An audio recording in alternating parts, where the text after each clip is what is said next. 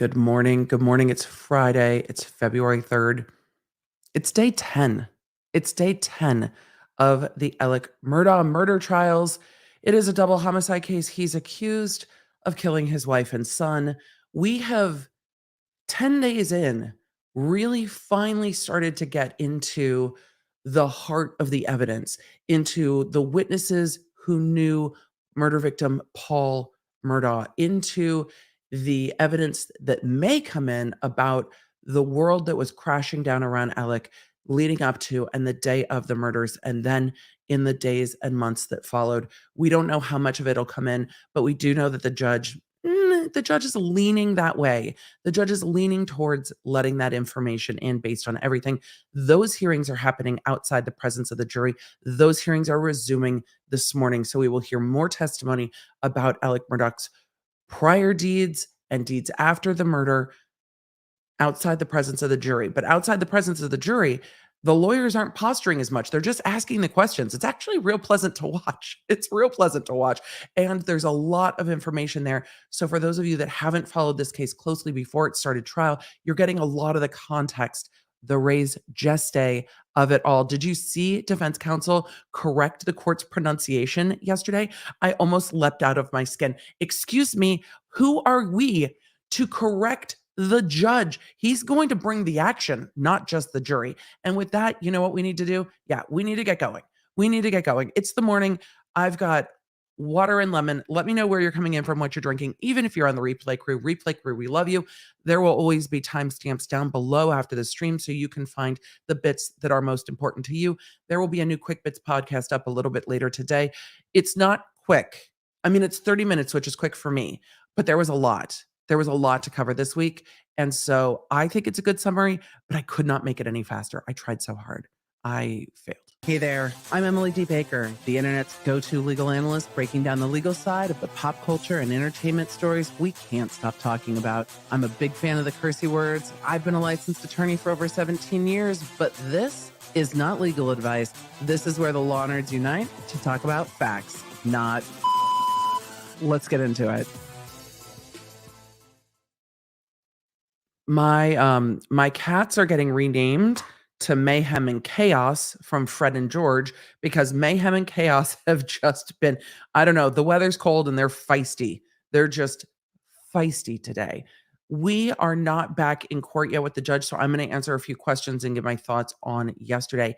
Do I think this will come in? Yes. Do I think the prosecution could argue this better? Also, yes. Do I think the prosecution could have given a timeline of everything going on? Also, yes. Why do I think they could have argued better?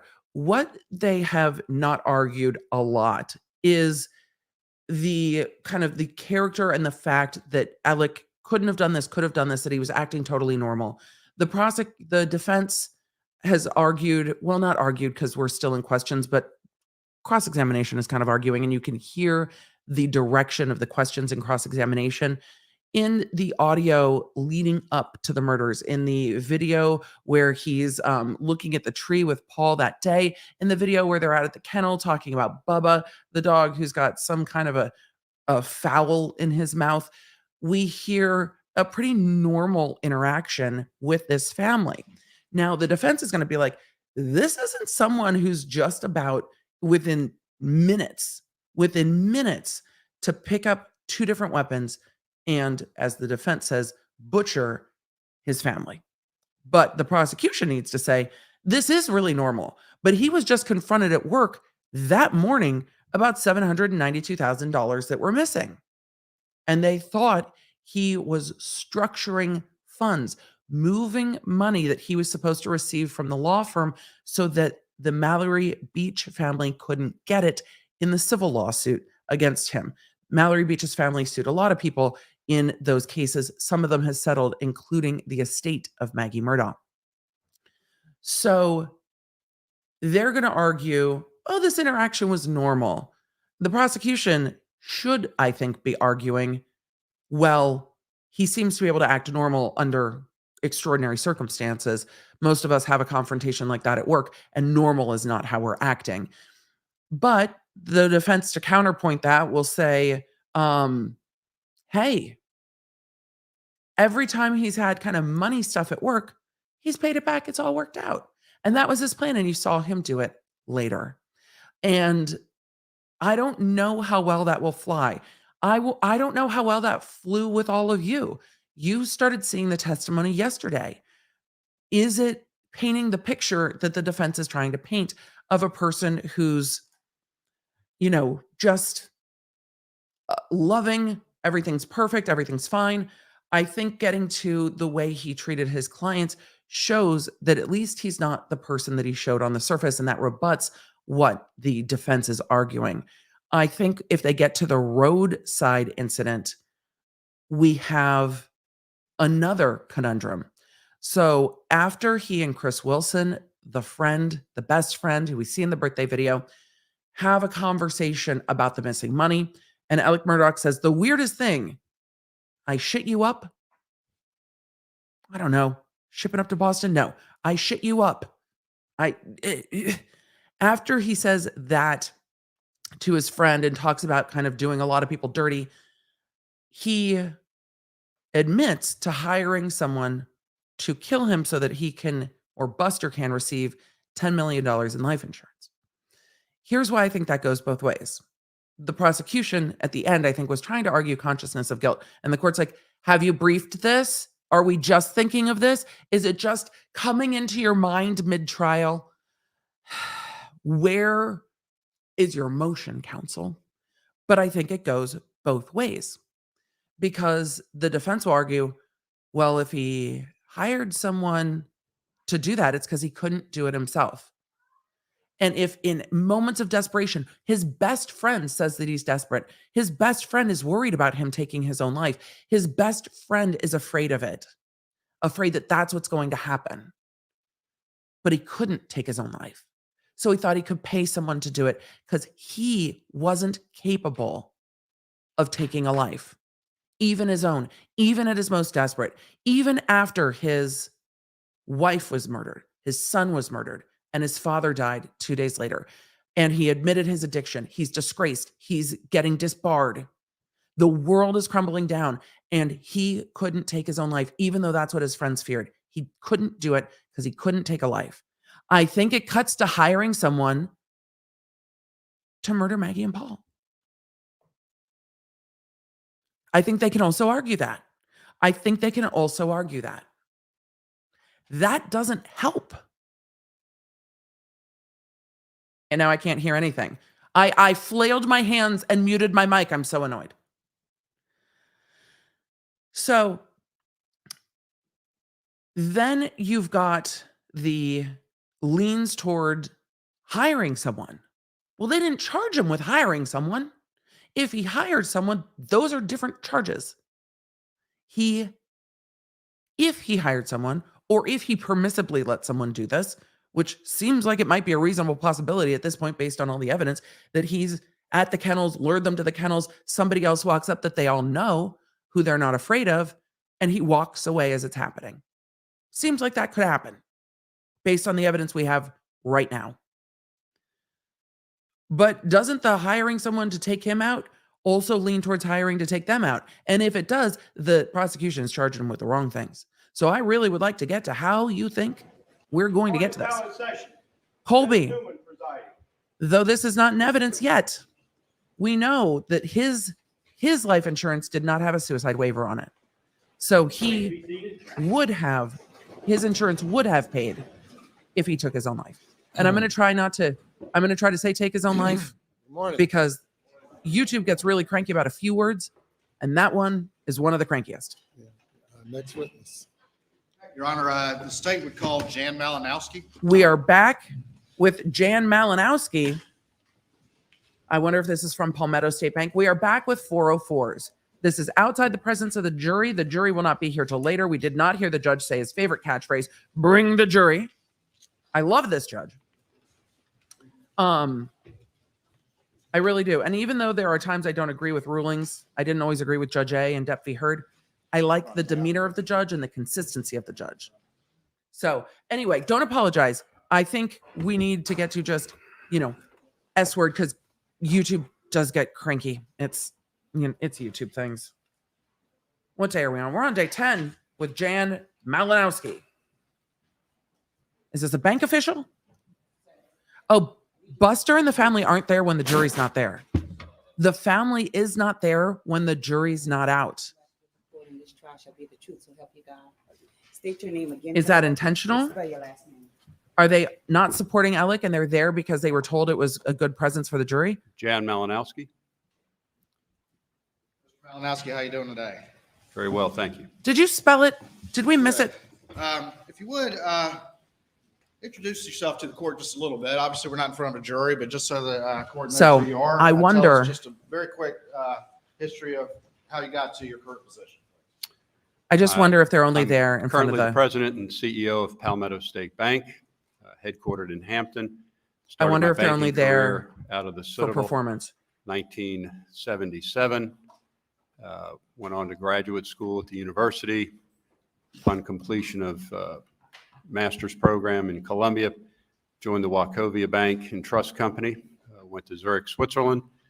From there, went to Barnett Bank in Miami, Florida, and subsequently traveled Europe with the old Barnett. Moved to First Union National Bank in Savannah for a brief period of time. And then in February of 1991, joined Palmetto State Bank. All right. And currently you serve as the CEO, is that right? That's correct. And how long have you been the CEO? Since August of last year. Oh, who was the CEO before that? 2021? Yes. sir. And who was the CEO prior to you? Russell Lafitte. Where's Russell And, Lafitte now? Was he Federal prison? terminated not long before you became CEO? Yes, Huh. he was. Huh. Back in June of 2021, what was your role at that? I'm going to I was switch executive vice president and I'm gonna switch responsible feeds. for branches in. to get I'm going to switch feeds to get a little better audio. Let's see. Why aren't we live? Oh, all right. Not live on Law and Crime. I'm on the wrong feed on Law and Crime. Could you explain just a little bit to the court? Or something is about breaking. Sort of how it operated then with the branches Let me in Beaufort and gain the this branches up. perhaps in Hampton or I'll elsewhere. leave this on. At the time, we were about a $700 Better? million asset bank. We have 7 branches, operated somewhat decentralized.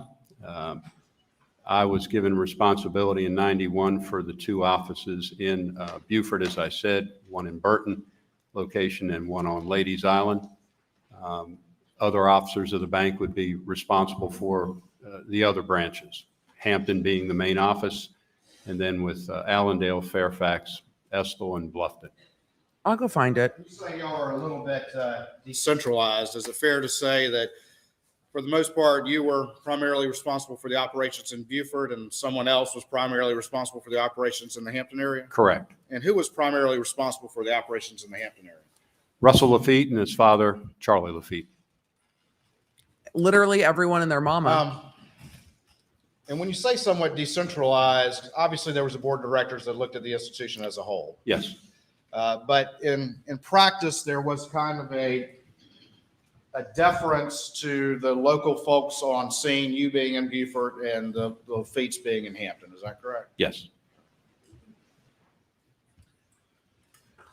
All right. I'm going to ask you to explain just a little bit, though, about the board of the directors and the executive committee. And again, if you could briefly describe to the court what those 2 entities are and how they operate so that we can understand the next questions.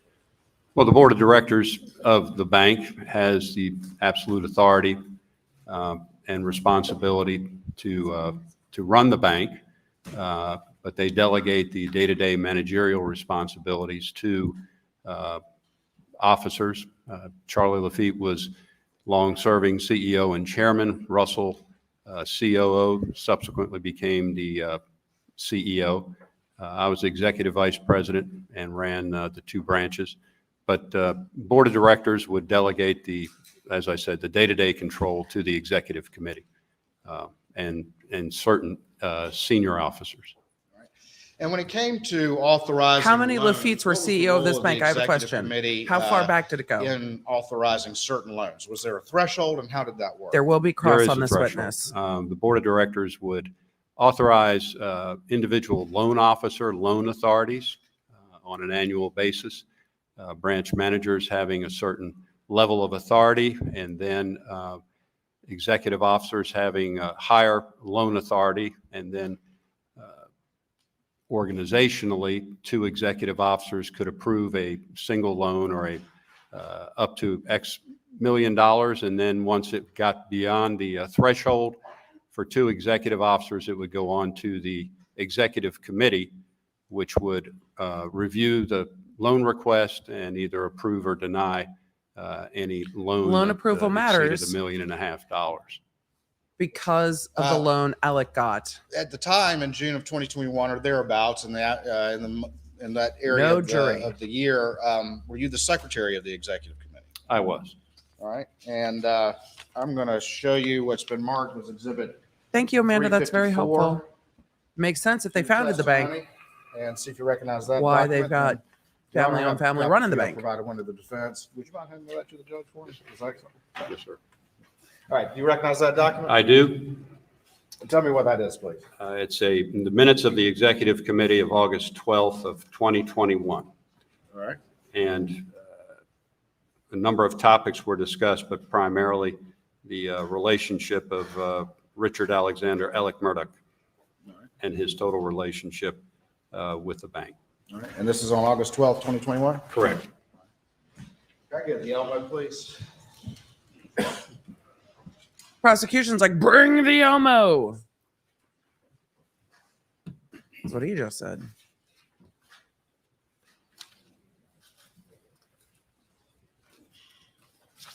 The only reason I'm going to look to switch feeds is because I don't need to see the banker's face. I would very much more like to see Alec Murdaugh's face. And since we have a lull for a moment, I can go figure out why or how. Well, he's trying to figure out that. I think I forwarded to a different video. All right, Here we so go. These are the minutes that you're referring to, is that correct? All right, so these are the minutes. All right, and there's Correct. All right, and there's a session right there, including reference to a memo that was distributed outlining the bank's relationship with Alec Murdaugh. Is that correct? Yes, sir. And there's a reference also to the total indebtedness that Alec Murdaugh had to the bank at that point in time.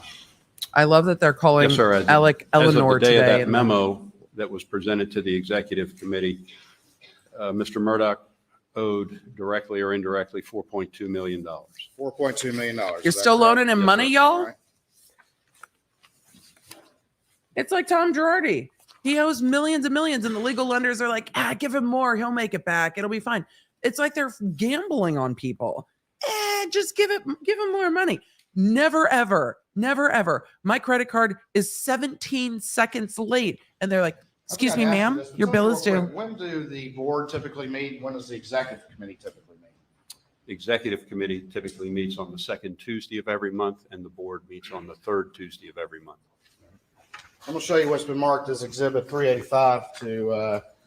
They for need purposes to of get this hearing into and see if you the recognize loan that. that they needed Maggie to This is a sign. copy of the minutes of the directors of Palmetto State Bank describing what took place at a board meeting on Tuesday, July 20, 2021. All right, and who's the secretary that? authored Steve, those sometimes I minutes? get Ray a Henderson. couple minutes. And you were present as a board member for this discussion? I was. And what's the date again on that particular one? July 20, 2021. July 20, 2021. At that time, was there any discussion or any record of a discussion of any loan to Alec Murdaugh for $750,000? No, sir, there is not. Yeah, you owe us $4.2 million. Have another loan. We're not even going to put it on the books. It'll be fine. What in the fucking fuck? Look, Again, that's July 20th, 2021. y'all That's know I correct. like Real Housewives because we get to see how people live. All This right, trial going is back to showing us this, a lot about how people August live with 12th, wealth and privilege. 2021, A lot. Executive committee notes. Wow. I want to walk back just a little bit and tell me, was there, did Alec Murdaugh come up in any discussion among the board members prior to August 12th, 2021? Yes, it did. And tell me about that, how that happened, please. On August 9th, Norris Lafitte, a board member, sent an email to members of the executive committee and the board asking for a full accounting of Mr. Murdaugh's relationship with the bank. All right. And can you pull And that mic just a again, little bit closer? this sir. is personal debt, What This happened after isn't- that? Did that spark any particular activity? law firm Sparked debt. quite a bit of activity, conversation, and then activity inside the bank that day. All right, and explain that to the court. What happened? Shortly after Mr. Lafitte, Norris Lafitte sent his email to members of the executive committee and the board. Norris Lafitte's like, I have the, questions. A deposit was made to Mr. Murdaug's account in the amount of $400,000, which cleared up an overdraft, a large overdraft, which had been in his account that day. All right, and who caused that deposit to happen? Russell Lafitte. All right, and so there was a How? significant overdraft in Alec Murdaugh's account?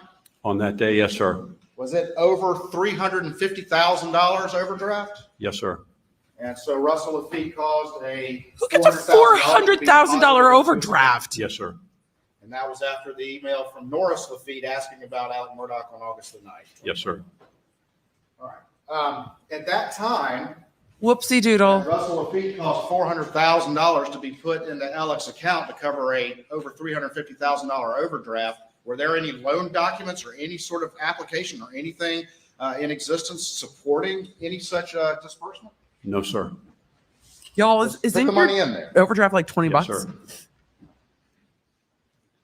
sir.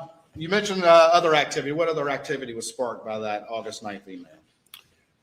There was some activity to create an application to go through our typical loan approval process through one of our underwriting programs, software driven. Okay. All right. And we're going to look at those documents here in a minute. I said whoopsie doodle, but I do enjoy a good whoopsie daisies. Whoopsie doodle is more of a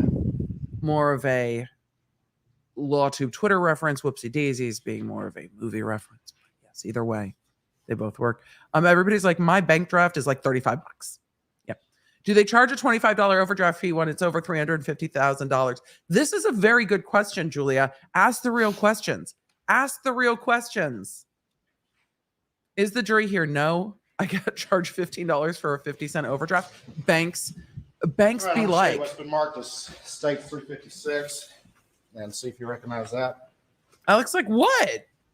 This is a photocopy of a It's just page money. 2 of a deposit checking account statement. The defense is going to in the switch to name more of, money, more Richard problems in a Alexander minute. Murdaugh. All right. And what does that reflect on August 6, 2021, what the balance was in his account?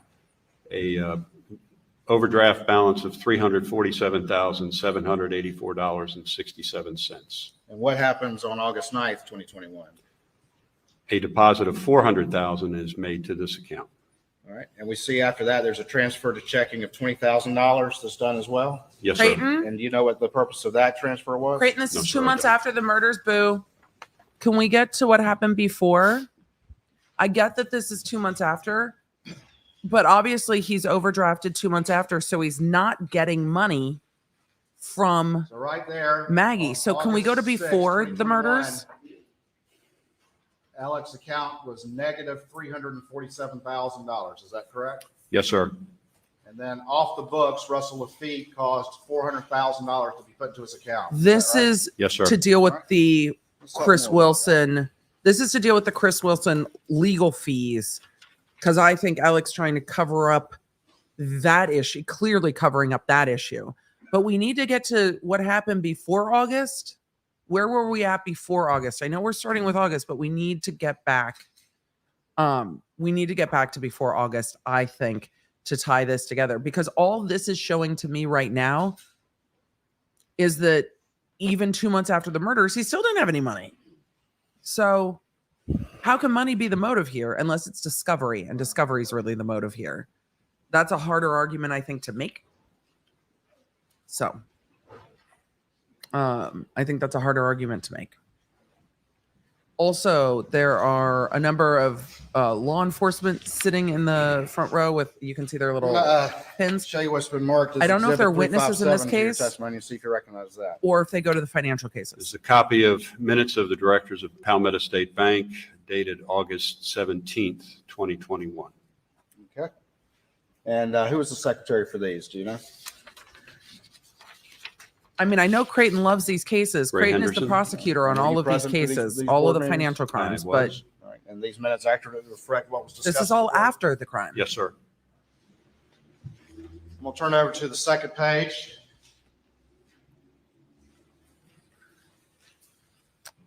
Lisa And Joe, was we've there heard that there's discussion no at that life time about- insurance, And again, this which is is odd on with Maggie. August 17th, No life 2021. Was there a insurance is what we- discussion about loans to Richard Alexander Murdaugh? There was. All right. And is there a reference there of Alex's intention to sell the farm? Yes, there is. All right. And then is there a reference in there to the extent of Alex's liability? Whose name is the total farm in? loans? Yes, there is. $3,544,897. All right. And was there then a discussion of additional loans that Alec had that had been charged off? Yes, there were. Okay. And very quickly, are you familiar with two entities called Zero United and Redbeard? I am. Who's Those Redbeard? entities associated with Alec Murdaugh? They are. And are those loans that in fact the bank had charged off? That's correct. All right. What? And explain very quickly what a charge off is without too much detail for these purposes. Certainly. In a situation where a loan is In the deemed, jury box is the courtroom sketch artist. non-performing to the point where the bank's We love to see it. executive committee and or senior management decides that it's time to take it off the books, you charge it off. It's an accounting treatment, but it doesn't remove the obligation of the borrower, or in this case, members of the LLC, any legal obligation to repay the loan. So The Alec Murdaugh overdraft was still caused by trying to pay back Chris Wilson because the law firm on the was hook, required to pay those loans. Is that correct? Yes, sir. figuring Were there out where the money Real was. properties associated with both of those loans? Yes, sir. And in the event Alec Murdaugh had tried to sell those properties, would the bank expect to be paid any outstanding balance plus interest and all the rest of it? Yes, sir. And in fact, was Alec still paying on those notes even though they were charged off? He had periodically, yes. Sometimes he paid So his the loan ultimate sometimes. liability to the bank for Alec was somewhat larger if those are included. Is that correct? Yes, sir. There's discussion Oh, in he owes here more. about a $750,000 loan in this particular board discussion. Is that correct? Yes, there is. And this is on August 12th, 2021, I believe. Is that right? The date, I think it's 17th. So yes, in the jury box is the courtroom sketch artist, which is great. We need to know if any of this is in 17th, excuse me. Maggie's name, though. Is Moselle in Maggie's name? Had you been aware of any sort of $750,000 loan to Alec Murdaugh prior to these discussions coming up as you move to the board meeting on August 17th, 2021? Only to the extent that $750,000 loan had been referenced during the executive committee in the memo that was referred to in my executive committee minutes. Which would have been shortly or a couple days before this. Is that Yes, correct? sir, preceding week. All right. And at the time that the $400,000 had been dispersed back on August 9th, there was no loan paperwork in existence at that time. Is that correct? No, there was not. All right. Was that the only disbursement made pursuant to this supposed $750,000 loan? It was not the only disbursement. All right. Well, stand by for me. We have not tied this for me. Well, I'm very interested, and this goes to the financial crimes. We have not tied this to me to Maggie's Packet I estate, gave you. anything being in Maggie's name, or the fact that his financial Show you what's state been marked as, improved after the States trial, 358. See if you recognize that. or that his financial state was really bad It's, before the murders. Wire request form on our standard documentation dated July 15, 2021. The Palmetto State's going to wire funds to South State Bank. The beneficiary of the wire is the Wilson Law Group, LLC, to their IOLTA account in the amount of $350,000. IOLTA is the $350,000 interest to the on Wilson Law Group. Yes, sir. lawyer trust All account. right. And then what's It's client the next trust page account. in this document? Are the wiring instructions to the Wilson Law Group. And does it have contact information?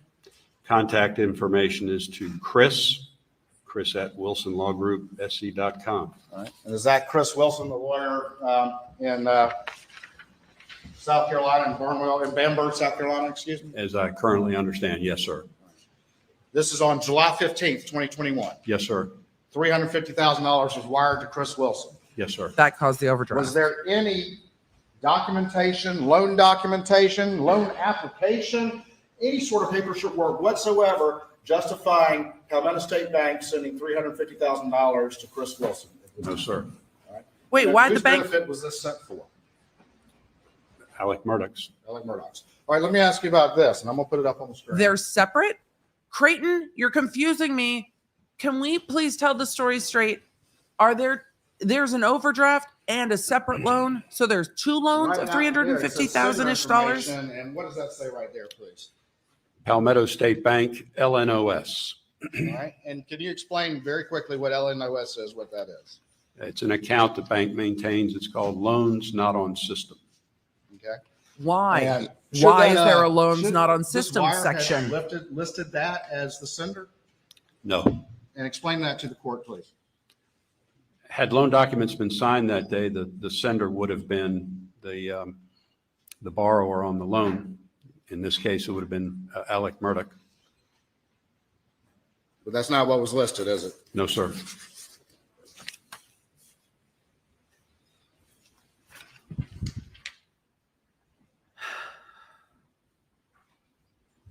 Do all banks do this sort of thing? Penny, for your thoughts? I have no idea. I think it's easier at regional, smaller banks. But the point of today is if you're really rich, people will give you more money. I'll show you what's been marked as 359. It's just here. like, oh, he's super Doesn't mean rich. It's he fine. recognizes this document. If you're rich, people will give you money even if it's clear that you're actually broke. This is the customer copy of the cashier's check in the amount of $400,000 that was deposited to Alec Murdaugh's checking account. All right. And is there a sticky note on there, a copy of a sticky note? Nobody's ever Yes, sir, given me there is. $400,000. And, what does it say, if you would, please? I feel It cheated. says Alec Murdaugh, $750,000, one share of Green Swamp Inc. stock, and the date is 7/15/21. Are we just making talk shit up now? about that. Green Swamp Inc. Are we just like literally writing a novel? What is? I need to make a note, or I'm going to forget Green Swamp Inc. Have you also sold a bridge? Is there a bridge that's been sold? It's just swamp. Yeah, it's a sticky note. It's a sticky note, and this isn't pledged.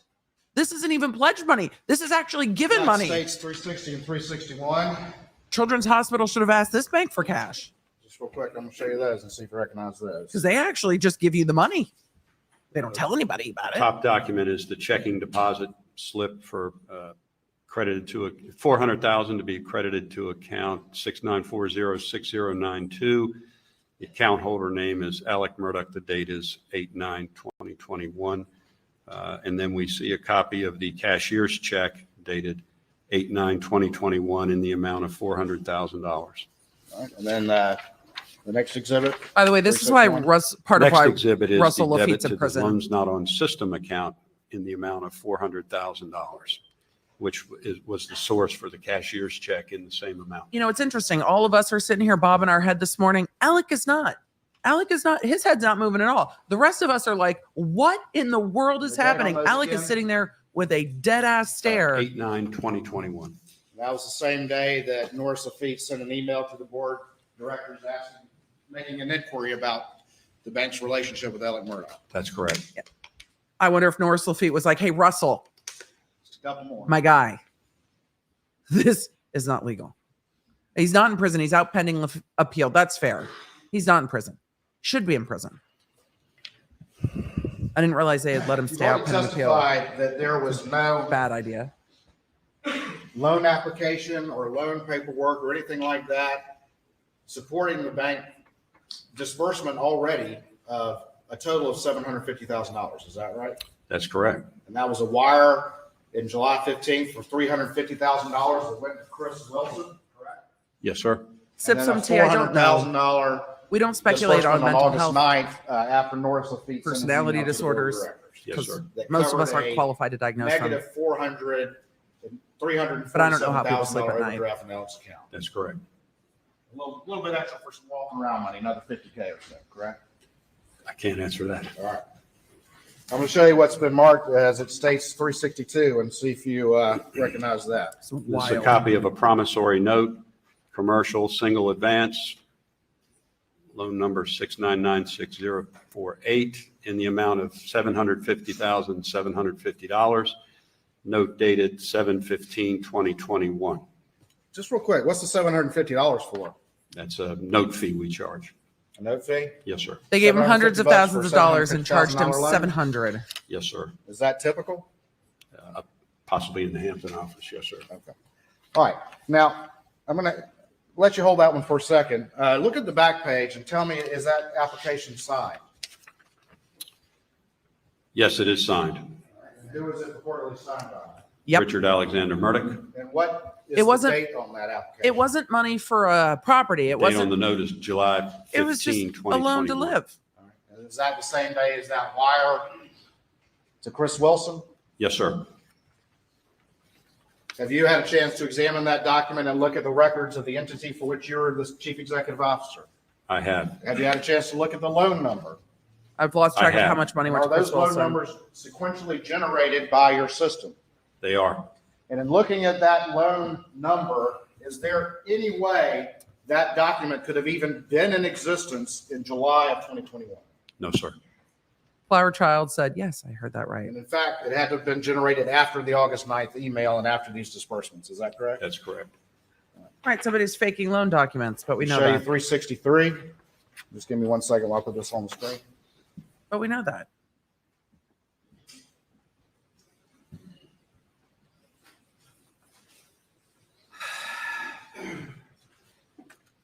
Again, I would like to Just hear real quick, can you see that on the something. screen? Yes, sir. That, the loan number, the Like, sequential I'm loan here number for all you're the talking financial about? crimes, Yes, sir. but I need to know more about the state of his And finances that's before the signature homicides. and the date that you're talking about. That's correct. And Ryder asked, if no loan documents is a bank That robbery, last exhibit I just can't handed rob to you. someone if they Can give tell it me to the number you. on the back of it? 6996. Unless it's by use of force or fear. I'm sorry. I realized I needed to add that. addendum. 363. States 363. No, that was my job. I was asking you to do my job. All right. Tell me what that document is, please. It's a business Uh-huh. purpose statement. All right. And It accompanied the loan, 6996048. what is the supposed purpose for the loan that's listed on that? Business expenses. Okay. See that? Why business expenses? What business expenses does he have? And again, this document's also dated. The law firm covers the 7/15/21. business expenses. That's correct. But is this the kind of document that also would be generated along with the application that we just saw? It would in the note documentation system. Yes, sir. All right. The application that you said could not have existed in July of 2021. That's correct. Let me go back. We had a reference to the board minutes.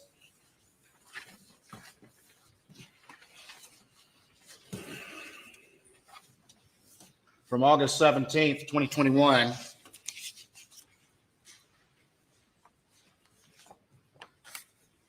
And there was some discussion of this particular loan at that board board meeting. Is that correct?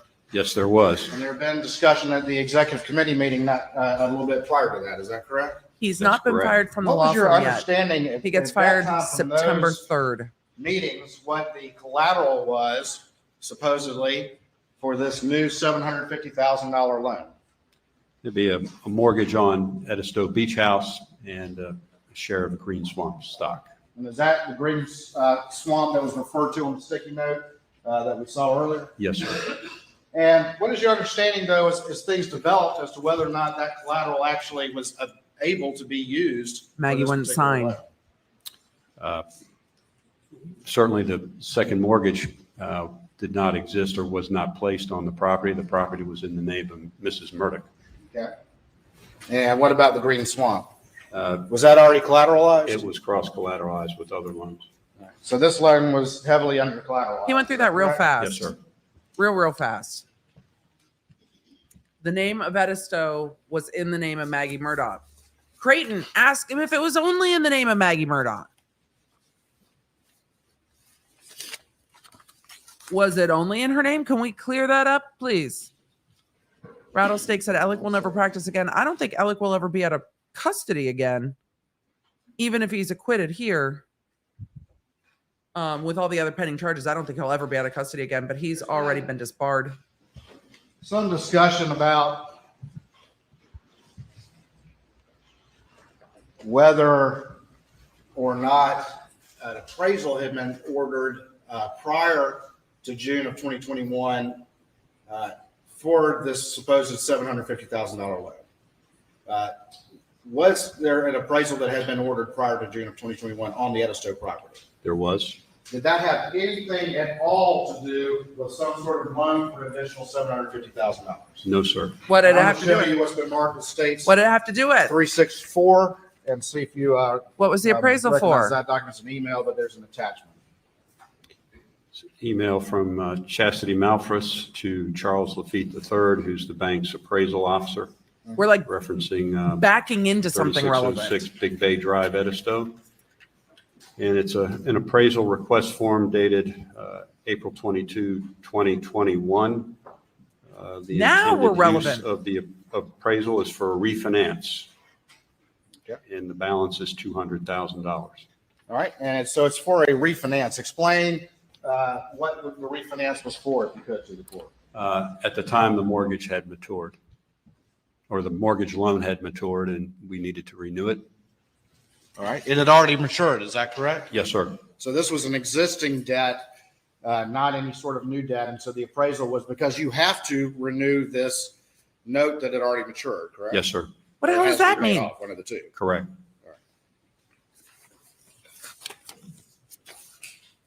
So the appraisal on the beach house was to deal with the mortgage. The chat's Bay, not She Rex. Mortgage underwriter here. If the property was acquired during their marriage, both parties would have to sign the security agreement deed. I don't know if it was, though. I don't know if this was a family property. And they didn't clear it up for us.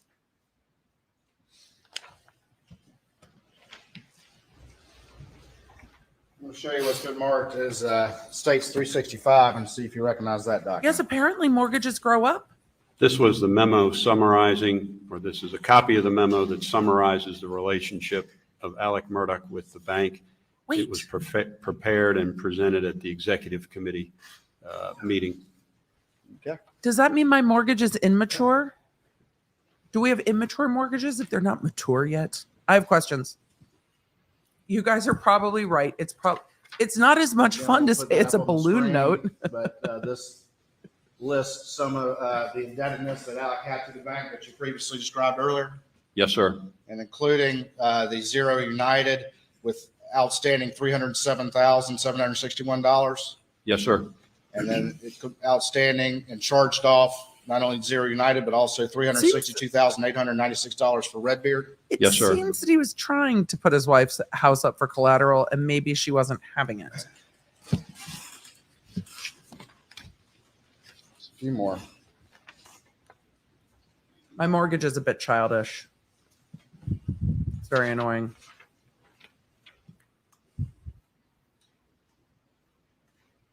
So I really hope they are able to clear that up more because a lot of us know that from I'll show other you what's been marked information. as, The jury won't know it yet, and we States don't know it yet in this 366, and court. see if you recognize that document. It's a document produced from our loan accounting system, and it lists all the notes, outstanding notes in the name of Alec Murdaugh, and also co-borrower with his father, Randolph Murdaugh III. All right, and that it lists the balances on co-borrower those with their particular loans dad? as of June 7th, 2021. That's correct. It does not include the charged off loans, Zero United and Redbeard. Is that correct? That's correct. I have so many questions about Redbeard, and I feel like we're just going to all be left hanging because it probably is relevant to literally nothing. So on the first one, is that the But balance it's- right there? $104,119.80. That's the principal owed, yes, sir. That's the principal owed. These are not deposits, correct? That's correct. Owed by who? I think for the 104,000 was Williams Islands. But I mean, what borrower owed those? That would have been Mr. Murdaugh, Alec Murdaugh, yes. All right. And then this next one, what's the balance on that? How much is owed for this loan? $806,666.26. The next one, how much is owed for this loan? $195,171.64. How much is owed for this loan? $999,650.94. And this is actually $1 million line of credit. Is that correct? Yes, sir. What? It's pretty much maxed out, isn't it? Yes, sir.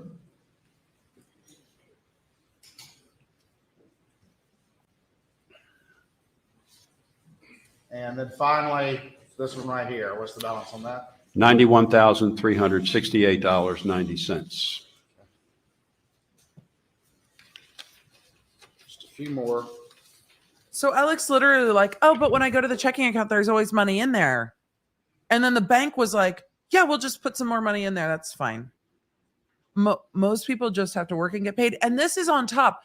Keep in mind, all of these loans are on top of all the information we learned yesterday about him stealing from his clients. He's getting paid millions of dollars of years. That was an awkward sentence. Millions of dollars a year in fees for legal work, for the cases that he brought in that he's doing with other attorneys, All right. like Chris Wilson. That's what he's getting paid from the law So firm. documents He's stealing here. from clients, and I'm gonna the show you bank what's been apparently marked lets him as, just states. spend whatever he wants. Where is all the money, though? Selena, I don't think any of us can get this kind of hookup. They have to think you're rich for you to get this kind of a hookup. This is generational wealth of, oh, some of the loans are with his daddy. It's all fine. We all know each other. Yeah, those are not circles I run in. I'm gonna ask my dad. My dad's gonna be like, I have a rocking credit line at my credit agency. That's about it. All right, I'm going to show you states 367 and see if you recognize that document. It's a copy of a bank statement, Alec Murdaugh farm account, And what is the balance of that on June 7th, 2021? June 7, 2021, shows a deficit balance of $2,458.23. Well, that's more Negative normal. balance? Yes, sir. Show you what's been marked as 368. And do you recognize He just that? rolled his eyes. Again, it's a checking account statement, Richard Alexander Murdaugh for account 6092. All right, can you tell me what the balance was on June 7th, 2021? $2,185.23. I'm going to show you what's been marked as It's states just, 369. And, I feel like their loans are see if you based on, well, we know recognize your that. granddaddy, so it's This fine. is a, again, statement for a health savings account, 3094, in the name of Richard Alexander Murdaugh. All right, and what's the balance on that? $7,540.61. And that's a health savings account? Yes, sir. Can that be used for any purpose or only for legitimate medical purposes? I think the latter, the medical purposes. Sounds like he's not too sure about what an HSA is. I got some questions about that. I'll show you what's been marked as states 370 and see if you recognize that.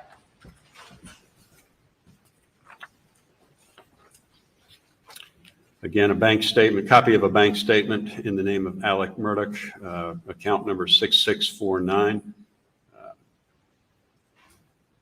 And the balance on 6/7 would have been $62,115.06. All right, and then finally 371, if you could, tell me if you recognize that. This is a account statement, interest checking account in the name of Margaret Maggie Murdaugh and Alex Murdaugh, number 5109. And the balance on 6/7, $3,900.04. There's a lot of different accounts.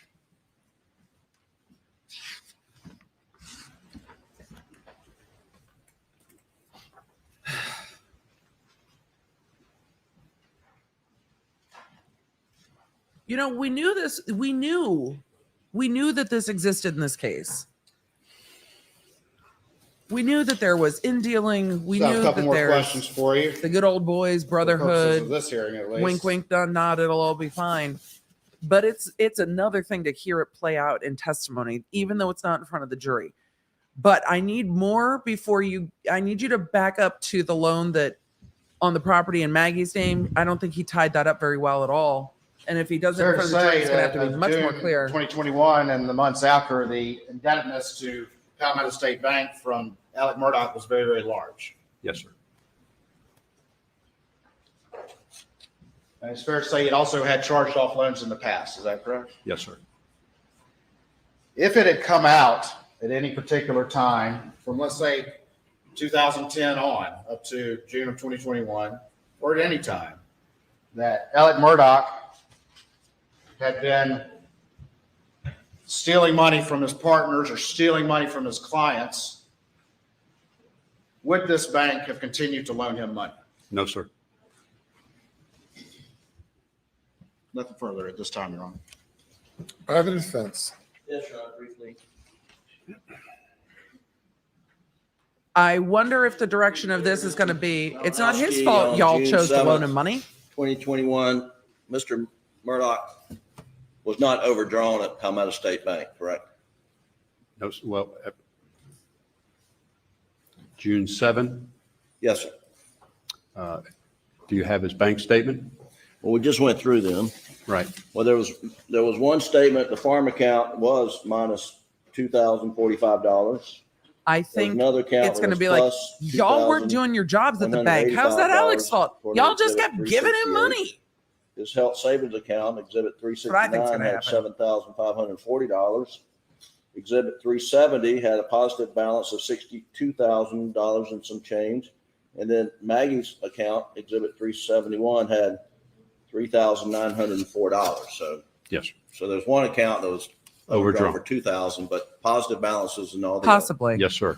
If Maggie And- hired a forensic accountant, but also the accounts were Alec coming up. Murdaugh had been a customer of Palmetto State Bank for many, many years. Is that The correct? accounts correct. needed to be detailed in the Mallory And Beach had he boat ever- case. Ever been denied a request from Palmetto State Bank for a line of credit or a loan up until September of 2021? To my knowledge, no. And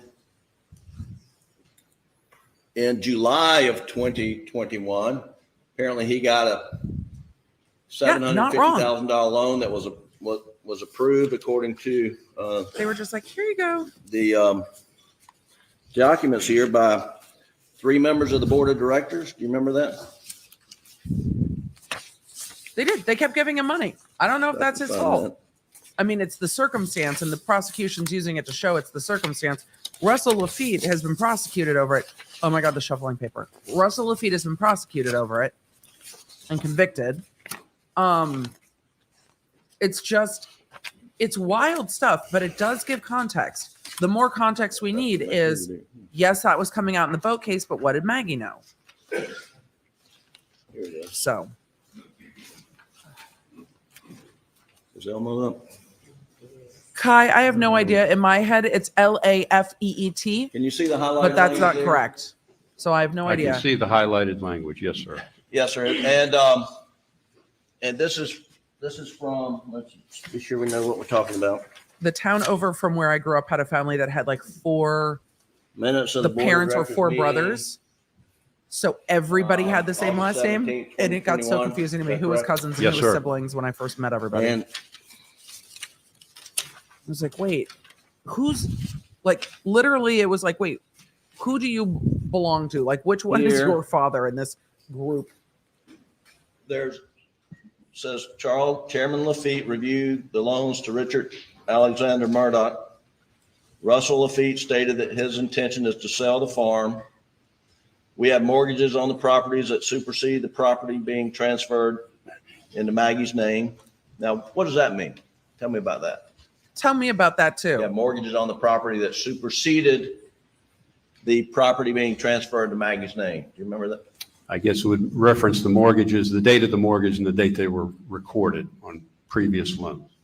At some point in time, Alec transferred the Moselle property into Maggie's name. It's my understanding, yes. And Huh. Why didn't the before that prosecution date, bring that your up? bank already had a mortgage on the property. Yes, sir.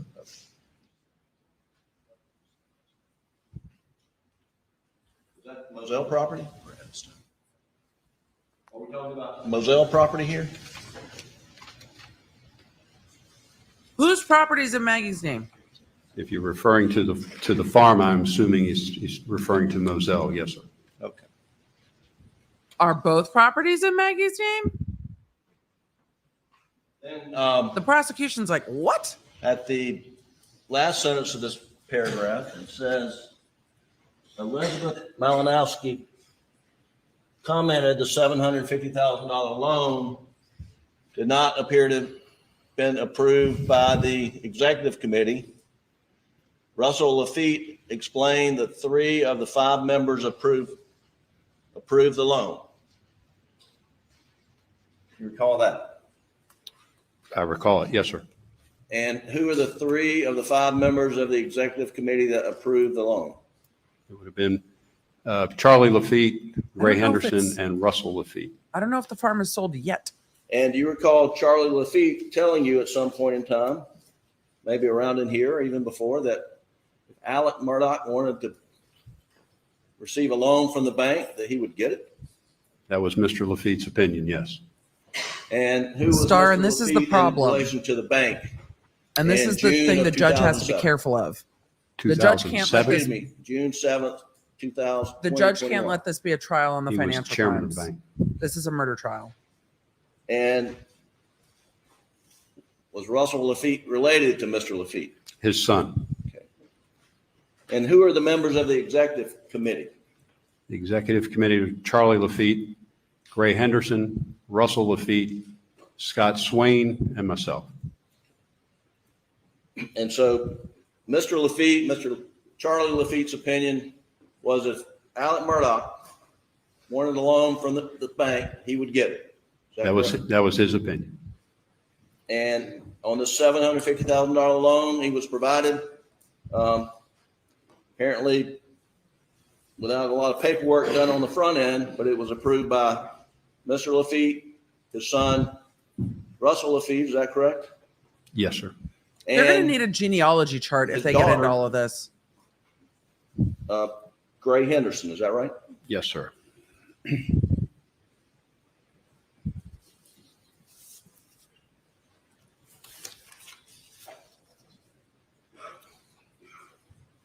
So y'all, I cannot stop yawning. I've not started coffee today, and And it's you going to be a mentioned that there yawning was type of some- day.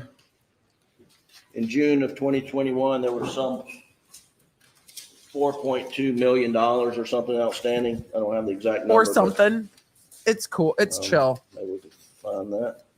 You Um, know how much was secured and unsecured when you reviewed the indebtedness? is it really secured if it's all the same Do you have a collateral? document I can refer to? I'm trying to find it. Oh man, it seems like all the personal banking was at Palmetto State Bank. The personal banking I'm was gonna at put it on Palmetto. the The screen business here. fake forge was at Bank of America. I don't know where the rest of the business banking was. Maybe talking about the same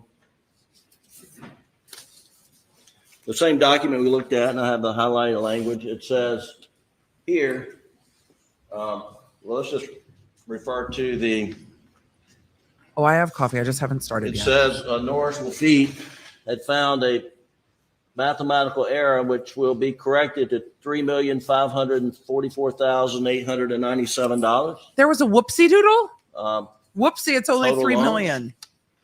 and those are total loans to Mr. Murdaugh, is that correct? According to another memo that came. They said the math's not So- mathing. As to this amount, how much was it all secured? Without seeing the memo, I couldn't tell. If you've got the memo, I'll certainly go down the loans. I don't have the memo, I only have what I was provided. I'm sure the memo exists somewhere. The thing is, I wonder how much of them were all secured with the same collateral. So, oh, why am I? My headphones are fighting with me today. It's Friday. It's Friday. And the math is just like, we don't know how much money you owe us. It's fine. I just can't. I just can't. It's so wild. The 3M is the total amount. So they're getting into the total amount Alec's in debt to Palmetto State Bank. Does this memo set forth the collateral for the indebtedness? Mr. Murdaugh? But they're going to no benefit. Like if the collateral is the Edisto Beach property and she dies and he Can sells you it, pull down he that still has to memo? pay There off we the go. loans. Thank He you. doesn't really benefit. I think that's probably Can the you read that? argument. Yes, sir. Try to zoom it in without putting too many shadows on it. Thanks, Jim. You got it. And so we went through that. Is that the collateral for those loans? As stated in the memo, yes. Okay. What's the collateral? Now, Can you read it for the You class? mentioned that some loans have been written off. Are you aware that Mr. Murdaugh was still paying on the loans that had been written off? He said sometimes. Yes, sir, I was. And you mentioned that, and had Mr. Murdaugh always paid the bank interest, monies he owed? And did he ever go in default? And let's put it like, did he ever go in default on any notes? Default according to what issued loan to him by documents, Palmetto Jim? State Bank? Redbeard and Zero United. And those were the ones that were written off, Yes, sir. but he continued to pay those, correct? He periodically made payments. Yes, sir. But he said they were in default. Jim will re-ask that question different in front of the jury if he asks it in front of the jury later. So whatever Redbeard is, Are you, I don't know if banks are allowed to write aware off that, loans. I do know that the CEO's been prosecuted for The bank day- fraud and stuff. Maggie Murdaugh was murdered sometime the night of June the 7th. Are you aware that she was scheduled to meet your appraiser at Edisto on June the 8th? No, sir. This goes to the defense's argument. Her dying slowed down getting more money. That's the The, defense's argument. The Moselle property was titled in Maggie Murdaugh's name in June of 2021, correct? I believe that's correct. The bank Oh. had filed mortgages on the property that predated whenever that was transferred to Ms. Murdaugh, right? Yes, sir. The Edisto Beach House was titled in jointly in Alec Murdaugh and Maggie Murdaugh's names, correct? At one point, Before her death. I believe it was in her name solely at the time of her death. You do. Yeah, the prosecutor should have done a better job Sure pointing it about out, Jim. I We're real believe so. confused about it too.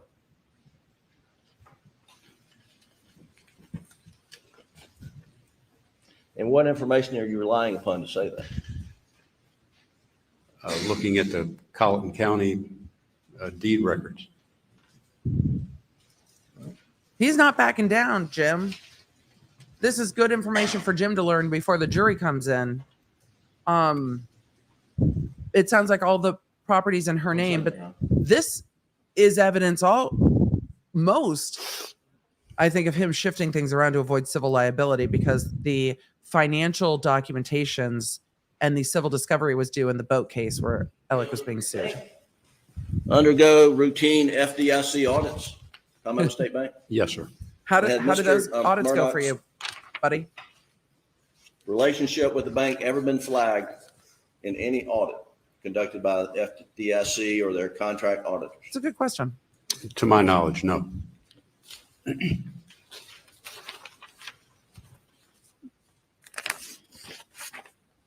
So the FDIC was just cool with it. That's all the questions I have, Your Honor.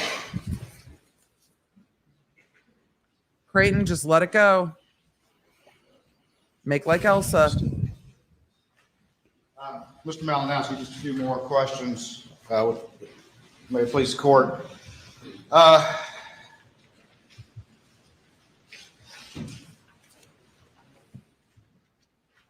that 365 back that we were just looking at. I don't know what he's looking at. This is that memo that was prepared for the board meetings, correct? This was the one that was prepared for the executive committee. And what does it say right there at the bottom, the purpose that's being reported that the $750,000 is for? To remodel of the house in Edisto. Does it say anything about sending $350,000 to Chris Wilson to try to make up the funds that he had diverted from his law firm? No, sir. Does it say anything about $400,000 to cover a $347,000 overdraft? So he No, lied. sir. After June 7th Okay. was the first significant activity from the bank to Alec to provide that $350,000 off the books with no application whatsoever. Yes, sir. And after June the 7th, did his account run to negative $347,000? The jury's sir. not And the there, bank kept Creighton. Yes, sir. Perhaps the most generous overdraft policy ever seen. He wanted Quite that possible. moment. It's a good moment. The jury's not there. Can we just get through this, or You we're going asked to a be in little trial for bit 8 about weeks? Zero United and Redbeard, which are up on the screen. The bank did not foreclose on those properties, is that correct? That is correct. So Alec Murdaugh still owned those properties, correct? He and partners. Yes, sir. All right, but if he were to try to sell them, could he have sold them without having to account to the bank? He would have had to pay back the monies he had borrowed from the bank. And we see that we up on that screen. What That happened doesn't there? help your argument, Creighton. Back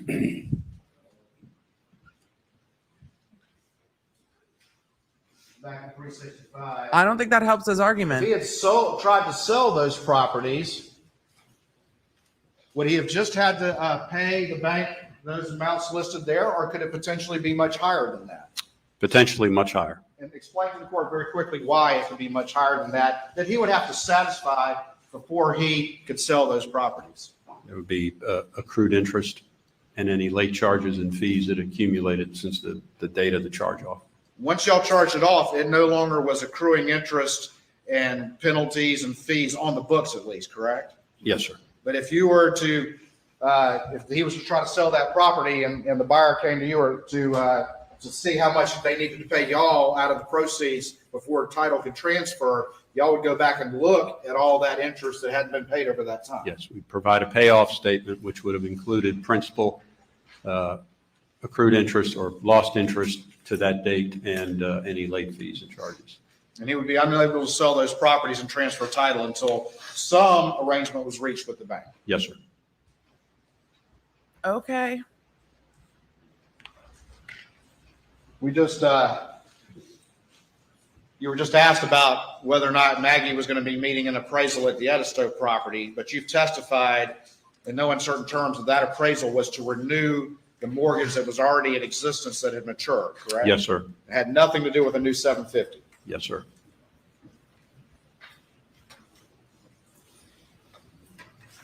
We just We run the real risk of talked getting about lost the in the weeds negative with all of this. $347,000 overdraft policy, correct? Creighton, you're arguing for the judge. In 2 You've already months, his laid it account out. had went to negative $347,000. Yes, sir. If it had come out that Alec Murdaugh had been diverting fees from his law firm, if Alec Murdaugh had been forced to resign from his law firm, if it had come out that he had been misappropriating money from his clients, would the bank have continued to pay charges coming in on that account? No, sir. No. No, sir. No uncertain terms about that. No uncertain terms. So all this testimony about the relationship in the bank, if the truth had come out, it's a new ball game, correct? Yes, sir. I think the In court's wake aware, of all of Creighton. this, Jury box is empty, Russell my guy. Lafitte was terminated and you became CEO. Is that correct? Yes, sir. And now there's a new sheriff in town at Palmetto State Bank, correct? Yes, sir. Thank you. And you're a big fan of justice, right? Just briefly, Mr. Malinowski, how much in Are you a fan of interest that Alec justice? Murdaugh paid to Palmetto State Bank over the years? I don't know. It's excess of $4 million, isn't it? I don't have a figure. Thank you. You may step down. It looks like today Alec is chewing the white mint lifesavers. That's what it looks like he's chomping on today. Call your next witness. Ugh. While that next witness is coming. I think there's room for Creighton to be a lot clearer, because it seems like the moments where they're talking about Maggie and the things before the murder he's running past. I don't know. Creighton, have you forgotten that we are in the middle of, in fact, of a murder trial and not in the middle of trying the other 99 plus indictments? Because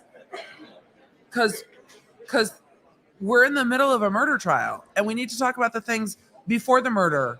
How were the accounts the day of the murder? And he's just like running right through it and focusing on the stuff that's happening afterwards, a lot of which is ancillary. So it'll be interesting to see how that goes. In front of the jury, he needs to paint a clearer picture. I would be generous. I see the chat. I would be generous and say maybe he's saving it for the jury. But this prosecution has not been clear the entire trial. The cell phone evidence, it was like, here's this report. Wait, give it back. No, here's this other report. No, give it back. And they're flipping back and forth between timelines.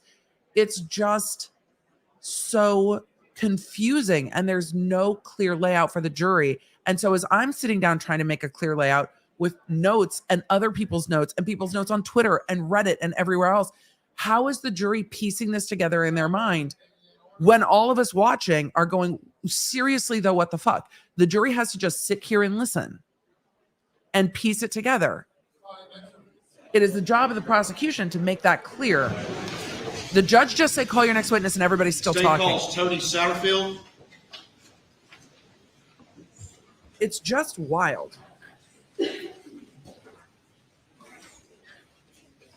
your right hand, left hand on your Bible.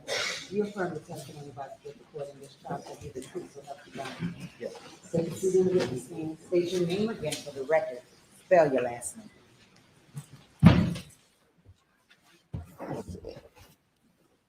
My name is Michael Satterfield. My last name is spelled Satterfield. How you doing today? Good, how are you? Oh boy. All right, pull that mic to you just a little bit close so we can hear you good. How old are you? I'm 33. All right, where do you work? I work at Greer Memorial Hospital Okay. And where'd you grow up? in Hampton. For the purposes This of this is- hearing, we're just this on a is gonna be hearing in front of the heartbreaking. Judge to determine the admissibility of some testimony. So I'm just going to ask you a few questions, not everything I might Just ask you if we're in front of the jury. You understand Buckle up. Yes, sir. that? Okay. This is Speak up going to for be us, 'cause the this is court going to be reporter heartbreaking. My Okay. heart already hurts. might- This is Gloria Satterfield, Who was their your mother? housekeeper's son. Gloria Satterfield. Gloria Satterfield? Yes. I know he said he's And, 33, is but Gloria still with us? She's not. And when did she pass? February 26, 2018. he looks 2018? much younger than 33. I agree. And who did she work for when she passed? Alex and Maggie Murdaugh. Okay. And do you know Alec Murdaugh? I do. Do you see him here in the courtroom today? I do. Can you point him out? Yes. Right there. This has to be Your hard for Honor, can the him. record reflect he's identified the defendant? I said camera. Yeah, where is he? Where is he? What was that, sir? I'm sorry. Pardon? Point him out again if you would, please. Right there. All right. Right. Can you tell me what jacket he's wearing? A navy blue jacket. It does. Thank you, Your Honor. Jim Griffin's like, we know it's not me. He does. He looks How very long young. did your mom, roughly, how long did she work for Alec? Do you know? I had to take an estimate, I guess, 20-something years, maybe, give and take. I don't know the exact years. Okay. And slide up just a little bit more and talk right into that mic. There you go. He has to sit across You need to get up on the mic so we can from the hear you. family All right. that stole the man who stole from him after his What mother did, died your mom working do at for, their home. Alec? She was their housekeeper. She babysat for them. She cleaned their house, and kind of anything else they kind of need. Okay. She was their house She's been doing manager. that for a long time. Yes. During the course of that, you got to know Alec and his family to some extent as well. Yes. Did you trust Mr. Murdaugh? Yes. What happened to your mom? She fell and hit her head. And where was she when that happened? She was at Alice's house in Moselle. At Moselle? Yes. Did she pass right away or did she live for a while? She lived for a few weeks. Was she ever able to say to you what happened, how she felt or anything? No, she was not. After she passed, did you have any conversation with Alec about what to do about it? I did. And what was the conversation you had with Alec? I What did he barely, say? Go ahead. I barely remember, but it's like, let me go after my insurance company for this or whatever, kind of get these medical bills and stuff paid. Okay. So he said he was going to go after his insurance company Yes. and get medical bills for your mom paid? Yes. Did he say he might get money for you and your brother? Yes. He Did he say should how much he that should might sit be? there and feel like No. shit. He stole from these boys. I don't know if that comes Ultimately, in was at there the a murder lawsuit trial. filed? Yes. Right, and who did you consider your lawyer was in all of this? Alex. At some point in time, did he bring another lawyer in? Yes. And what did he tell you about that? He said, if I understood it correctly, I can't do it myself because conflict of interest. I'm going to send you to my buddy, Corey Fleming. Alex Corey said, I Fleming? can't Yes. sue myself. Did he tell you anything about his relationship with Corey Fleming other than they were buddies? Her death is suspicious Can to you the repeat the chat. question? I'm sorry, I didn't hear you. Did he tell you anything more about his relationship with Corey Fleming? No. This is the After laundry he brought list of in the Corey perfect Fleming, were storm. you It still is. communicating directly with Alec about the case? Yes. Who did you think your lawyer was Alex. the whole time? Yes. Did he ever bring in a person, or did they ever bring in a person by the name of Chad? Yes. And you remember Chad's last name? Westendorf. Okay. Chad Westendorf And took what over did as they the tell you family's about personal Chad? representative and cut the that kids out of the he, loop entirely. Should be my PR. Your PR? Yes. Did you ever meet with Chad? Yes. Did you meet with him a lot or just? One time I can think of. I hate all Alec of told this so you that he much. was This going makes after me his so insurance angry. company. Did he say how much that insurance was? One of them that I know of was like $500,000, and that's the only one. That's the only one he told you about? Yes. Did he ever tell you that there was also an umbrella policy worth upwards of $5 million? No. Never mentioned that to you, did he? No.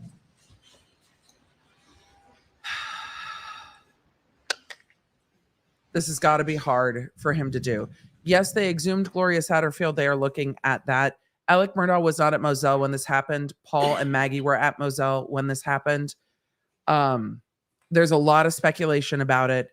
The Murdaughs said that she tripped over dogs on the stairs on Moselle that lead up to the property, the dogs, Bubba, and what have you. That is largely in question. It's not been proven. No one's been charged. What is known and what is proven and what is facts is that Alec and his buddies stole from these boys and lied to them about it. And he admitted it. It's an example of stealing from people when they are at their most vulnerable, which is what pisses me off so much about Tom Girardi. So the 911 call is I'll show you what's absolutely been marked as disgusting. states 372 to your testimony and just have you take a look at that. And do you Paul's on the recognize 911 that call. document? Yes. And tell me what that is. That is a cover sheet that I sent him, Alex. Okay. And what's the reason that you sent that to Alec? I got something from the trailer company and a medical bill, I believe, and I just wanted to be sure what I needed to do with it. You had received some paperwork about your mom? It was a bill. It was a bill? Yeah. And who did you send that to? Alex Murdaugh, or the law firm. All right. And why did you send it to Alec Murdaugh? Because he said if we got any medical bills, just forward them to him, and I didn't know if I needed to do anything with it. Because you thought he was your lawyer. Yes. All right. And this had your phone number on there, but we blacked it out, correct? Yes.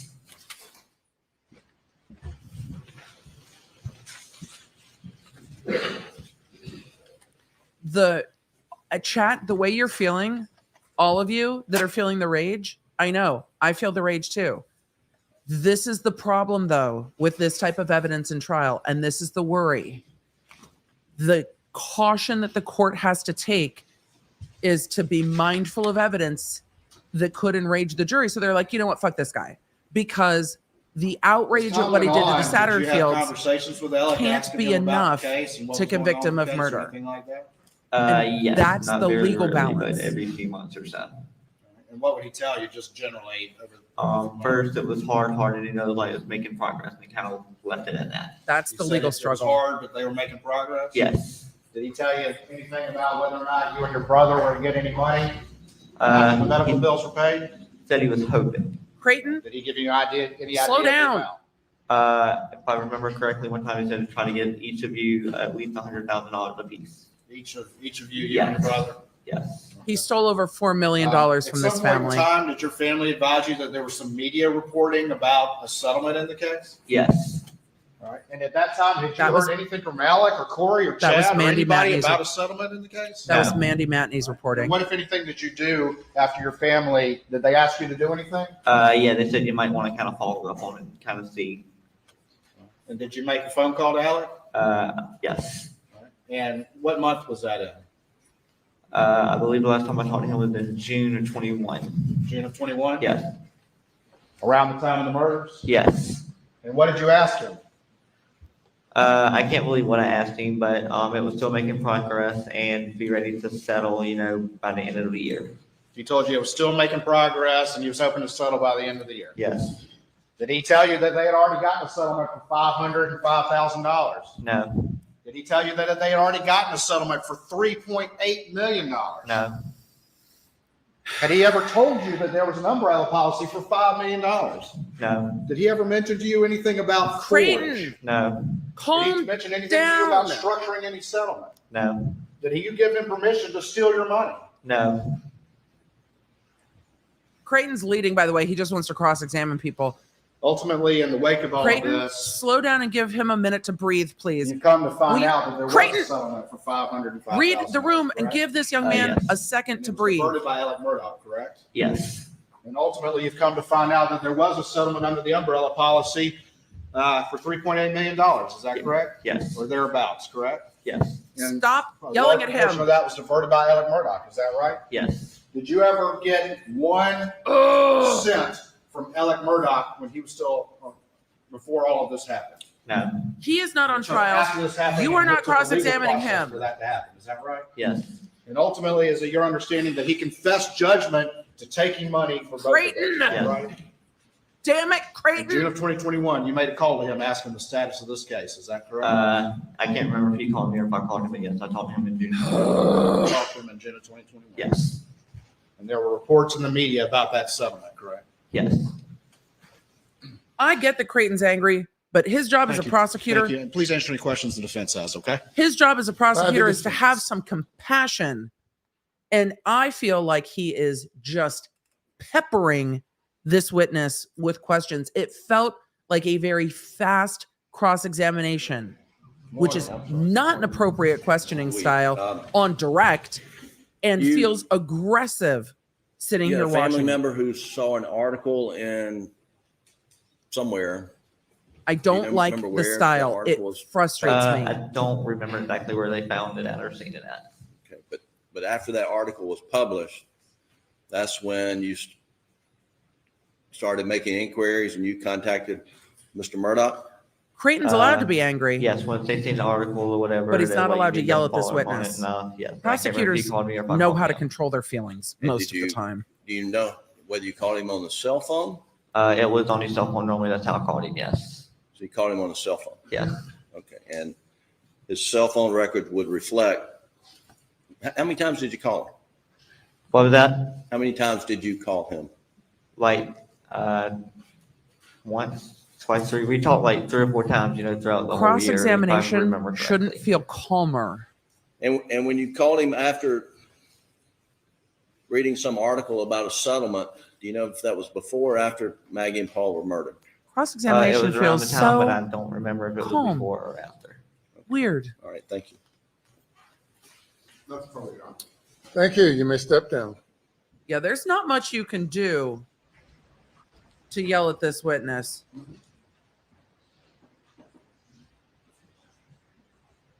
And he has to sit in that courtroom and look at Alec Murdaugh. Next witness. I don't know how he did Your Honor, it, can we but have he just a did. very quick break to get the exhibits ready for that? Yes, sir. Thank you. We'll take 5 minutes or so. I do not like that. Look, the job of the prosecutor is not to cross-examine these witnesses. These are his witnesses. And the defense is letting him do it while we are on the 404s, but it is tremendously off-putting. So I don't know how much money Gloria Satterfield's sons got. There was a settlement. They have the settlement of judgment. I think some of it will come in. I hope that Creighton shifts his style with questioning him and just lets him go. We just look, y'all. Look. I'm trying to shake it off, but that peppering of a victim in court is it's A, improper, B, it's inappropriate, and C, it feels like, it feels heavy-handed. That's why I'm bothered. It feels heavy-handed to me. And the prosecution should not be win at all cost. That is not the goal of a prosecutor. The goal of a prosecutor is to find justice and present the facts. And Creighton and his team, I don't think, this is my opinion. In my opinion, it's like my opinion, they have really peppered a lot of stuff into this trial, but they have not made a clean and easy story to follow tying Alec to this. And we're not done with their case yet, but they have made it very difficult to try. So the jury should be back. What time is it on the East? It's almost 11 on the East. The jury should be back in about 30 minutes. That cross-examination was frustrating. He can argue all he wants to the jury, but it was the swiftness with which he was questioning. Creighton is allowed to be frustrated for what Alec Murdaugh did, but you never want to make the witness or the victim feel like you were yelling at them. And it felt, to me, sitting on this side of the screen, like he was yelling. So this is not a hostile witness. This is someone who's having such I can't imagine. They trusted the Murdaughs. At this point, they've heard the 911 call where Paul Murdaugh is telling the 911 operator, ma'am, can you stop asking me all these questions when they're trying to assess the condition of Gloria Satterfield? And they know that the person they trusted and knew and who they trusted as a lawyer as well stole from them. It's disgusting. The problem is, and what the evidence code tries to prevent, and what appellate courts are very mindful of, is that this type of evidence can be unduly prejudicial to the defendant, where a jury can be like, yeah, fuck that guy. They have to prove the murder, not just all the other stuff. The other stuff is context. The context needs to come in. Because again, they're asking Paul Murdaugh's best friends, could you ever conceive of Alec Murdaugh doing this? Could you ever conceive of him murdering his wife and son? Well, could you ever conceive of him stealing from the woman who helped raise his kids, from her sons who lost their mother? Could you ever conceive of him stealing from children? It feels like in every case, there is a widows and orphans scenario.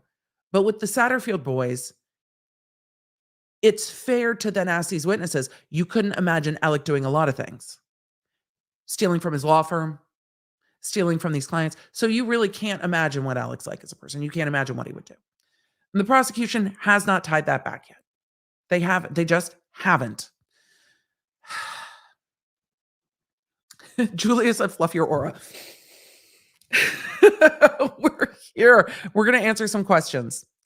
But they need to be careful that they don't outweigh the evidence in the murder case with this. Because if they outweigh the evidence in the murder case with all of the context, That is when the appellate court comes in and goes, yeah, no, that's not okay. So we're just gonna see it. I don't know how much, I don't remember how much the Satterfield boys got, because by the time Alex settled, he didn't have any money.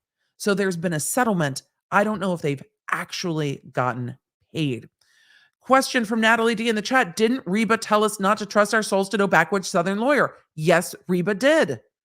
Reba did. Reba said, don't trust your soul to no backwoods Southern lawyer. And you know what? Biggie said, more money, more problems. I feel like the two have come to a beautiful congruence in this case. Yes, we've learned so much. I'm going to answer a few more questions while the court's on break. I hope that Creighton surprises me. I do. There's a local lawyer who's worked on recovering a lot of money for the boys. There is Eric Bland. He does the podcast with Mandy Matney. We were on Court TV at the same time a week or so ago. But I don't remember how much. But yes, another lawyer took it on. The Satterfield boys, they faced the same problem that the Girardi victims faced. Nobody wanting to go up against these families. People being afraid to go up against these families. And people being afraid to go up against these lawyers.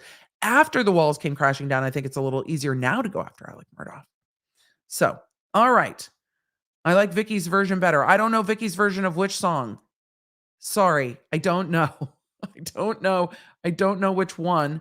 I didn't mean to. Biggie Smalls, Get Money, Mandy's podcast is so good. Eric Bland, thank you, chat. Chat is Bay. 7 million per Eric Bland. Good. I don't know where the money would have come from, but good. So Alec Murdaugh stole a lot, was still getting paid to do his job, and had loans everywhere at the bank, and was still broke. Where does the money go? I don't know. That's a question really for the financial case that they may never be able to prove. They might never be able to prove. Just Jeff, sorry that I missed this earlier. Begging EDB's indulgence. Are the witnesses being called in the order the prosecution wanted to use to lay out their case before the jury? Or are they being called out of order because the defense opened the door? This part has me confused. Just Jeff, this is a scheduling issue. I think we got to the point in the case where the defense was really leaning into that character witness, and there was the character evidence, and there was no way that the prosecution could start I'm saying cross-examining because that's what it feels like he's doing. There's no way the prosecution could really start asking those follow-up questions until the prior bad acts, the 404, Gloria Satterfield, stealing from the law firm, the stuff with Chris Wilson. Those things have to be proved before the court with clear and convincing evidence before they can bring them up. But they're going to be brought up to serve kind of dual purposes.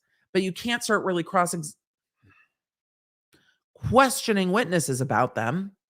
He keeps doing it in a cross-examination style. You can't question witnesses about them until you prove with clear and convincing evidence that Alec did the things. Because what you can't do is like look at the witness and be like, yes, and did you know that he has a habit of murdering puppies? You can't just like throw random shit out there in this fashion. You have to prove those prior bad acts. So these witnesses are going to prove it so that the other witnesses can be questioned, and these witnesses will have to testify as well. So I think the defense made it very clear that's the way they were going. I think they opened the door for these questions to be asked. The court had never excluded this evidence. To be clear, the court, Emily, are you being clear? I'm trying. The court, it's been a long few days. The court has never excluded this evidence. The court said they would address it as it became relevant. So opening the door might be the wrong phrase. It might be that it's become apparently relevant. Opening the door, I think, fits, but it's become apparently relevant. And so they need to get to it's relevant now.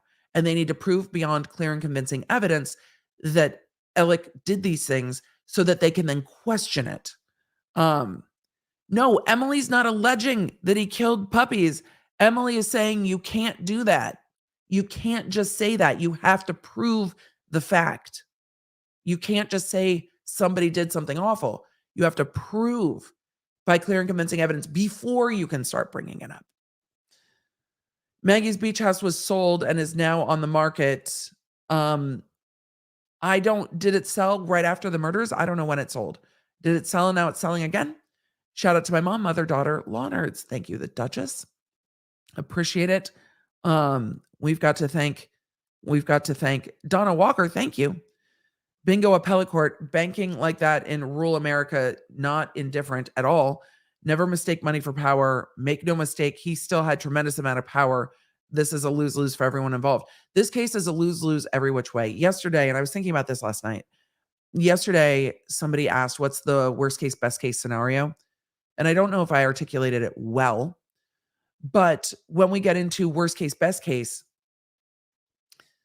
of this case, I don't really think that there is one. Because if he's convicted of truly brutally murdering his wife and son and devastating not just their family, but this entire area with this crime, because everyone's so interconnected. And if he didn't, then he is being either overzealously prosecuted and has nothing to do with it, or did it in a way where he didn't actually pull the trigger. But either way, he's still potentially in custody the rest of his life on all the other crimes. He has destroyed the law firm that he built, his friends, his family, and he is now sat trial for the murder of his wife and son. And even if he's acquitted, it's all still in devastation. So I think it's all worst case. It's just an absolute collapse. And it's not just Paul and Maggie. It's Paul and Maggie and Stephen Smith and Mallory Beach and Gloria Satterfield. It's truly staggering. And those are the people who lost their lives. That isn't to say anything about all of the clients who were stolen from.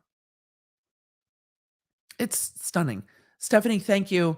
Creighton, tell us how this would screw Maggie if she divorced and has to take on his debt, or if she wants to sell a property she thought was in her name, and if the boat trial she finds all of this and she doesn't have access to that in Alex Murdaugh's law firm name. He didn't tie any of that in at all. I think we'll get to the civil discovery financials and what would have come out, but we'll see. What's the point of all of this if the jury isn't there? Erica, it's a great question. And for those of you that have just come in, I think I should say, do the YouTube things, right? Just do the subscribey things. There's over 31,000 of you here. The court's on a break. How long of a break? Who knows? Who knows anymore? They're organizing their exhibits. At least they're organizing their exhibits. Maybe at some point we'll get a chart. Maybe after the weekend, someone will make a timeline. I put my entire timeline in this week's episode of Quick Bits. It's not live yet. It will be later. So what is the point of all of this without the jury there? They have to prove that Alec did it by clear and convincing evidence before they can put it in front of the jury, because you can't just throw anything up there. I gave an example of I need to give a better example because I don't want people to think I'm serious.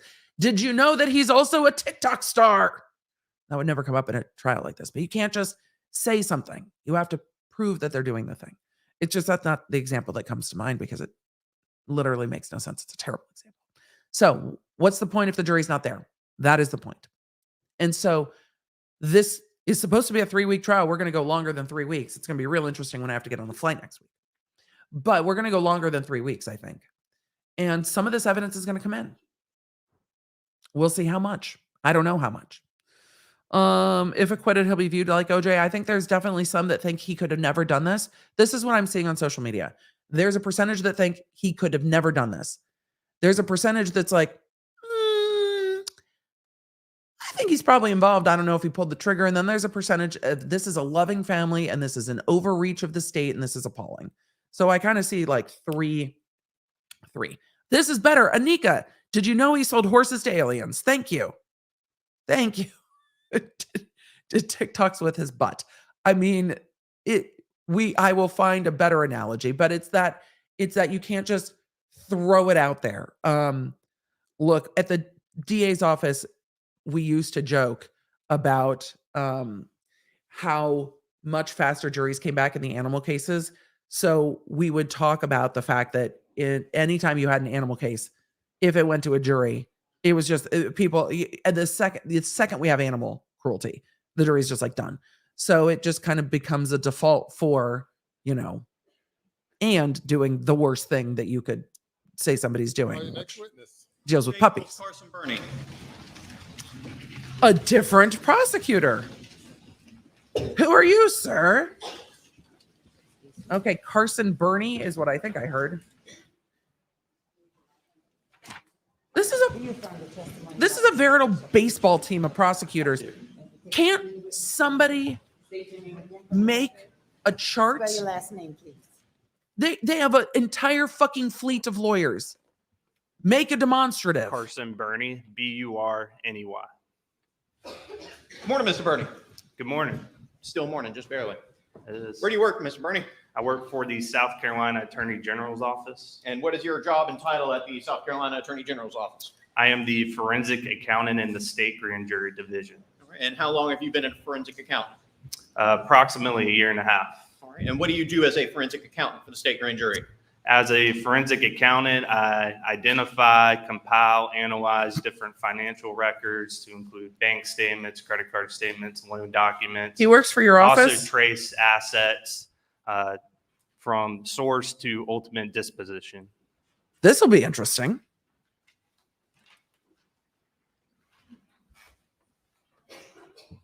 No, nobody's at the AG's office. They're all in this courtroom. The entire AG's office seems to be in this courtroom. All of them. And what did you do prior to serving as a forensic accountant for the state grand jury? In 2019, I joined the South Carolina Department of Revenue as a sales tax auditor, and I was there for a little over 2 years. There are a variety of other niceties, but because it's an in-camera hearing, we'll cut straight to the chase. As a forensic accountant please. for the state grand jury division, have you reviewed any documents in relation to a Richard Alexander Murdaugh? I have And what sorts of documents have you reviewed in relation to that gentleman? similar documents, as I mentioned earlier. The judge has They not would ruled include yet bank on any of statements, this. Loan documents, wire information, money orders, and other various things. And It's what were more you asked to visceral, do in relation Kathy. to those documents? I was asked to trace the alleged stolen funds and ultimately show where the disposition of those funds ended up. Now, you said trace. What is tracing from a 10,000-foot view? Tracing is simply just following a fund. In this example, these are the alleged stolen checks, primarily that went to Forge account, and following the money through to see where exactly it was ultimately. Marie said, spent shout out to of my those coworker, accounts. Nicole.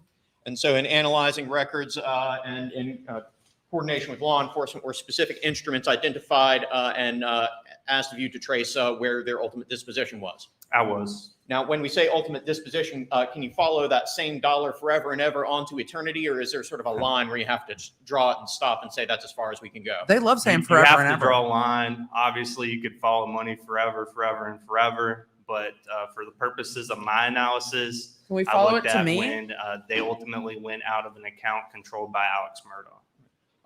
Did you also draw any lines when they went into any sort of loan statement or credit card statement or anything like that? That's correct. If it was a credit card payment or a loan payment, I would stop there for that particular Joe, trace. Scream and Have you Shout with prepared Britney Spears is documents, one of my favorite reflecting, Britney the songs. I conclusion love that it. you reached upon tracing those funds. I have.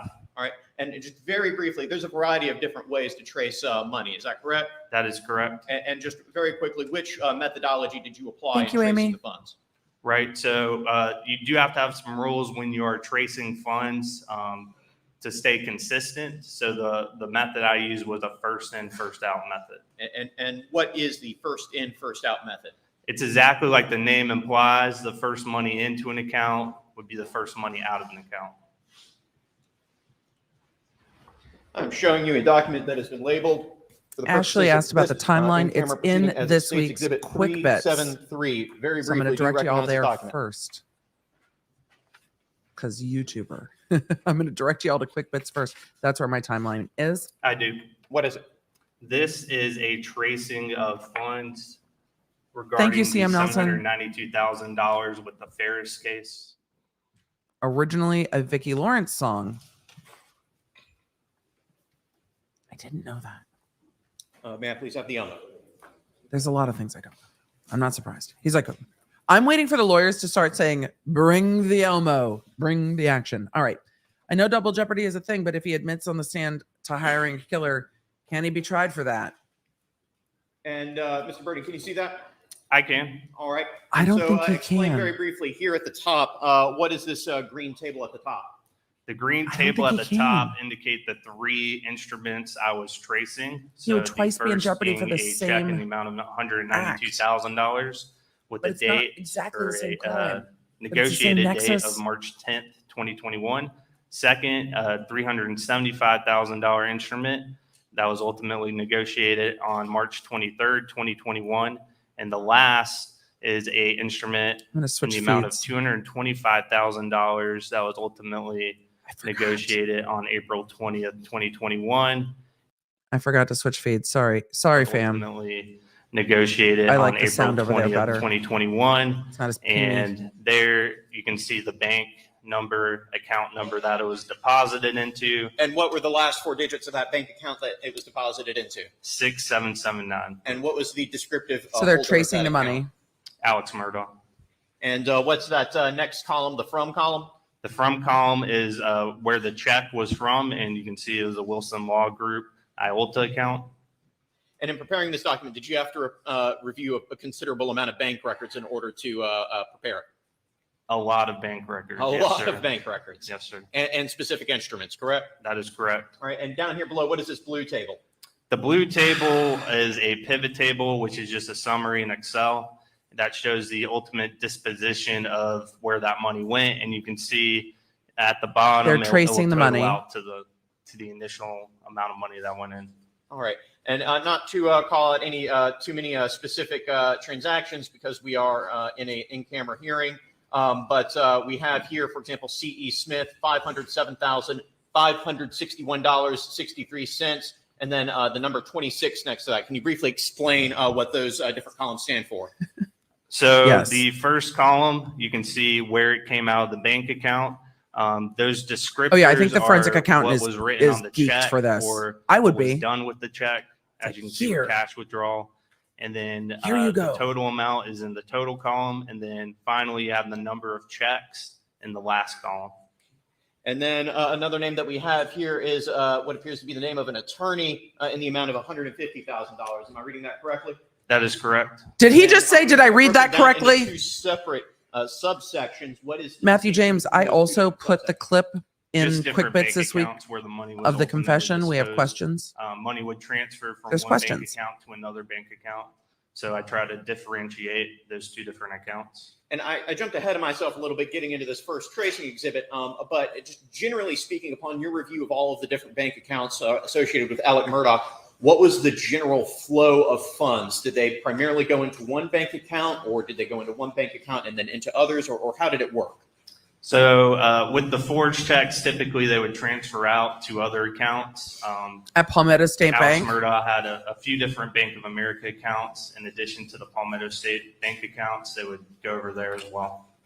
So he had a bank account at Bank of America that was labeled Richard Alexander Murdaugh Forge. Is that correct? That is correct. And did he also have another bank account at Bank of America that didn't have any mention of Forge? Is that correct? That's correct. The second bank account you're talking about appeared to be a Forensic personal accounting is where the checking T account just in his lives. The name. T lives there. And so would money go into one account and then into that checking account, or would money go into directly that checking account, or both? Thank you, Christy. It depends on the instrument. For example, these 3 checks went into his personal checking account because they were named to Richard Alexander Murdaugh.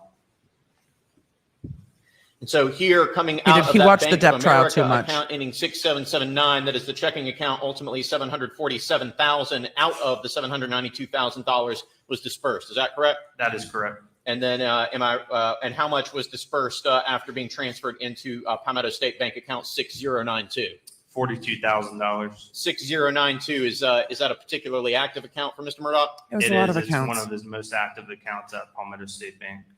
And then a little bit further down here, we have something that's labeled PSB 1646 Alec Murdaugh Farm. What was that account? I think this is That a was, red beard. it's just labeled a farm but not account. the and red beard? I'm just looking at account records. Seems to primarily deal with the farm being Moselle property. And how much money of these Ferris fees was dispersed out of that farm account? $3,000. And then flipping behind that facial summary page, we're not going to go through line by line here, but we have every single individual transaction that is summarized in that covers pivot table. Is that correct? That is correct. Some of the details I would include on those pivot tables, if there's a date on the check, the date it was negotiated, the amount, and If they're going to the account present number. this to the jury, And then what we're looking at here, a summary table would be helpful. $192,000, is that one of the instruments that you were tracing? Yes, sir. And then this next page, 375,000, is that one of the instruments? Yes. And then the next page, the $225,000, is that one of the instruments? Yes, sir. I think Redbeard is the company through which Alec owned a bunch of islands. There's like 7 islands that he owns with a group of friends. I think Redbeard is the name for that, which makes sense. But also, every time I see rich dudes owning islands, I get very nervous these days. At this time, as States Exhibit 374. That shit you can't just say in front of a recognize jury this without foundation. that you can't just joke and be like, well, he has an island, you know. I do. What is it? This is a tracing summary that for would have been a check better in the island. amount of $403,500 from the Moscoon and Fleming client trust account. Is this identified in common parlance as Satterfield money? Yes. Islands.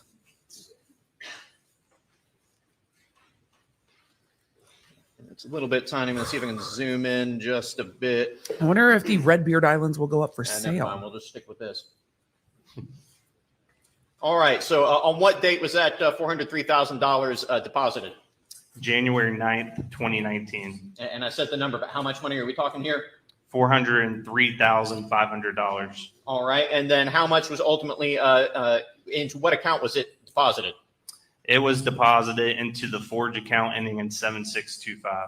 And in descriptive terms, which account is that? The Forge account. I want a That chart. Forge That was account. DB. Just a yes. chart of where the money goes. All right. And from that account, were any funds ultimately dispersed? Yes. How much? 7625. You can see a cash withdrawal in the amount of Thank you, Jeffrey. $12,500. But Over Jeffrey 2 different confirmed that the transactions. islands are But around otherwise, was Beaufort. that money moved into other accounts? Yes, primarily yes. And from the Bank of America checking account, how much money was ultimately dispersed? $3,970.07. And then was that money further transferred into other accounts? It was Which account was it primarily transferred into? into the account ending in 6092 at Palmetto State Bank. And out of that Palmetto State Bank account, how much money was ultimately dispersed? If you could move it down a little bit. They all seem fascinated by the Yeah, chart. looks like $387,029.93. I'm not going to go through all of these payments that were made, but there's a cluster of payments here. Maybe at a the top. summary Payment chart. to loan, payment to loan, payment to loan. What maybe- are those, generally speaking? Maybe a summary Those are chart. loans that were held at Palmetto State Bank that were under Alex's name, at least some of them in part, some of them in solely him. And these items in parentheses, are those just sort of descriptors of those particular loans? Yes, they're This for is my notes. all So leading. I could identify which loan number went to which loan. And you specifically reviewed the loan The question documents should in be, relation to each of these. This, loans, what is correct? that? Yes, sir. This, what is So you're that? familiar with the supporting This, what is documentation that? for what they were collateralized by. Yes, So here at the top, we have a loan for Redbeard, correct? that is correct. And a payment on that in the amount of $47,000 some odd dollars.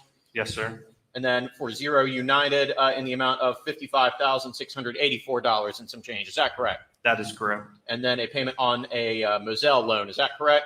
Yes, sir. And how much was that one? $65,238.92. And then a payment on a GMC Yukon. How much was that payment? $75,099.35. And how much was paid on this Moselle note? $104,056.51. But where's the rest of the money? And then That's once a again, car as with before in these yellow tables, and a you have payment to the Moselle? specific transactions that you traced using that first in, first out method, correct? Yes, sir. And is this the instrument that you traced? Yes, sir. I want to know where the money went, but a car and a house payment isn't going to get us all the way there. I also think we definitely need more of a concise chart. I'm going to get to some more of your comments. The farm was in Maggie's name. I think that's the big win or the big reveal I'm showing you a today document labeled is Moselle was in as State Maggie's Exhibit name. 375. Do you recognize this document?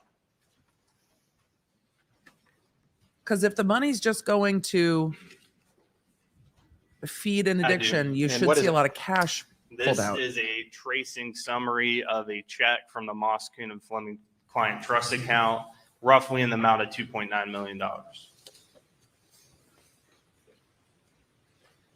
Some of this is going to get too when tangential was this instrument deposited? That was May 15th, 2019. because we're now in the And, middle you of like a indicated it was roughly mini $2.9 trial million? on the financial crimes. Yes, sir. And into what account was it deposited? Into a Forge account ending in 7625. And here we have a summary table of all the various expenses that $2.9 million funded.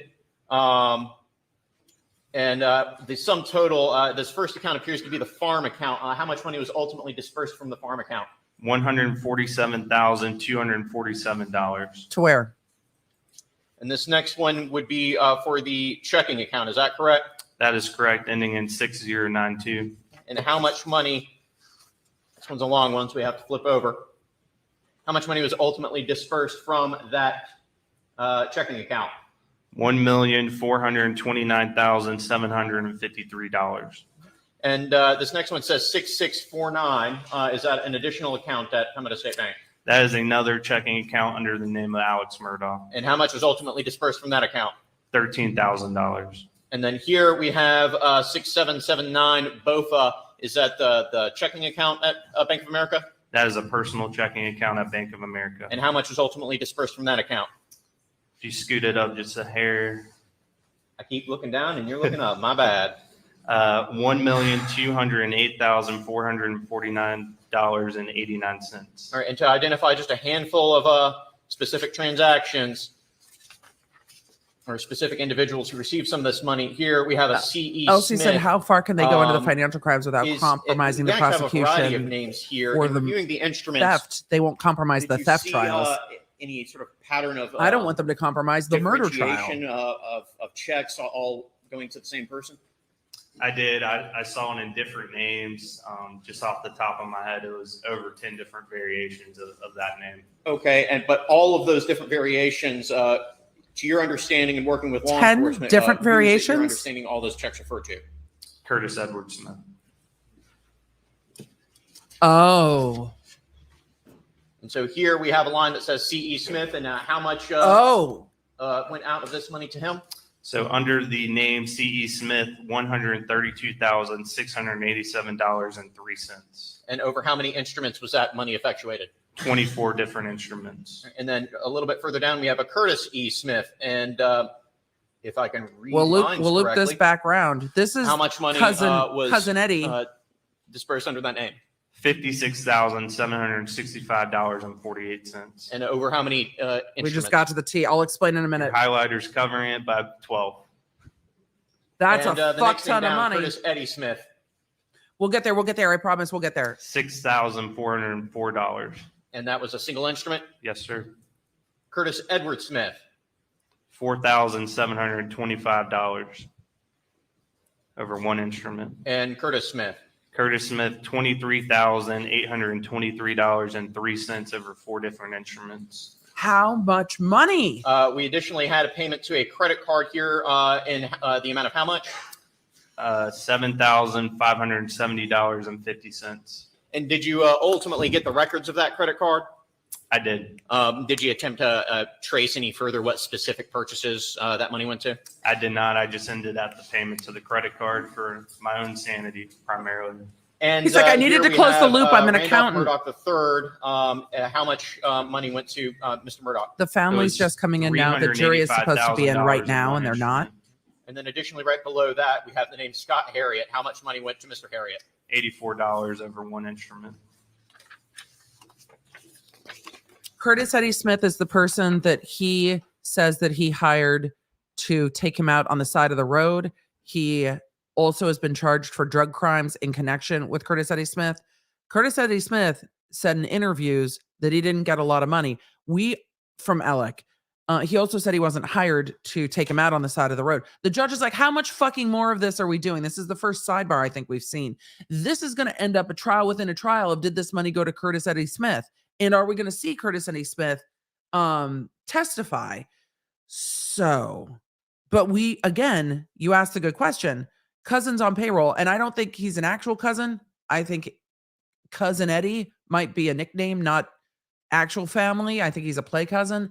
But where is Eddie's phone? We don't see any calls back and forth to Eddie. I imagine all the phone calls to Eddie happen on the burner.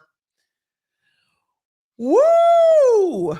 Curtis Eddie Smith has entered the chat. We're going to end up with like 3 trials inside this trial, which is completely improper, but we're here now, folks. This is where we're at.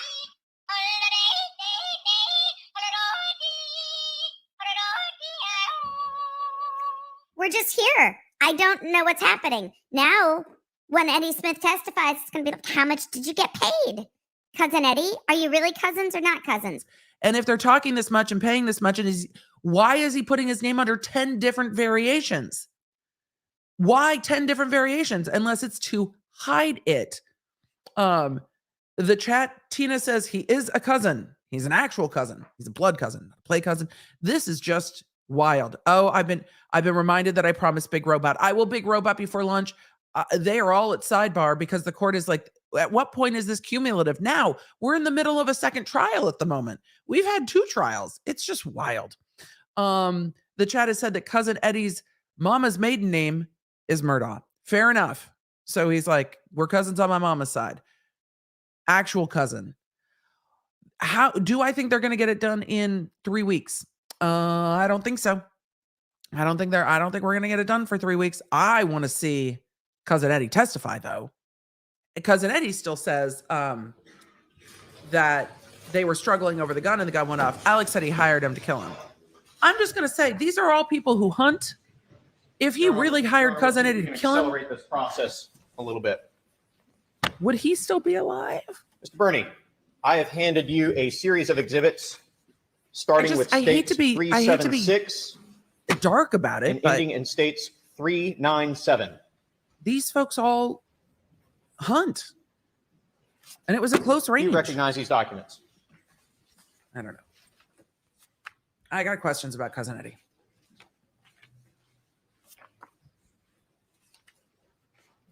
Cousin Eddie said a couple things because Cousin Eddie also said that he was trying to get the gun away from Alec and it went off.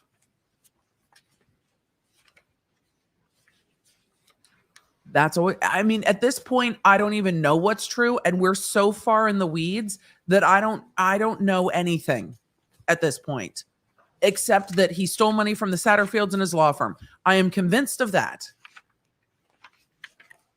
We know that Paul and Maggie died. We know what their timeline is. That's in my Quick Bits episode that's going up later today. But I am not sure about any of the rest of it. It's all sus. It's all sus. The timeline with the phones is sus. Then again, when I was looking at the timeline yesterday, I'm like, well, did anyone actually, they had a shed up by the kennels to skin deer and stuff. Did anybody search it?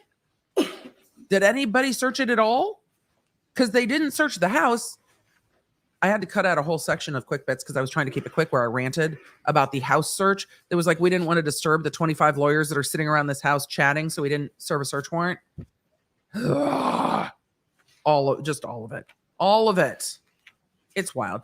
So while he's searching through all these documents, go ahead and subscribe. I think it's the perfect time to subscribe. And are all of these the jury should be back now? From 376 They're to not. 397.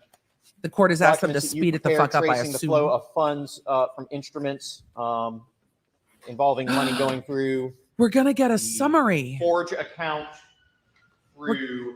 We're gonna get a summary. Checks negotiated in the name of Palmetto State Bank and from the Ferris fees from the Mack truck case. Yes, sir. And I think we actually already got through the Ferris fees from that truck case. So these would be what went through the Forge account, correct? Through the Forge account, there's some Palmetto State Bank checks in there as well. In addition to, I believe there might be a check or two in the name of Alex Murdaugh in there. How much money did Cousin Eddie Smith get? Can you just give us a summary? Can we just get a total? I'm curious. I'm sure it'll be totaled up somewhere. But I want to know. Throughout all of these tracings and all of these summaries, do they reflect that the money that Mr. Murdaugh took went to his personal use and benefit? They do. And these are ordered in, roughly speaking, reverse chronological order, correct? Correct. Going from 2021 all the way back to a date of deposit on December 20th, 2011. Is that correct? That is correct. Okay. Your Honor, if I understood correctly after briefly conferring with counsel for the defendant, that they would be willing, for the purposes of this hearing, to stipulate thank you, to the Kai. admissibility of these documents for the court's in-camera review. Have I stated that correctly? You have. You continue to state that correctly. So stipulated. Have I stated? Your Honor, in the interest of time, Yes, I would please. present these documents to the court as admitted. The court Provide is. the original to the court reporters. The and court is so provide over the this. court a copy of them. He asked for it. Yes, Your Honor. To be fair. Very good. And that would be no further questions. Great. All right. Thank you, sir. Could somebody just tell me why it's relevant? Please? Please, please? I would love to know. Yeah, the checks to Curtis Eddie Smith don't time. State ready for the jury, state and defense. The judge is like, may we bring the jury? Creighton? May we bring the jury? Bring the jury. May we start with the jury for today? All right. Can the prosecution submit a batting lineup each day so we know who's on first, begging the court's indulgence? Yeah, it would be helpful, but I don't see it. I would like to also get a roster of the lawyers. Question, if Alec Murdaugh hires someone and was present when they did it, could he still be guilty of murder? Not as charged. He would be an accomplice, not the shooter. They have charged him with doing the thing. So they have not charged him with assisting somebody else in doing the thing. So, no. This just makes me all the more suspicious of what that Alec had dirty dealings with some entity who would kill his wife and son as a warning. Look, they opened the door for the defense to argue that Alec owes a lot of people a lot of money, and the it's closing in. And he was up at the kennels. Maybe they were looking for him, but if they were, then how did he get away in moments? He didn't seem to be fleeing. There are so many questions. Why is the audio cut? They're calling a witness. Can we please have sound? Okay, if you bring the jury. Thank you. Bring the jury. Bring the jury. Did you notice that Alec's family all came back into the courtroom precisely The jury will stand for a moment. precisely when the jury was supposed to be coming back in? Precisely. They got there right. Gamer Ducko said a tale of two trials, yet another JD versus Amber Heard reference. What is happening? We're all in time loop. Yep, don't know what I don't know what's happening at all. We're like in trials inside trials inside trials. But that's what happened in Duffy Heard. Emily, I think we need Camille to give a lesson on how to produce a timeline for the court. They did it so well. This prosecution team chose when to indict Alec Murdaugh. They had to have anticipated he would waive speedy trial. They had to have seen that move coming. So the rushed prosecution because the defendant didn't waive time is not an excuse. They got to choose when to charge him. It's not like they had to worry about him leaving the state. He was already in custody on so much other stuff he wasn't getting out. His assets are frozen. He doesn't have any money. He can't afford bail. He's in custody. He's not going anywhere. They could have taken their time. If they weren't ready to charge him, they shouldn't have. Thank you. Be seated. And if it's like, oh, there's public pressure, have some fucking fortitude. All right, good morning. All right, welcome back. Day number 10. State's case, next witness. Hey, called Tom Darnell. Who? Wait, did she say Tom Darnell? Will he leave the light on for you? Is that the right Tom Darnell? Court in this trial shall be the truth to help you die. I do. Take a seat in the witness stand. My name is Tom Darnell. Am I wrong? Am I right? Has my brain conflated things because I'm punchy and tired? I don't know.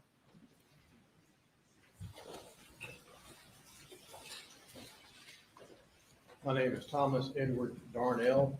Last name is spelled Darnell. Good morning, Oh, Agent that's Tom Darnell. Bodette. John Could you said, tell no, the that's Tom jurors Bodette. where you work? It's exactly what I was thinking of, John. At the State Law Enforcement Division, Forensic Crime Lab. And how long have you been a fingerprint examiner for SLED? Oh, Approximately 30 years. well, I hope this Can you is tell us interesting. some of your training, education that you've had? Yes, ma'am. To begin with, I have a Bachelor of Science degree in Criminal Justice from University of South Carolina, where I graduated in 1982. Thank you, Chad. I started my employment with the Richland County Sheriff's Office in Columbia, where I was employed for about 8 years. I started my career at SLED in 1990 in the Late Print Crime Scene Department. During that time, I completed an in-house training program that dealt with all aspects of fingerprint science. Are there fingerprints on the I attended a phone? number of courses across the state, as well as out-of-state. It looks like courses there's that fingerprints dealt on with Maggie's all phone. areas of fingerprint science, to include how to process evidence for fingerprints and how to compare fingerprints. And I also trained under the FBI Academy in Quantico, Virginia, in the same area of fingerprints. I've also trained other examiners to do the same job that I'm doing today. Your Honor, at this time, the state would move to qualify Agent Tom Darnell as an expert in fingerprint analysis. Defense. They're asking to have him He's so qualified. qualified as an expert in fingerprint analysis. All right, Agent Darnell, I can could you hear the just music kind of tell us in general about What phones had fingerprints and whose were they? fingerprint evidence? Get there quickly. We're getting So impatient. basically, fingerprint evidence can be most We are me. anything. It can be items that are porous, items that are non-porous, items that come to SLED and where we get Of all the requested to SLED agents, process he them has to the see if we can smallest beard. identify any fingerprints that might be on the surface. SLED loves the Fingerprints beards. are primarily moisture. About 98% of the fingerprint that may be left on the surface is nothing more than moisture. Hydrate, perspiration, folks. or sweat, if you want to call Hydrate. it sweat. And then once we determine the type of evidence that we have, then we try to develop it. We try to enhance any impressions that might be there. One thing to keep in mind is that in most cases, the fingerprints that we're trying to develop are invisible, basically. A latent print means just that, hidden or invisible. So it would require some enhancement. They have to dust. And how, or what is the process of finding these hidden fingerprints? Well, we What have is dusting? several What is different dusting for fingerprints? techniques that we can use, everything from super glue fuming to alternate light sources to fluorescent dye stains to different chemicals that we can use. There's also the black What fingerprint is powder, which is still superglue being used. fuming? We don't use a whole lot of that in our laboratory today, but we tend to go with the fluorescent dye stains and the different light sources. It just depends on the type of evidence that we're trying to process. I know you mentioned, was it, you say super glue? Yeah. fuming? Yes, ma'am. Thank you, ma'am. Could you describe how that works? Super glue, what we do is we take the evidence. First of all, it has to be a non-porous We're very surface. curious.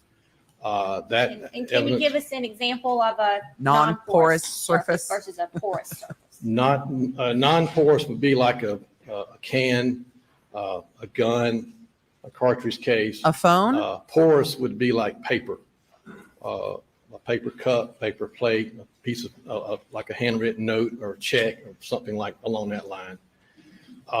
But the super glue is a commonly used process across the country, in fact, across the world. And the super glue is simply heated and it creates a vapor or a fume. And that vapor will Yes, like in affix Beverly Hills itself to Cop. any impressions that might be present on the surface. It enables us to see it better. And it also enables us to use a different technique or a different step of the process when it comes to trying to enhance the impression. I've never, And when, I don't watch that CSI print, I much. guess, is revealed in the fuming process. The what agencies do I you worked with do where we worked with to analyze fingerprints, the print? it was mostly dusting. Well, once we get the print developed, I'll have it photographed. We have the luxury of having a photo studio within our laboratory, and we have a photographer that will document that for us photographically, so that we can then compare it to any known standards that we may be asked to compare it to. How do you solve crimes with no super glue So in you Europe? would use the photograph for comparison purposes. Yes, ma'am. You don't do any kind of lifts of the print or anything like that. I've done lots of lifts over my career with the black powder and the clear tape, which is what most of you are probably familiar with. But in this case, black powder was not used. I was working strictly off of a photograph. So you did receive some items to Did they test say, in look at this case. photograph? I did. How are you fingerprinting off of a photograph? I'm so I'm going to curious. have you take a look at State's Exhibit 63, 64, 65, 66. I love seeing what you 67, guys and use 68. and watch on TV. For those 300 blackout shell cases that you received to process for fingerprint Oh, evidence. no court on Saturday. is. We're done for the week today. I need some And sleep. Did you find any evidence on those cases? Actually, I did not. There was what we call the result that I used with these items was that there was no fingerprint evidence was observed. Would you expect to find fingerprint evidence on fired cases? We don't find a lot of developed prints on cartridge cases. It does happen. We do find fingerprints on cartridge cases, but just not a great deal. And a lot of that has to do with the fact that the cartridge cases they're exposed to heat, they're exposed to friction, and since fingerprints are so fragile, a lot of times that is probably a couple of reasons why we don't find a lot of prints on cartridge cases. I think it would be more common if somebody picks up the cases, you would find the prints on them, not if they're loaded into the gun with that. To test for or examine for fingerprint evidence. They have to cover this. I did. They have to cover this because the defense will be like, they didn't even print these. I did not. It has to be explained. And again, would you expect to find fingerprint evidence on items of that nature? We Has to be always explained. make the attempt. Sometimes we're surprised when we process evidence that something will develop. I personally I've not had a lot of success with getting prints on shot They'll go, shells. ooh. It's not to say that it hasn't happened.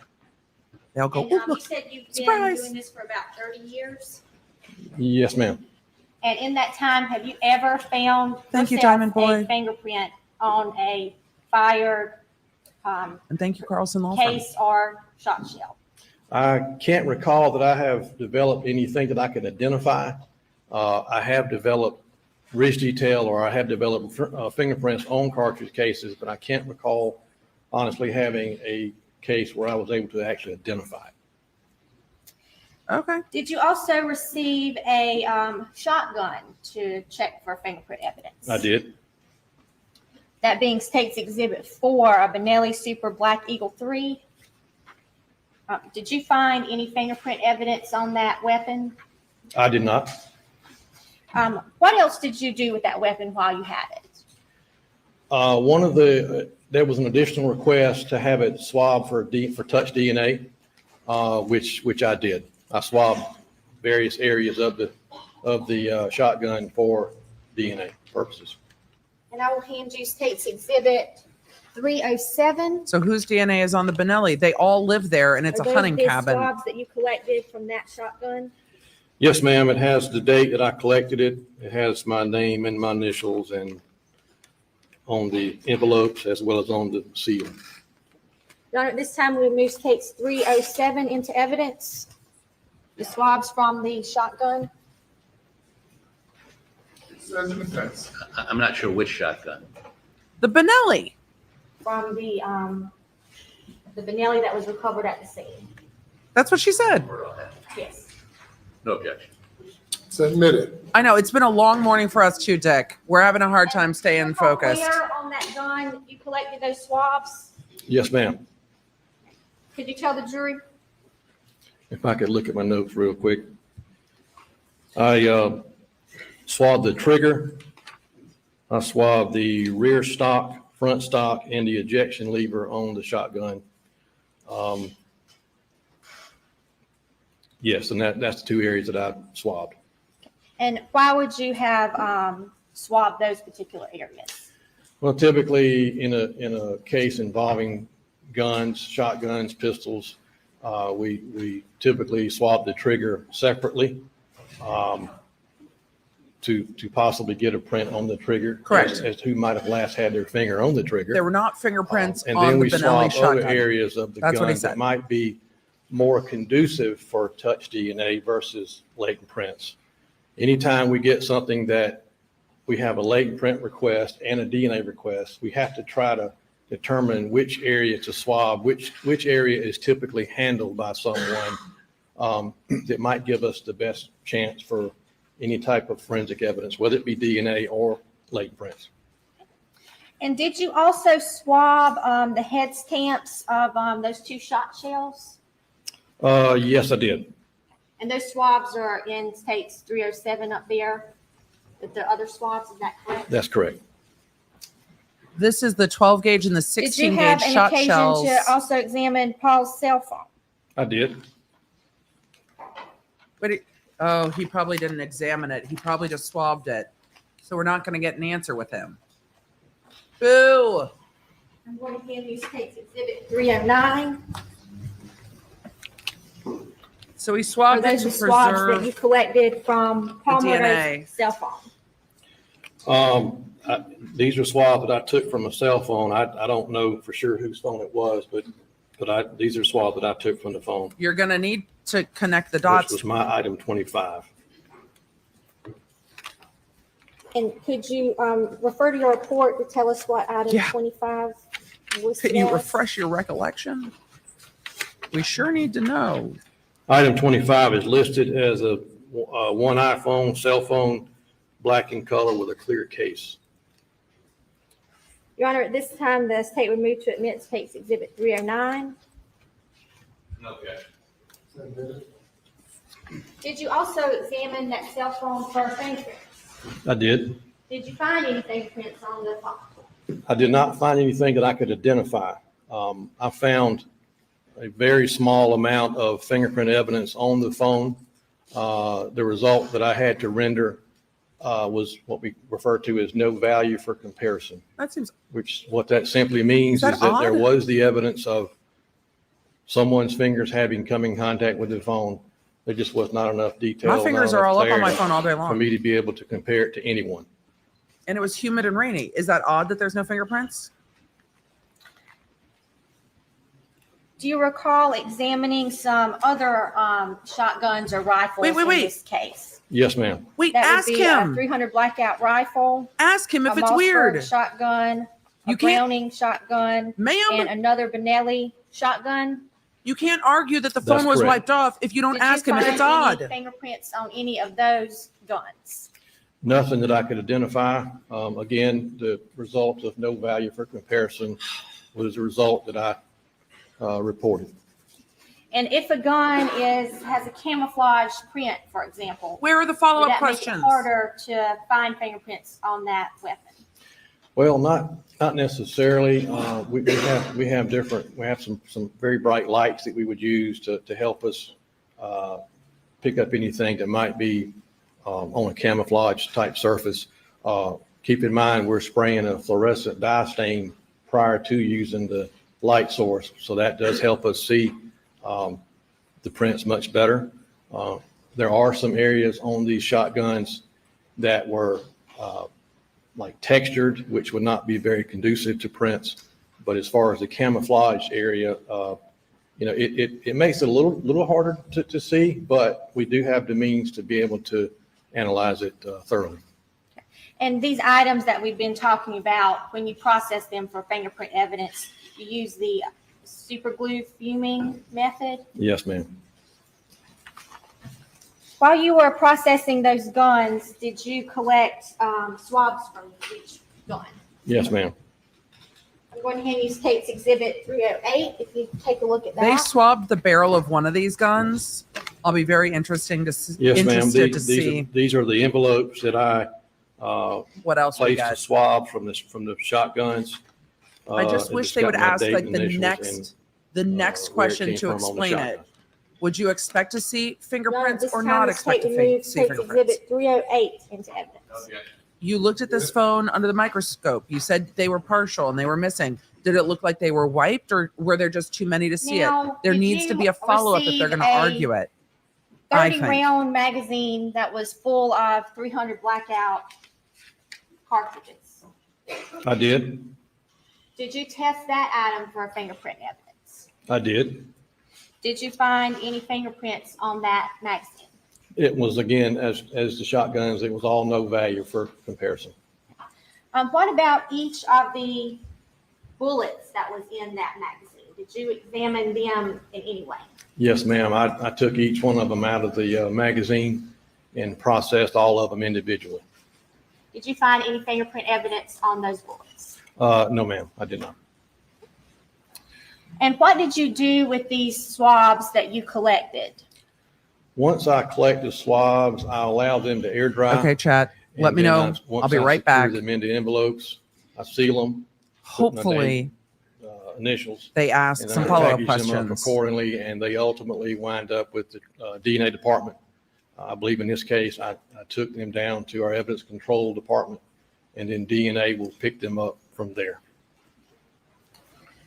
All right.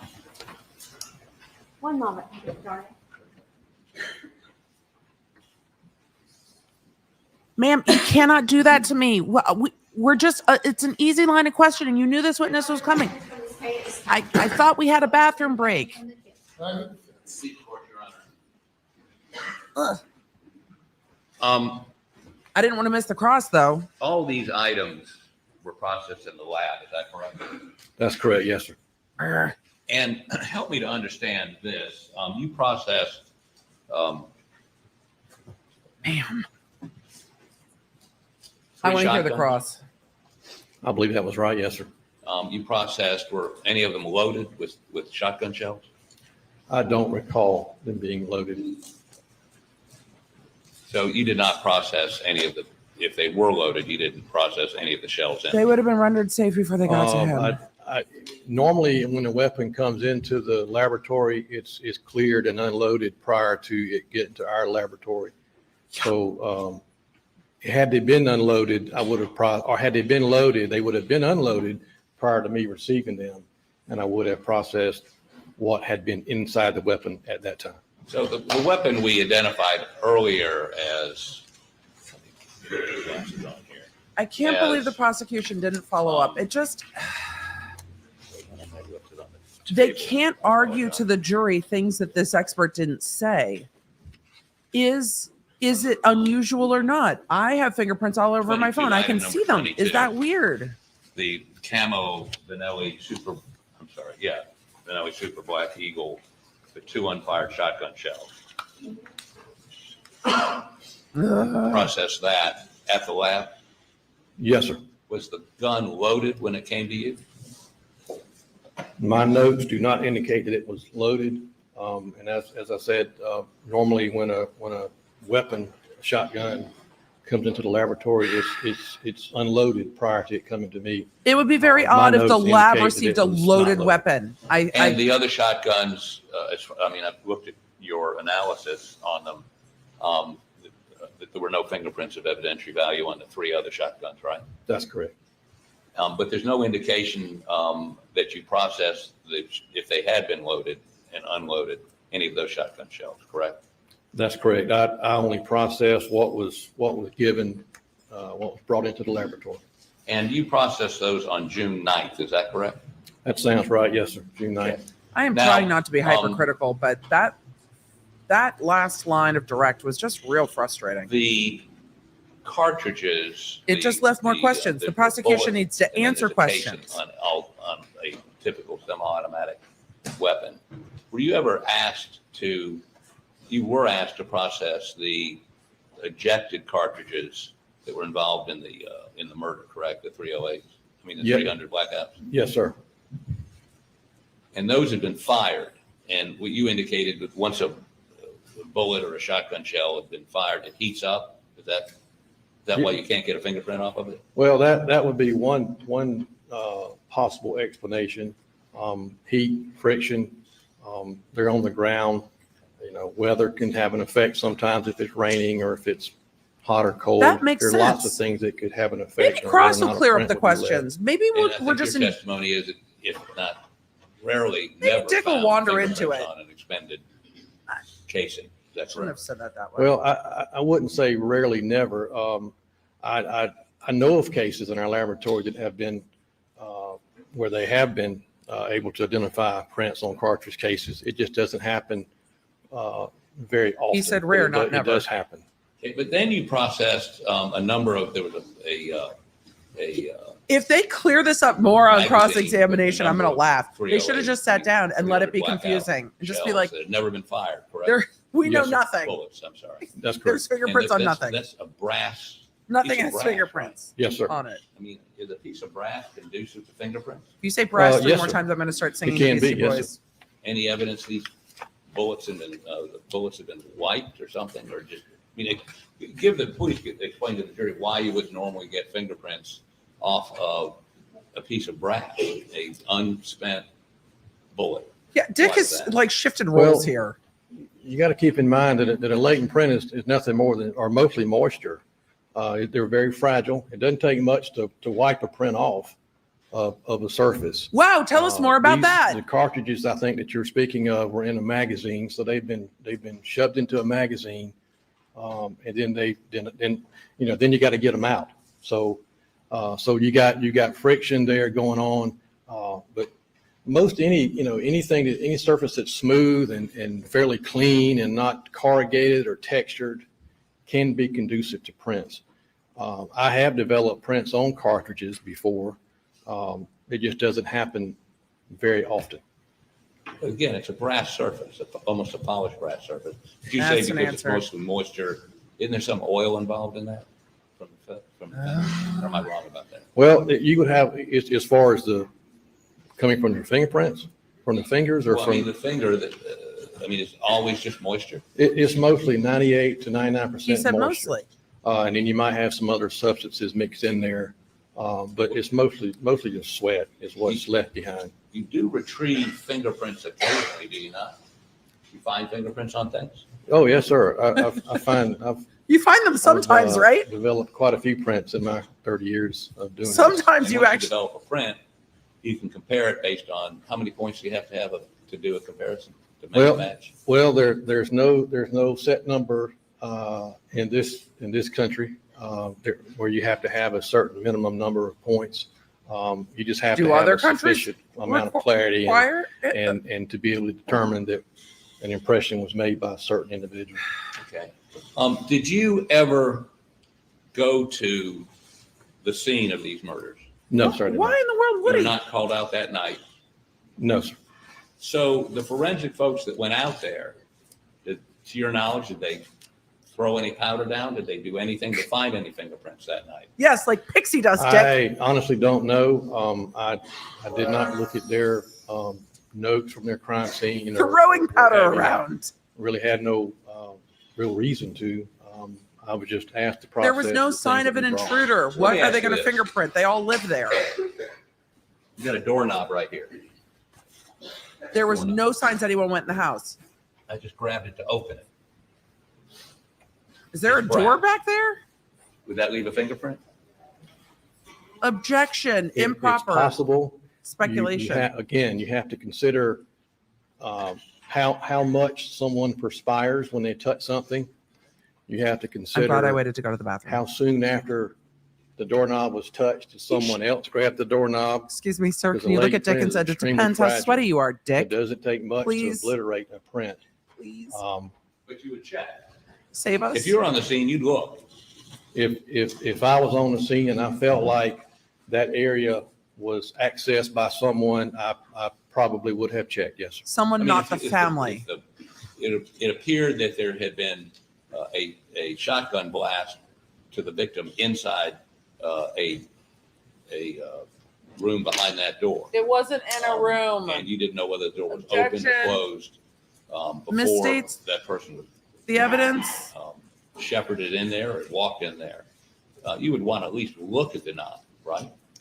Yes, sir. I This is probably going would, to- but, I was He's not on the arguing scene, the so I prosecution, don't really that know the investigation was shit. That's what he's arguing. exactly what all they had going on. So, Fair. but with your scenario that you're speaking of, yes, sir, I probably would have checked. And you would expect to see notes somewhere from the crime They scene. didn't check folks the that feed they, room door. Looked at the doorknob. But you can't just eyeball it. Don't you have to put some powder on it, or don't you have to put something You on have it to throw raise powder around, the Dick. visibility of the fingerprint? Sprinkle it.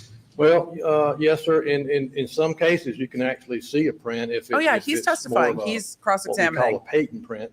A patent print is a print that might be left behind with a, in a residue. And this witness Could is be just grease, could be speculating in at this blood, point. It could But be in dirt, anything such as that. So, but ordinarily, when you go to look for prints, you've got to do some sort of processing to a surface, depending on the surface and depending on. no, if it's just my what you're trying to- refrigerator, what you're if trying it's to my do. refrigerator, you So, can see every if you single had a fucking print. relatively small All room of them. where somebody head had exploded. But it's not my refrigerator. And blood and all kinds of bodily fluids were sprayed over the inside of that room. You would want to take a meticulous examination of that room to see if there are any fingerprints in blood or other bodily fluids, would you not? If there's fingerprints and blood, they're pretty obvious. I would, yes. And you would expect to see. She needs to follow up something on in that. Some report by the crime scene folks where they actually did such an examination, would you not? Would you expect to see notes detailing that they at least looked at it? Yes, sir. I mean, again, this is, I wasn't at the scene. I can, but if you're describing this type of a scene, if it was me, I would take They could notes. object now. Detailed notes, because. That's not what this. Dick has been a photographs, real notes, good job sketches, all that kind of goes asking hand in people hand. whose job But it's there should not. have been.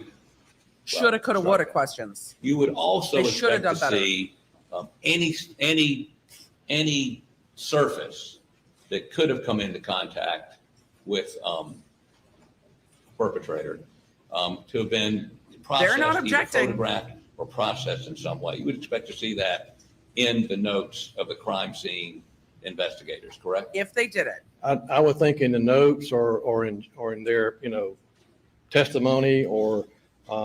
This anything man such didn't as go to the that, crime scene and they should be objecting. There should be something. Some of it's to proper explain though. What was done, yes. He's allowed to talk about procedure, but they never asked Do you Foundation know if he there ever was goes to a crime scenes. fingerprint person or somebody that had those Do you skills go to crime scenes? in the crime scene team that came out that night? I don't know. I know that there was no one from the Lake and Printing Department where I work at the scene that day. Okay. Do you go out to crime scenes? Do you go to crime scenes? I've done plenty. Dick's just doing a direct investigation, a direct examination. Thank you for but I clearing up have- our questions, I have Dick. not been on crime scenes for quite some time. You have people in your latent print unit that do go to crime scenes. Great. Not These are really. not leading The- questions. the These are Lake Print open Department, questions. the This way is a we're direct set up, examination We now. pretty much are in the laboratory Sure. setting and we process evidence that comes in from crime scenes. We don't typically go to the crime scene. On cross, he can And ask so any I type guess of I'm question, summarizing leading or this. directed. Everything they had you look at, It's not critical. looked at in the lab. It's just Yes, sir. explanatory. And you found no, when I say identifiable prints, it sounds to me like you found no evidence of any prints. Well, I found anytime I report something as no value for comparison, that means that I did find evidence of fingerprints. It just wasn't enough to compare it to anyone. Explain more what When the cell anytime phones are I like say since nobody nothing else was fucking observed, asked you. That means there was nothing observed. So, Thanks for clearing it up, I Dick. looked at all these. His cross-examination Other has than had more the, open-ended questions than no most of the value for prosecutor's case. comparison on the cell phone. That would mean you saw something, but you didn't have enough to compare. Yes, sir. And, This is direct examination now. It was no value. Keep in mind, again, their latents are fragile. You've got weather involved, water, rain, that sort of thing certainly is detrimental to fingerprint evidence being left behind. Rain is inconsistent with So other than the fingerprints being cell left. phone, That's helpful. everyone else says no fingerprint evidence was observed. That would mean there was nothing, not even a partial, right? Yes, sir. Anytime that result is in the report, that's what that means, yes, sir. Other than the cell phone, So somebody wiped a you didn't phone? even find any evidence of fingerprints, not a partial, not a smudge, not anything. So somebody wiped the Well, I phone? believe there were some additional long guns that came into me where I did get no value for comparison. But the initial shotgun that came into me was, nothing was observed. Yes, sir. And the initial shotgun would have been number 22. Yes, sir, that's correct. And would it surprise you to know that Mr. Murdaugh was seen holding that shotgun? Had actually Yeah, we're all surprised. retrieved it from his house, brought it Objection, down to Your the Honor. murder scene? Counsel's testifying. That's not the legal grounds. Counsel is testifying, but that's a proper question, I'm actually. just citing evidence that the state's already put into evidence. I'm not testifying to it. These are facts that And have he's been not- already established by the state. He's not misstating it at this He's an point. expert. He is an expert. He can opine. Dick is right. He's He an can. expert, therefore he can give an opinion. That is correct. Objections overruled. Would it surprise you to know This is a good question. that Mr. Murdaugh was seen that evening when first responders came, holding that shotgun? And I wanna know too. And the state has indicated, I mean, that's not. Okay, just ask the conflict. question. No one's challenging that. And yet there were no, I mean, you found no evidence of fingerprints. Is that correct? Right, yes, sir. And, that's, prints aren't always left on surfaces when you touch them. Just because you touch something does not mean you're going to leave a print. And there are all kind of variables as to why. Would you agree with me, you found no prints on any of the items you were asked to examine? No, Cartridge cases? no fired, identifiable prints. Shotguns, the shells in the shotguns. You just found no prints whatsoever. I found none of value for No comparison, identifiable prints. which tells me that there was something there, but it just wasn't of value to And it's compare. only Yes. on the cell phone. The cell phone and then the additional long guns that came into me later. Okay. Yes, sir. Beg the court's indulgence. Well, Dick, you cleared up more of that for us than the prosecution did. I think he should have I really think the defense should have asked no questions and let everybody be confused, because they've actually cleared it up more in their cross-examination, which is like we're living in bizarro world, because the prosecution is supposed to make shit clear. The defense, their job is No more to questions. have You done right. instill doubt. Agent Darnell, you were previously lieutenant of crime scene. Yes, ma'am. I was actually promoted to lieutenant over the Lake Print Crime Scene Department in 1998, where I was in that role for about 6 years. And in your experience in that position, are crime scene personnel trained to look for fingerprints at a crime scene? Yes, ma'am. Back when I was a lieutenant over the crime scene department, we used to do the crime scene. We did the printing. We did everything. Has that changed? Now it's two separate departments. We have a lake print department and we have a crime scene department. The crime scene department, as I understand it, they are trained in how to process crime scenes, which would include how to process certain things on its own scene for fingerprints. In other words, if it was something that was large and not able to transport back to the laboratory, they do get some training in how to process for prints. And with such a bloody scene, did you get any bloody prints in this case? I was not submitted any bloody Ask prints. him if those in are this case. apparent to the naked eye. Thank you. Nothing further from the staff. Thank you. Ask him if Thank those you. are apparent to the Step naked down. eye at the Thank you. scene. Because the jury doesn't know that. Y'all are forgetting what the jury knows and doesn't know. The jury doesn't know if you can Call the see next witness. fingerprints. It's not TV. Why are we calling another witness? Wait, Your Honor, it's 12:15. Oh, because we're going till 1 Eastern. Okay. Today I feel like I am being personally punished for something I have done. This is just, today's been a little rough. They are not closing the loops. Do you swear or affirm that the And testimony when you're loops are about left to give open to for the this court to be jury, the whole truth, so help you God? that Thank you. is Have a seat called on the witness doubt. stand. Repeat your name and spell your last name for the record. I just don't understand. Blake Johnson, last name Johnsson. Hi, Agent Johnson. Hello. Could you tell the jury where you work? Blake. I work for the South Carolina Law Enforcement Division. Sorry, Blake. And how long have you You been can't with work for SLED. Been with SLED a little over 5 years. Lies. You don't have a beard. And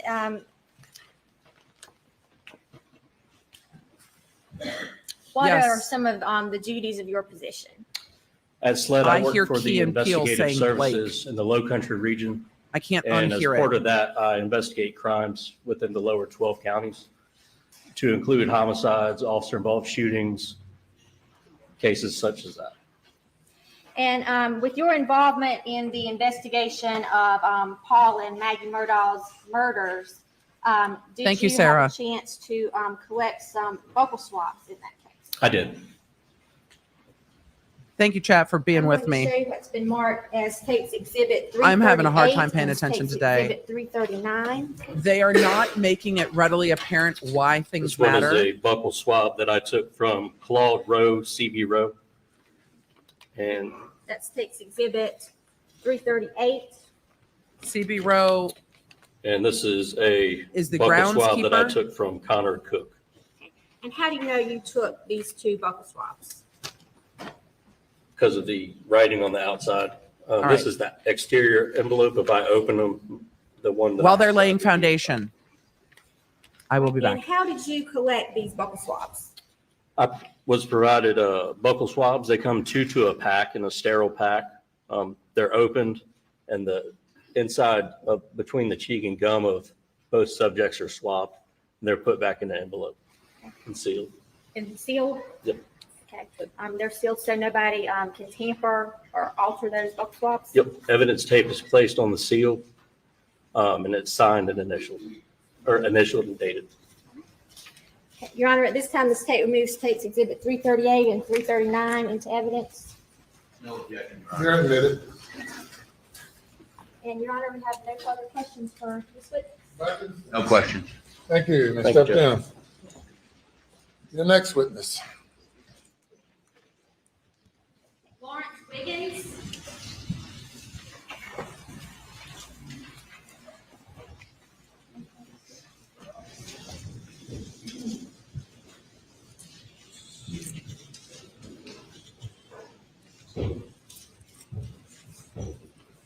Put your left hand on the Bible, raise your right hand. Do you swear or affirm that the testimony you're about to give this court to be the truth, so help you God? I do. Thank you. Have a seat on the witness stand. Repeat your name and spell your last name for the record. Lawrence Wiggins, Wiggins. I believe it's Chief Wiggins now, is that correct? That is correct. Are you the chief of Allendale? Is it Sheriff's Office, Police Department? Yes, so I'm currently employed as the chief of police for the town of Allendale.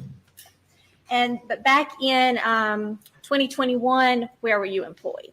I was employed with the South Carolina Law Enforcement Division. I was assigned to the investigative services and I worked out of the regional office in Walterboro. And at that time, were you involved in the investigation of the deaths of Maggie and Paul Murdaugh? I was preliminarily.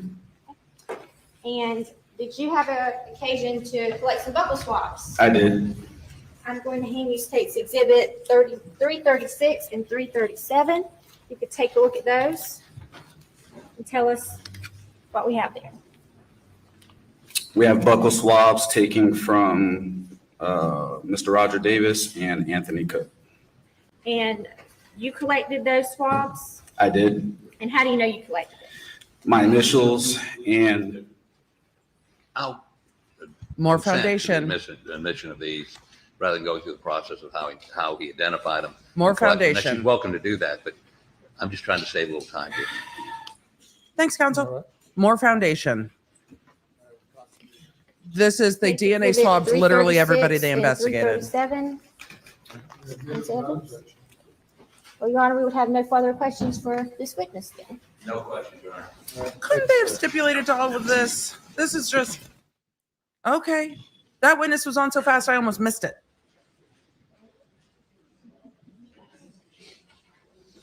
That was quick.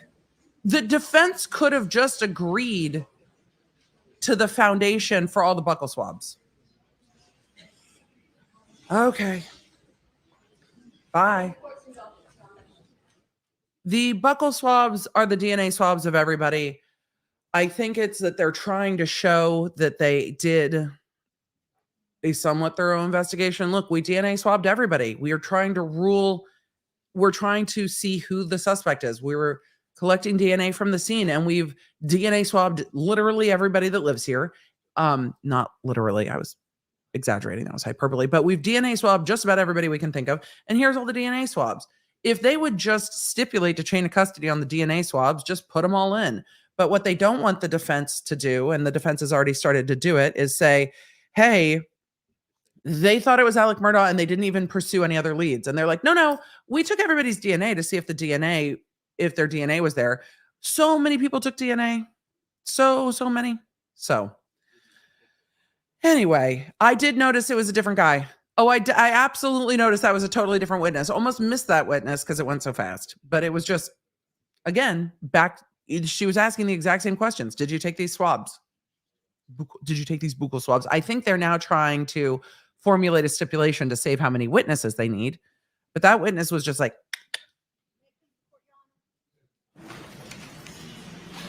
The state would next call Chandler Horney.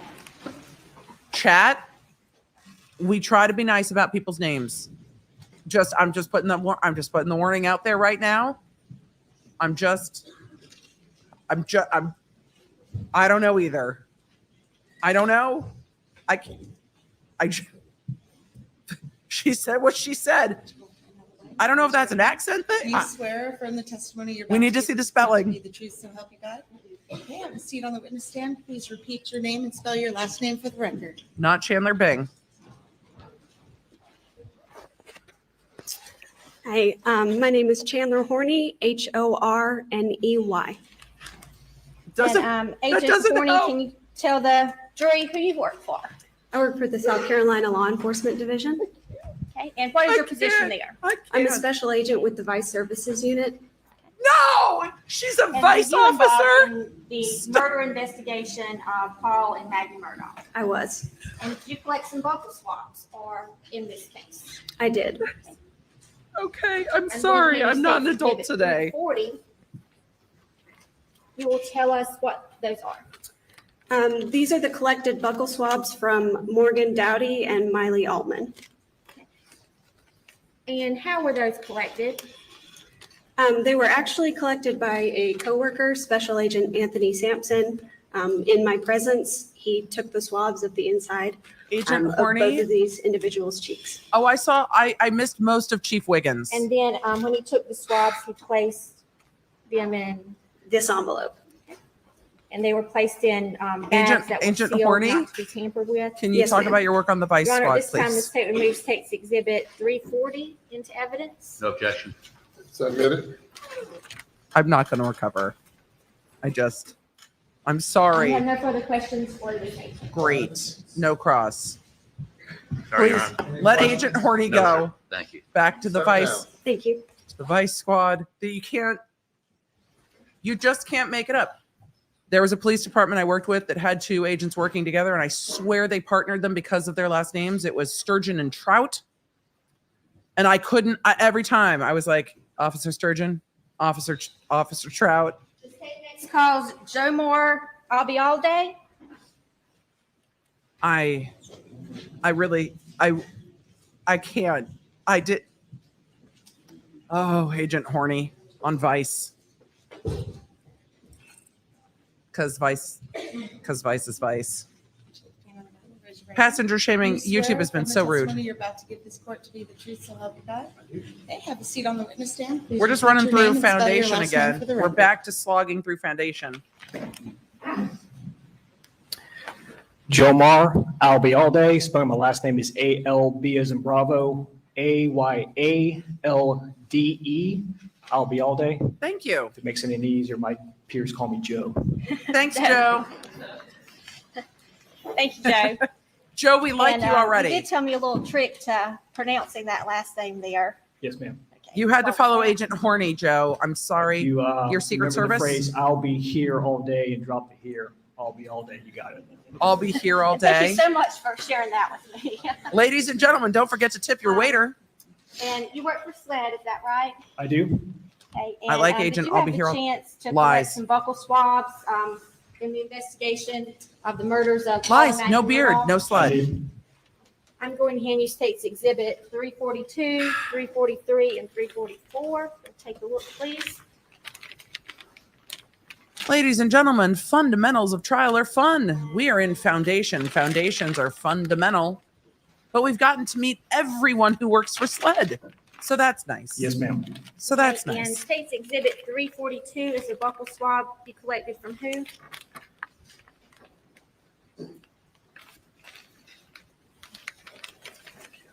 Wait. Ania. This exhibit 342 is from Mr. Randy Murdaugh. Okay, and then 343. I feel like sometimes your name might just, 343 last names might just kind of is a direct you DNA, one way or the other. Sample collected from a Hippolito Torres. And 344. This final buccal sample was. Oh, I collected think they from his DNA son, swabbed everyone that lives there. Alan Gonzalez. And how did you collect these buccal swabs? Yes, ma'am. These were collected via a DNA or buccal swab kit. I need Dr. B. Which essentially is a swab is a special agent Johnson explained to you earlier. So it's simply a swab from each side of the inner cheek, placed into a secured envelope and then sealed in a evidence envelope, such as this one. The defense could have stipulated to all of So it was this. not tampered with, is that right? That's correct, ma'am. At this time, this tape removes tapes 342. The closed captioning's there. 343 and 344. into I don't know why you evidence. can't see it. The closed captioning is there. I can see the closed Says captioning. defense. But it's very, very slow. Any objections? No, sir. You admit it now? Could we have stipulated to all of this? This judge, Your Honor. State has no further questions for Judge. Thank you. No, Cross-examination. Joe promised us he'd be here all day. One moment. We enjoy him. He was really fun. He was fun. All right. I missed Chief Wiggins until the very, very end. But we were back in time for Agent Horney, Thank you. You may step down. and I'll Thank be you. here all day. I'm ready for a stand-up set with I'll be here all day because the endless sea of foundational Next one evidence. is gonna be fairly lengthy, and Mr. Fernandez is going to call him, and we'd ask for just a moment to get the exhibits out that he needs. and get No, them let's in go to order lunch. so It's it 12:30. moves, Orderly before the. We've done enough work for the day. Let's just. All right, ladies and gentlemen, we'll take a brief break. No, wait, no. He said it's going to be a long witness. We're at less than a half an hour to lunch. No. I'm so disappointed. I'm so disappointed. But Dr. B's walking in. So I'm going to ask him. The burning question. The judge is walking off the bench. Dr. B, I have a question. Can I ask you a question? Sure. I know you don't want to be on camera because you've clearly been working out. Dr. B, Yes. they took DNA swabs from people's cheeks, the inside. Mhm. How do you pronounce the inside of the cheek? Oh, buccal or buccal? Yes. Depends on what part of the country and what part of the world you're from. It's like, is it a centimeter or is it a centimeter? So it really just depends on how bougie you want to sound. Well, which one's the bougie one? Buccal. Buccal. Buccal. Okay, buccal. It's buccal if you're bougie, buckle if you're normal. Well, You're a prostodontist. You say buccal, don't you? no, I say buccal.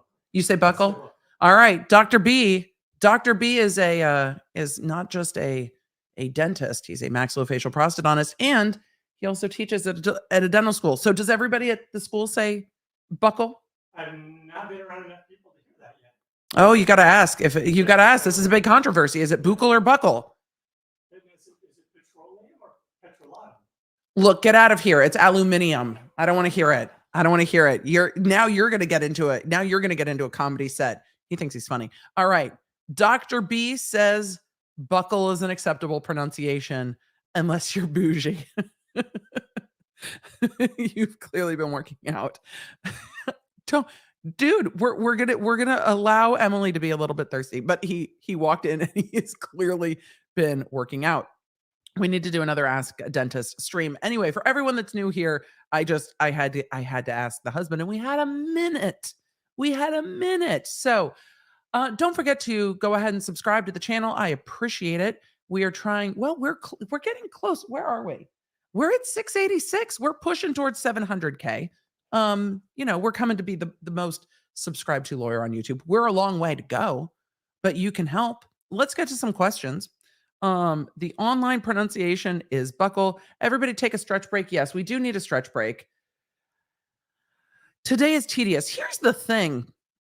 The defense could have agreed to the foundation for all of the freaking swabs. I don't think any of them are going to matter. I think this is an entire waste of time. I think the attorneys, if the prosecutors didn't ask for them to do that, they're not obligated to. But I don't think any of this matters. They took all of these DNA swabs, but maybe they want to put it in front of the jury to show their investigation. The prosecution might have said, look, we want to put this in front of the jury to say we swabbed everyone within a 50-mile radius. We swabbed them all. And there was no other DNA at this crime scene except who? The victims and the defendant, who all live there. So I think that's where we're at. All right. We need to get to some questions. I needed to stretch. You needed to stretch. We're gonna boogie and ask some questions. So I saw a super chat asking to slow the chat. The chat is in slow-mo, Kim S. We just have about 32,000 people plus in here. So, if everybody subscribed, where would that put us? I think that would put us over where we're at, but a lot of you are already subscribed. So I get it. Don't subscribe twice. Just the once will do. All right. Today is painful. No other DNA in a 50-mile radius. It really feels like that. It feels like they swabbed everybody there. They're like, look, our investigation's so thorough. We swabbed everyone. You also had a search warrant that you didn't execute because it might displace everyone sitting in the house. So there's that. So this time we really do have a tale of two trials. Who'd have thunk it? Elaine is right about that after all. Elaine was right, just in the wrong context. We even got, did I read that right? Yes, you stated that correctly. We got both of those things today. Motion to get Drizzly as a podcast sponsor. I will let the team know. Team, we need Drizzly. We do. You know what we need? We need some of the local Tennessee whiskeys to sponsor the podcast. That's what we can do for the Dr. B show. We'll do the sponsored by the Manscaped beard trimmer, and then buy some whiskey since, we know how Dr. B is on a whiskey stream, especially when Emily cuts him off. We're like, Dr. B, no more whiskey on the whiskey stream. Question: how is it that nothing has fingerprints on it? This is a really good question, Michelle. Even the guns. I think the prosecution is testing out their financial trial in this one. It feels that's not appropriate at all. But that's not the purpose of the trial. Sure isn't the purpose of the trial. And I would have asked, is it odd that nothing has fingerprints on it? Like, I want to know. It seems weird to me. Well, we could say no other DNA in a 1,700-acre property. They didn't even search the whole 1,700-acre property, so it makes it a little challenging because, well, no search. We need official bingo cards for each trial. We do. It's spelled buckle. It is spelled buckle. Buccal. Buckle. Jason Momoa just released a new vodka, non-flavored. Okay. What did he name it? But it feels odd that there's no fingerprints on anything, even the phones.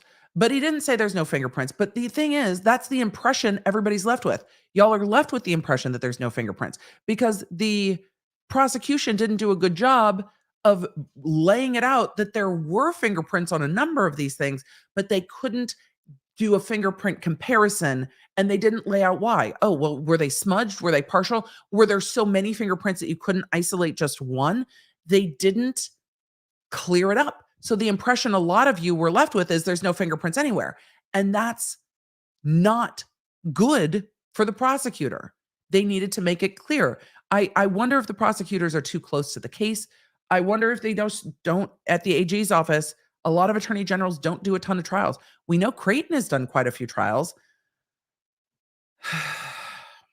I also forget that I worked in Los Angeles County, where our investigations, when we were annoyed, are still better than most places in the country, and where the prosecutors do more trial work than most prosecutors elsewhere in the country. And so the experience that I'm used to and the experience that I'm watching is just is a completely different experience, and I'm trying not to impute one to the other. But I'm so confused, and I'm annoyed that I'm confused. I don't want to be confused. I would love to be able to evaluate the witness, but I am so deep in the weeds trying to figure out what the fuck is even happening that I am just confused. I'm just confused. Did they recover, seize, search the burner phone? I don't think so. We've heard nothing about it. We've heard blessed little about a second phone, and I don't think they have one. I don't think they have a second phone. I feel the SLED investigation sunk any chances of a successful case. Can't make a silk purse out of a sow's ear. It's left a lot of questions, and leaving a lot of questions leaves room for doubt. Lawrence Wiggins, former SLED agent. Yes, Chief Wiggins. Hello, Chief. I'm sure you've answered before, but is there any footage of you on trial? I've never been on trial, thankfully. But for me in trial, no. We would love to see you in action. No, I did not do any cases that were televised, and I am glad for it. I'm very glad for it. Televised trials would be hard. There's a lot to focus on in a trial. There's so much to focus on in a trial. So let's see. I highly recommend Company Distilling Whiskey from Townsend, Tennessee for sponsorship. I will look. I mean, we've also got Uncle Nearest out here. We also have, well, obviously Jack Daniels. I want to get back to covering the Jack Daniels Bad Spaniels Supreme Court case because I'm loving it. I also, you know how I feel about the Old Smoky. Love that too. Stephanie, I have questions. How is this investigation of the crime scene credible? There's some gaps, and that's the problem. And the prosecution, this is my opinion. This is how it feels. It feels like the prosecution is like, the defense is just up to shenanigans. Like, it's not really a rushed investigation. It doesn't really have gaps. I need them to see the gaps and answer the questions. I don't think they see the gaps. I think they're like, it's fine. It's not fine. Right now, it's not fine. But also, at this point, I'm not like, what is the outcome going to be? I want to understand what your case is. That's all I'm rooting for at this point. What is your case? That's all I want to see. I want to be able to understand what is your case. Much simpler for the prosecutor to say that A, realized that day that his house of cards was going to collapse and snapped. We haven't seen them say that yet. How can you tell the difference between a chemist and a plumber? Ask them to pronounce unionized. Oh, that's funny. I love a chemistry joke. Emily, will AM testify at some point? Also, I don't have Agent Horney on didn't have Agent Horney on my bingo card. I definitely didn't have the Vice Agent Horney on my bingo card either. I don't think Alec Murdaugh should testify. I don't think he needs to. Nope. He's given 3 interviews, and there's a lot of questions here. I want to take a look while we have a moment at some of the evidence that has come in, that is now available on Court TV since yesterday. And then a reminder, Quick Bits will be out later today. I will link it here and there and everywhere so you guys can find it. I go through my timeline that I created in this week's Quick Bits, and I pull out the 2 Snapchat videos and go through those. And then I also, this is why it's not quick, I also go through, did Alec confess or not? I go through that too. So let's take a look at this real quick. So we don't need the disc of the Snapchat video. This is the list that the jury is going to have of Maggie's phone. This is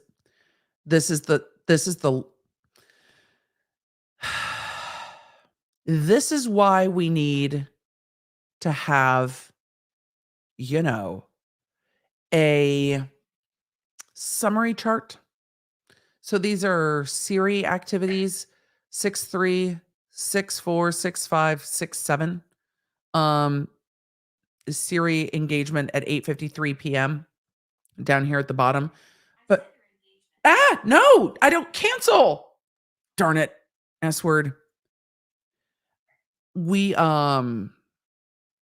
see the in and out times on 6-7 with the end date and the start date and the end time and the start time, but it's hard to parse and there's no pointing to what's the most relevant. The judge is back on the bench. Are we going to bring the jury 15 minutes before lunch for a long witness? This judge isn't wasting any time. He's like, we got 15 minutes. Mount up. Bring the jury.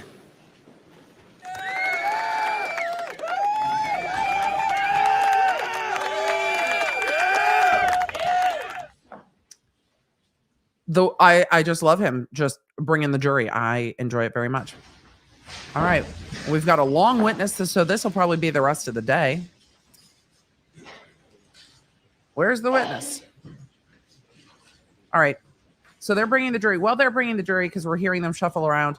This is why we need some summary exhibits. Because the jury's going to be like, great. They're not going to remember it by the time we get to it. They have a million of these exhibits that they're never going to want to look at, ever. This was the most helpful. Here's Moselle. Here's the house. Up at the top. Oh, my pointer is still off. Up at the top, you can see the yellow pointer that shows the house. Up in the corner, you can see the red tin roof air hanger. You can see Moselle Road, and then you can see where Maggie's cell phone was found. That was one of the most helpful exhibits that we saw. There we go. So you get a little bit more sense for the farm. Thank you. And I call your next witness. Thank you, Your Honor. May I please report? Yes, sir. State calls Paul Greer. Agent Greer. And yes, remember, the jury doesn't have notebooks. They have to just sit there.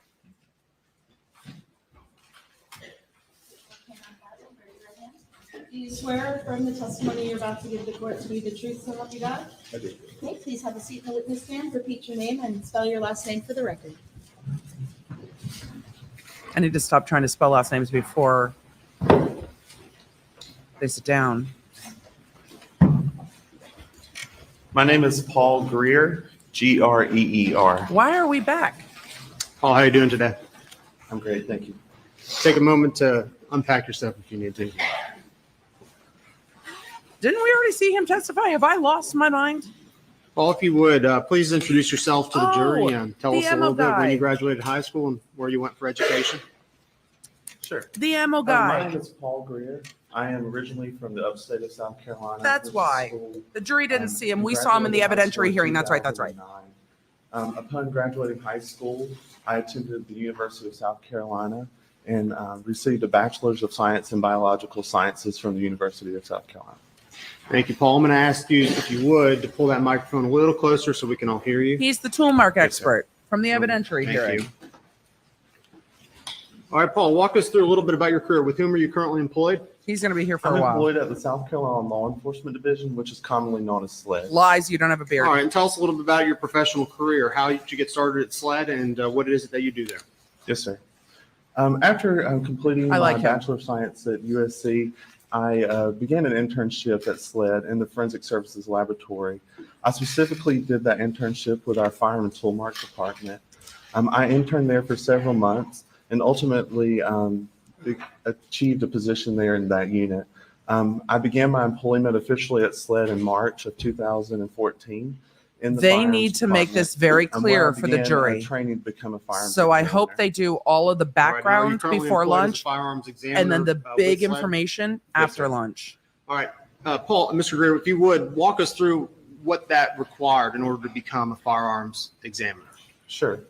In order to become a firearms examiner, there's a lot of extensive training on the job that must be conducted. At SLED, I He's began ready to an just in-house teach the training jury about program this. that we refer to as the Firearm and Toolmark course of instruction. During this time, again, it was extensive, approximately 3 years or so. I assisted other examiners who were qualified on the job, prep their cases. I like learned him how too. to work those cases.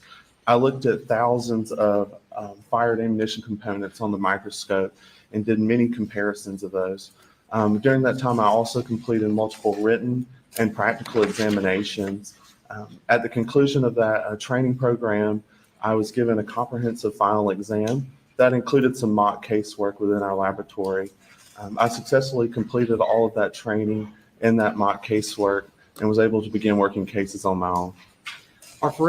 In addition to the comprehensive qualifications and testing required to become a forensic examiner, are forensic examiners in SLED also subject to yearly testing as well? Continuing education? Yes, sir. We do the competency at the conclusion of our training program, but we also participate in proficiency testing each year within an area in our discipline. So that is completed. I complete a proficiency test each year, and that just assures that we're maintaining our competency. I'm just like, Hey, great. Paul, are you a member of any professional organizations? Yes, sir, I am. And which one would that be? I'm a member of the Association of Firearm and Okay. Toolmark Examiners. He's which an is also known association as of all of the things. Have you had He any did the opportunity to evidentiary attend additional hearing. trainings or conferences under the umbrella? He's going to be the Toolmark expert. His testimony at the evidentiary hearing was that the casings recovered by the stoop and the casings recovered at the shooting range match the tool marks on the casings recovered near Maggie's body. That is substantial evidence in this case that that gun was shot on this property multiple times. It is substantial evidence. The defense is going to argue the science behind this, so this will probably be a long argument today. Examination. I've attended several of those conferences, and I've also attended some regional conferences that have been hosted by the FBI laboratory in Quantico. And speaking of laboratory, is your laboratory accredited? Yes, sir, it is. And what is the accreditation it operates under? The SLED laboratory is accredited under ANAB. That is a national organization that follows ISO 17025 standards, and those are international The judge standards. So our did laboratory the is, hearing and found operating it to be at credible within testimony the and same credible set of science. standards as other labs in the United States. So that's why it's that are coming in. accredited with ANAB. It's very big And also evidence. those who follow the ISO 17025. And in order to maintain accreditation, is there an inspection process that ANAB requires? So now you know what we're looking for. Yes, sir. All right, and explain if you would the couple of inspections that are typically required. In order to maintain our accreditation, we have a visit approximately every 4 years. Auditors come in to the laboratory to check our casework, review our files, make sure that we're operating within those standards. And they watch us perform casework. That's a huge component. And they do this for all of the disciplines within the laboratory. Someone is using the And podium. that audit every 4 years within that cycle helps to ensure that we're meeting those standards. Internally at SLED, we also have internal audits each year.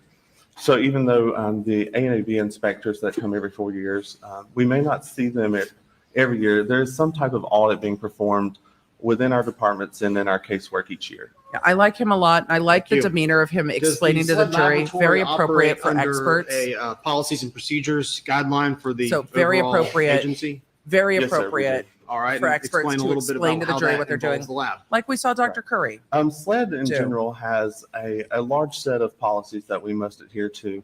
Within the laboratory, each department It's establishing has the a foundation manual for him that to be an they must expert and follow for the science. that gives them information on how to conduct their everyday work. He did and seem how to perform appreciate a good casework. audit. Additionally, and following the ANAB accreditation, we have a SLED quality manual that is specifically for the laboratory. We must follow that as well. And those are all guidelines to help us to conduct casework. And in addition to the SLED quality assurance manual, would there additionally be a SLED firearms department manual that you have to comply with? Yes, sir. There is a firearms manual that we must follow. Okay, just very briefly, please explain what that involves. Yes, sir. That again is just a document that gives us information on how to conduct our day-to-day casework. They're an accredited what to lab. do, I think that's with as close evidence, as we're how going we to should get. examine that. It also But I gives us appreciate the joke. information into our training program, any type of calibration or measurement. Is he gone references again? that we need to consult for Oh, our he equipment is. that we use. All of that information is contained within that manual that we have to follow and can reference. All right, and if you would, please explain So again, all of to this the jury background what came in the firearms evidentiary hearing. identification, generally the subject For matter. those what of you that that is. didn't read it, Firearms identification or didn't listen to the is a evidentiary discipline hearing, in that's forensic fine. science, This is going to go where our on main and on objective and on. each day is to examine those And it's going to be fired ammunition ruled components. appropriate. So imagine a They fired just have to cartridge explain it case to or the a jury. fired bullet. And we're looking at those in order to determine if they were fired by a specific firearm. Thank you. That's what we're doing here. How long again have you been working in SLED, in the SLED laboratory? I've been employed in the firearms department at SLED for almost 9 years. And have you had an opportunity to testify in court such as this? I have. Would that be both state and federal Fee courts? simple absolute. I have testified in state and This federal is why we courts. like him. Approximately how many times? Of or do you know how course many he times? wasn't banned. Approximately 27 times, yes, sir. Your Honor, We at this point, stand state band moves nerds to here. admit, We love Mr. band. Greer as a firearms and toolmark examination expert. I love that. Of course he wasn't banned. He's so No damn objection to his delightful. qualifications. He's so qualified. Thank you for sharing that with us, Fee simple absolute. I All right, appreciate it. Mr. Greer, I'd like to take the moment to kind of educate the jury a little bit on firearms. Yes, sir. And if you would, please tell us a little bit about the, well, first of all, are you familiar with the two kind of cartridge rounds? No. we're gonna Finish primarily the be talking about today? question. Yes, sir. And are you familiar with the two kind of firearms we're going to generally be talking about? I would want him to be Yes, my sir. section leader. If you would, please give us a little, an intro to firearms, beginning with perhaps the shotgun.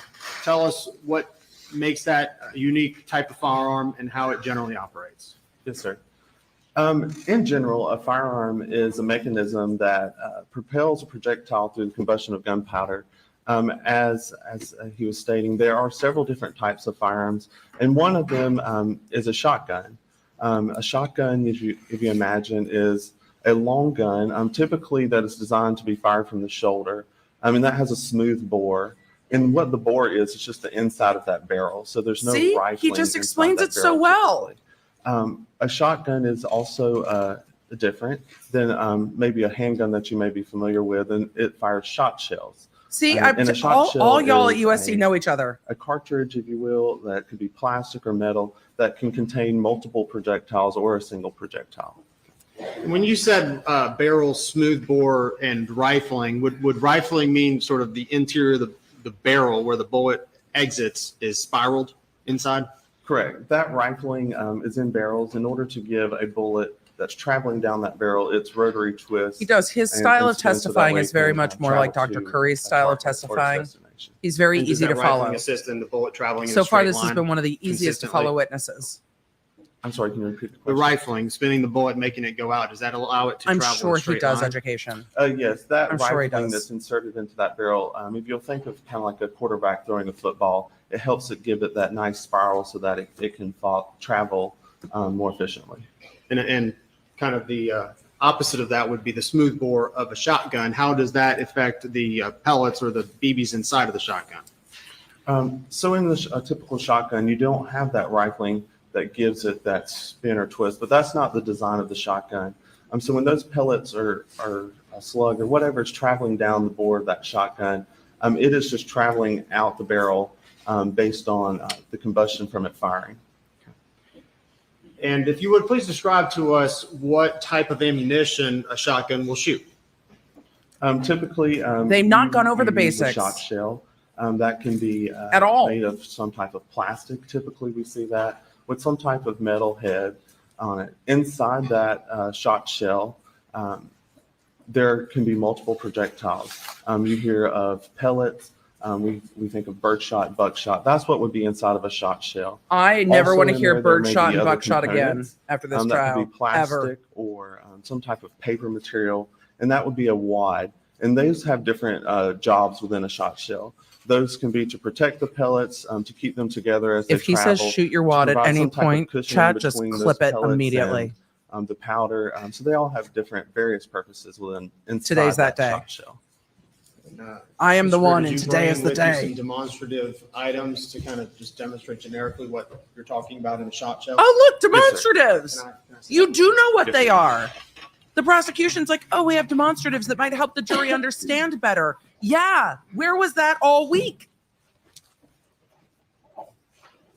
This guy should be educating everybody. I like the way he talks.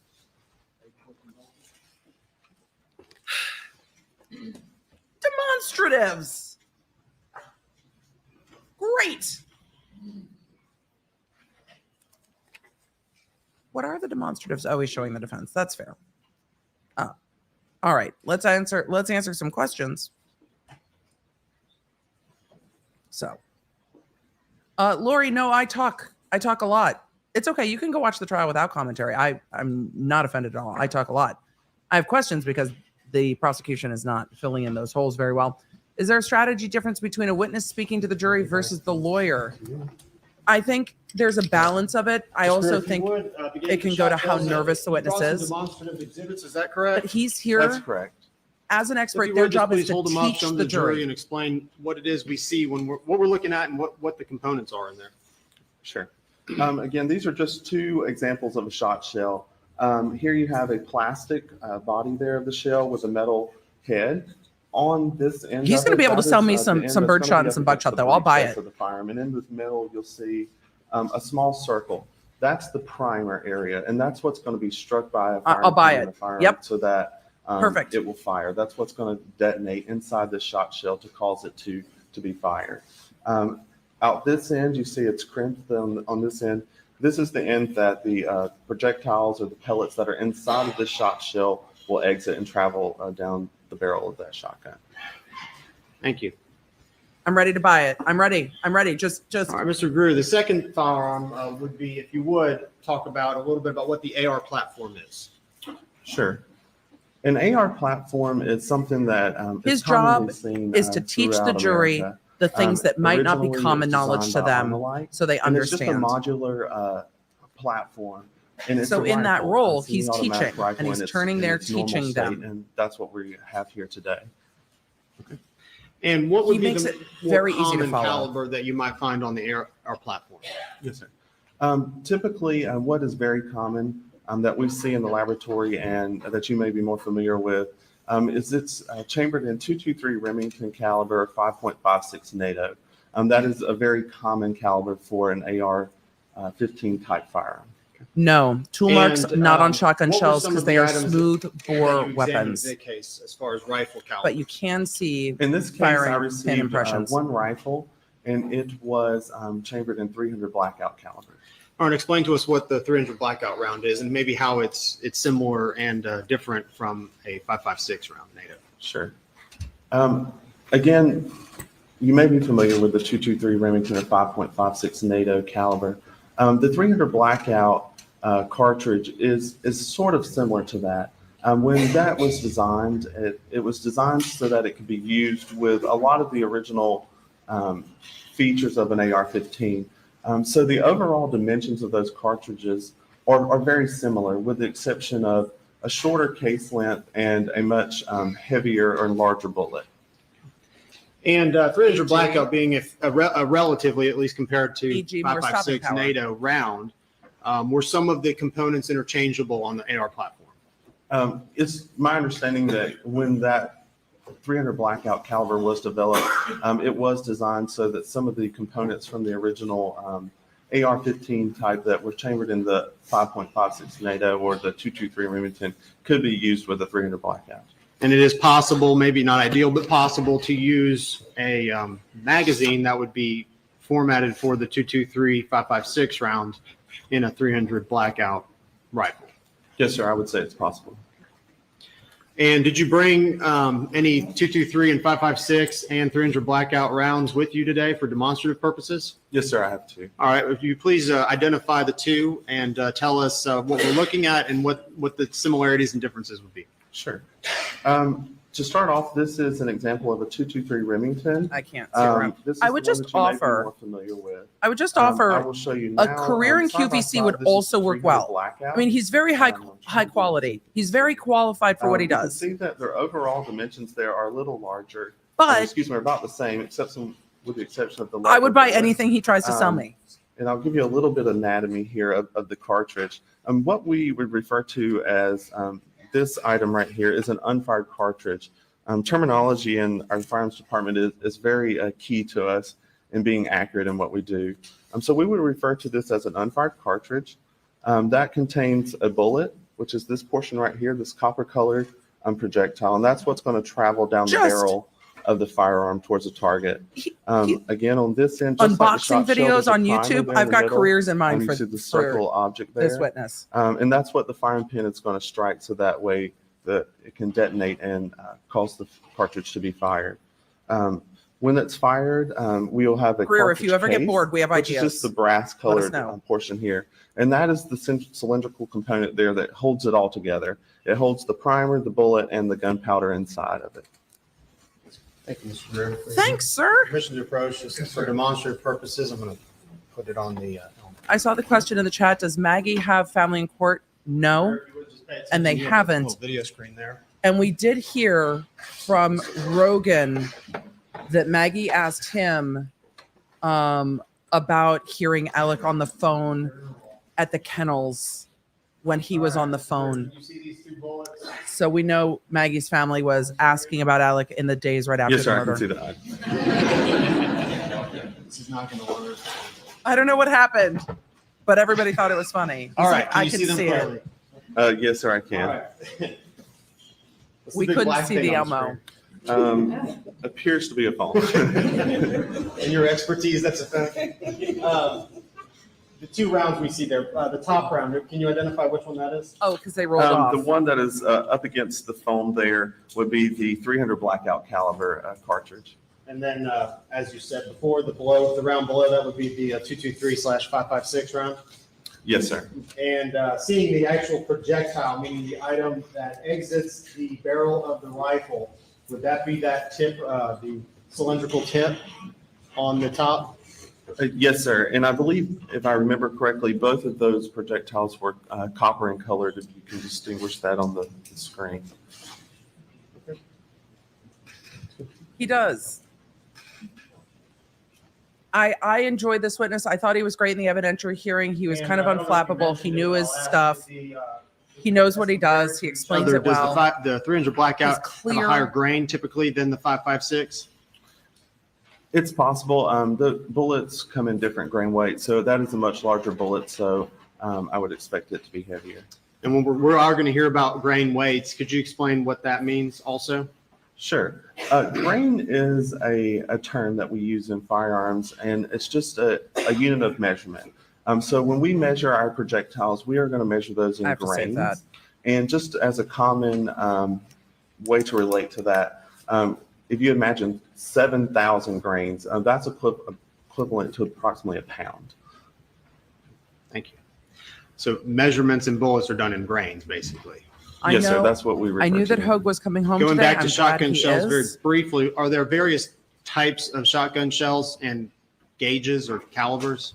Yes, sir, there are. Could you explain a couple of the types that you might commonly find, and then just some of the calibers so we know what we're talking about? Sure. Some of the more common gauges in shot shell, and gauge is just referring to the size and how we are able to determine what that firearm's chambered in. So a 12 gauge is something that's very common. That's a very common shotgun that I would expect to encounter. You may also have heard of or be familiar with a 20 gauge. That's another one that may be common, or 410 bore, which is a type of shot shell as well. Those are some of the more common ones that we would see in our laboratory setting and that you may be familiar with.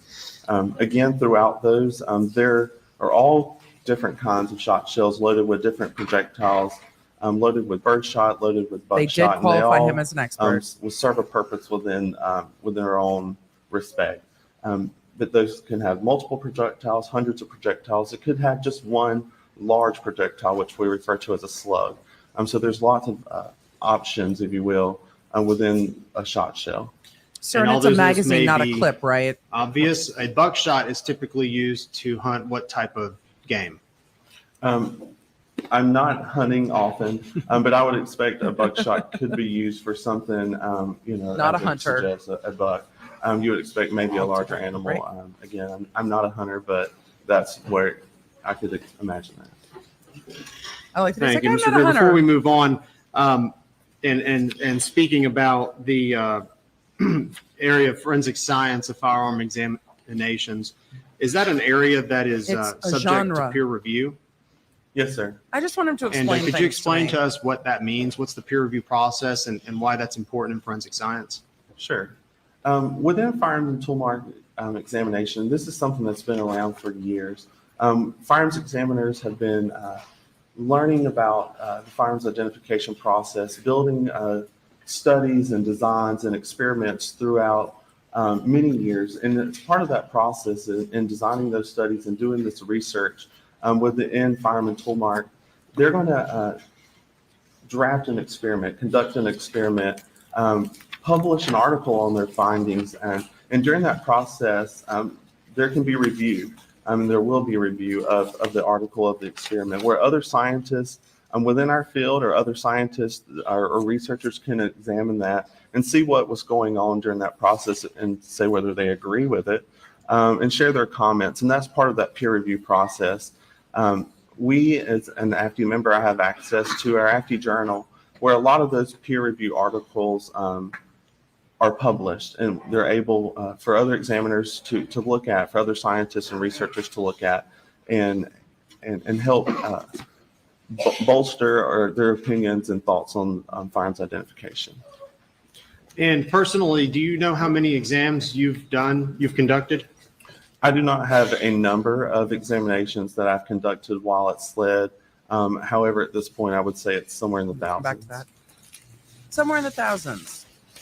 All right, Mr. Greer, I'm going to ask you, did you receive a volume of items concerning this case for review? Yes, sir. I did receive several items to examine in this case. And generally, did you have an opportunity, we're going to go through those items very shortly, but did you have an opportunity to, in general, review a significant amount of items for identification, possible identification? Haley, this is a great point. And did you prepare a report after conducting these examinations? Yes, sir, I did. Do you have a report and a summary report? Because we would love a summary I'm going to ask report. us if we would go through a number of items very shortly. Do you have a copy of your report, and is it needed in order to refresh your memory and be able to specifically recall each individual item? Do we have a summary yes, sir, I do have report? a copy, and I would appreciate being able to refer to it. Okay, very good. And prior to your testimony today, have you had an opportunity to well, first of all, generally when items are submitted, do you know anything about the case? Generally, when items are submitted to the SLED laboratory, I do not have information about the case. I do not. Prior to today's testimony, have you familiarized yourself at least very briefly with the layout of the scene of the crime? Yes, sir, I have. And what specifically paying attention to what on that crime scene layout? I reviewed a crime scene layout in relation to where some of the marker numbers were that are listed in my report. Those just reference numbers, and I reviewed where those were in relation to the crime scene the evening where the two bodies were. And is that just to assist us when we reference item number X, Y, or 1, 2, or 3? It allows us to then to testify as where that was located. Yes, sir, it can. All right, Agent Greer, I'm going to go down the list of items, and I'd like you to identify the item that was received for me, beginning with item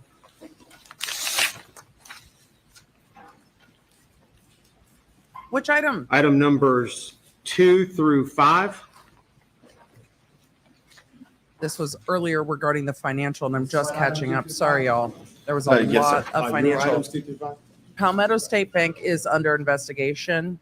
So when we talk about Palmetto State Bank, it was under investigation and is under investigation while they're looking for items.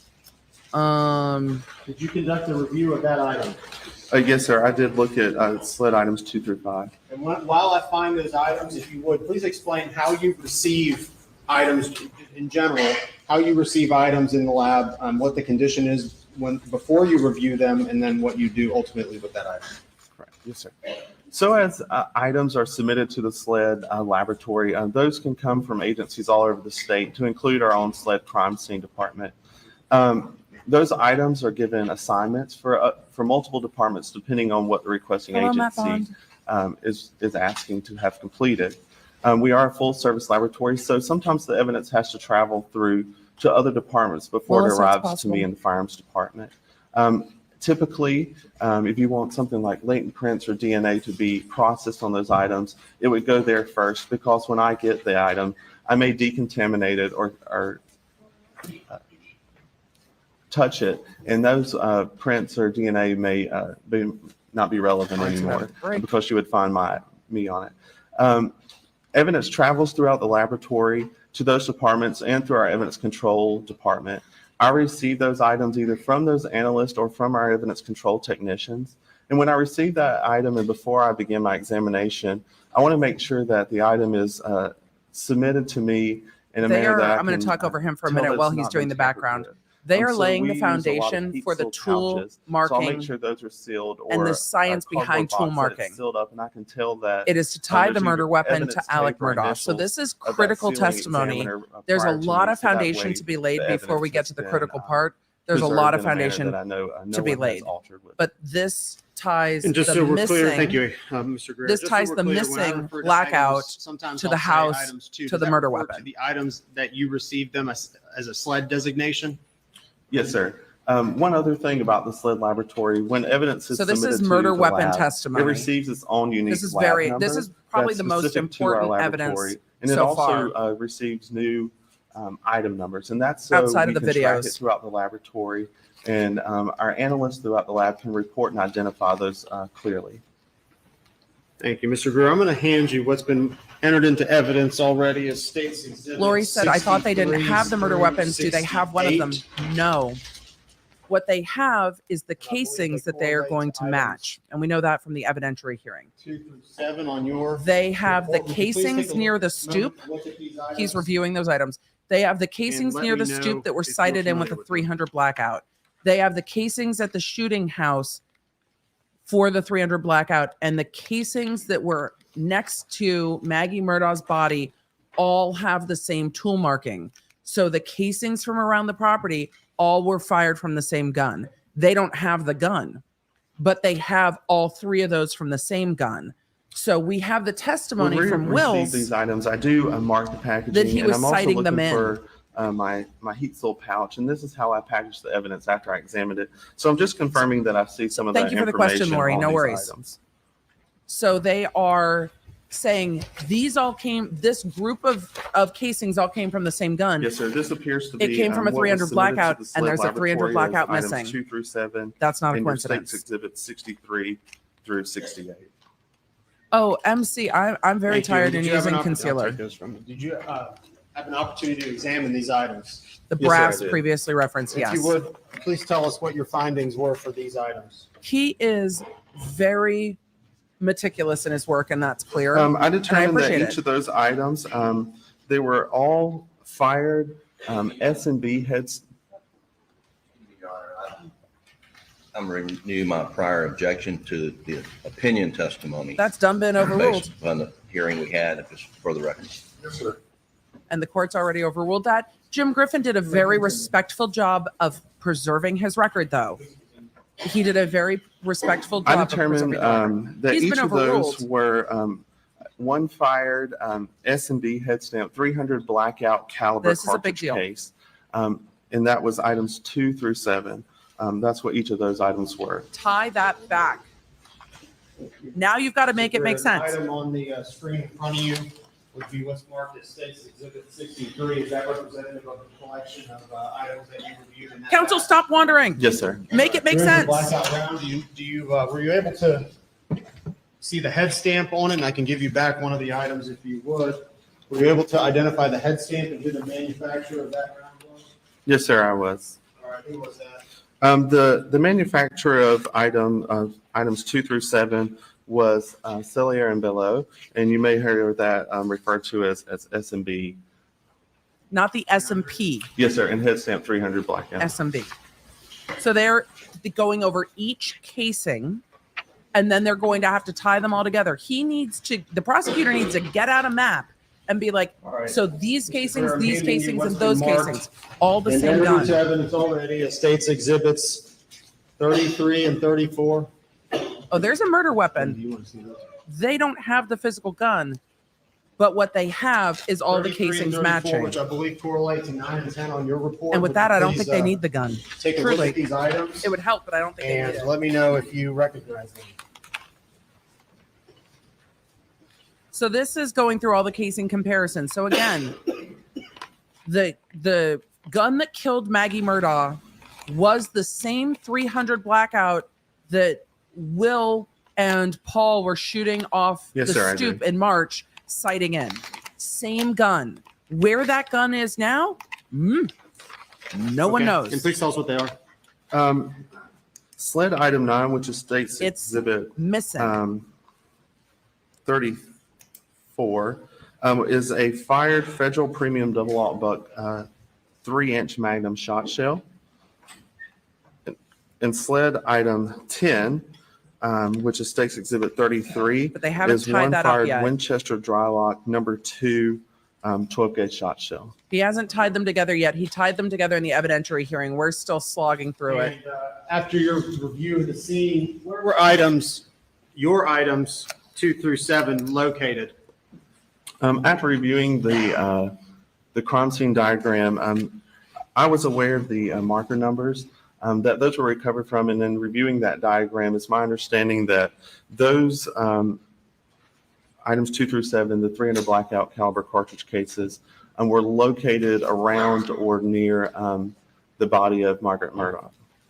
They were sighting the gun, I believe, in March, right as hunting, All right, the and end of March as referring hunting now to your season was items 9 opening. and 10 States 33 and 34, where were those at your review of the crime scene? This is the replacement gun. Diagram, where were those identified and retrieved from? Those appear to be in or around the storage room area near the kennels. Thank you. So hopefully he will go through the diagram. The jury's gotten to see the diagram they're talking about. They need to tie it together. And Putting again, these two up this on the ties it to screen. being Mr. family Greer, are these the items ammunition, you just testified to having examined? family gun. Yes, sir, they are. Okay, thank you. Now, right now, we're identifying a number of items. Is it, would it be fair to say that we're going to go over your results then at the conclusion of the identification? Yes, sir. we can. Thank you for not leaving the loop hanging out there. He's All right, let the referring jury to know item we'll get to it. States, Hopefully he'll wait till after lunch. States Exhibit number 4, your item number 22, would you please direct your attention to that? Yes, sir. Okay. Stephanie asked, do they have the gun that killed Paul or they don't have either one? I thought one was long gone and one was whatever short gun. Sorry, not a gun person. You're confused. That's okay. The prosecution hasn't done a good job. There are 3 AR style blackout guns. One was lost or taken from the back of Paul's truck at a party years ago. That one was replaced. The one that was replaced is missing. It's the one with the red dot sight. Damn it, not the thermal sight.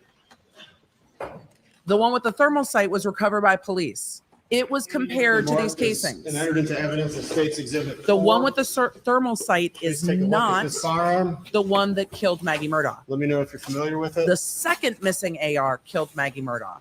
And the second missing AR was never reported missing. And the night of the event, they didn't say it was missing. I'm interested to see Ladies if and gentlemen, this firearm is unloaded. It's safe for me to handle. I will keep it pointed in. he's such a safe great direction witness. here. I'm going to look for I some will of those keep it pointed identifying in a marks safe that I direction. placed on. He confirmed for the jury shotgun. this gun was safe. He's the only witness that's done Yes, that. sir. I do recognize this shotgun. All right, tell us what that gun The is. only witness that's done This that. shotgun was determined to be one Benelli model Super Black Eagle 3 semi-automatic shotgun. Will Loving and was 12 gauge critical. E with a serial number of U573210E17. Paul was Thank you. killed with a shotgun. I don't know if they think it was this one. I don't think they do. Was there anything that accompanied? He's State's the exhibit number, only witness that has clarified that. Yes, sir. Also submitted with that firearm was an accessory, which was the sling, and one unfired Federal Premium Double Aught Buck 3-inch 12-gauge shot shell, and one unfired Winchester Super X Game Load 16-gauge shot shell. When we break for lunch, I will break down my thoughts on the guns again. You just testified that when it's not so rushed. 12 gauge. This shotgun is what gauge? That is 12-gauge shotgun.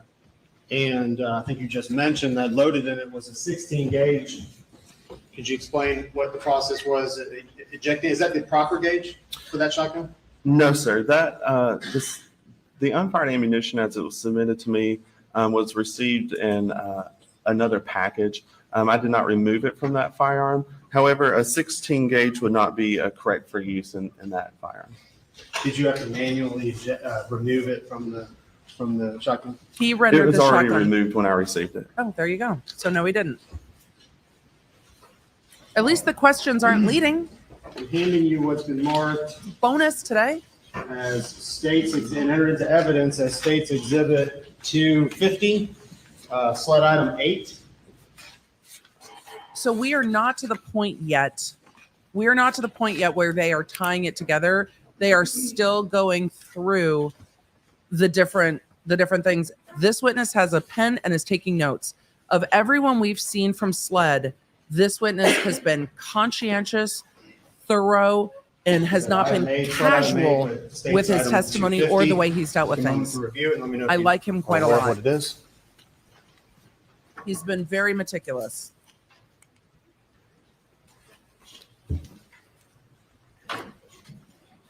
I just want to grab a whiskey and talk to this witness and Runkle about the Rust case. Like, that's what I want to do. Yes, sir. I recognize this as SLED item 8. I want to sit Did you down have an and chat. opportunity to examine and review that item? I did. What did you determine it was or is? SLED item 8, states exhibit number 250, was determined to be one fired bullet, and that was listed as a near tire impression at marker 8.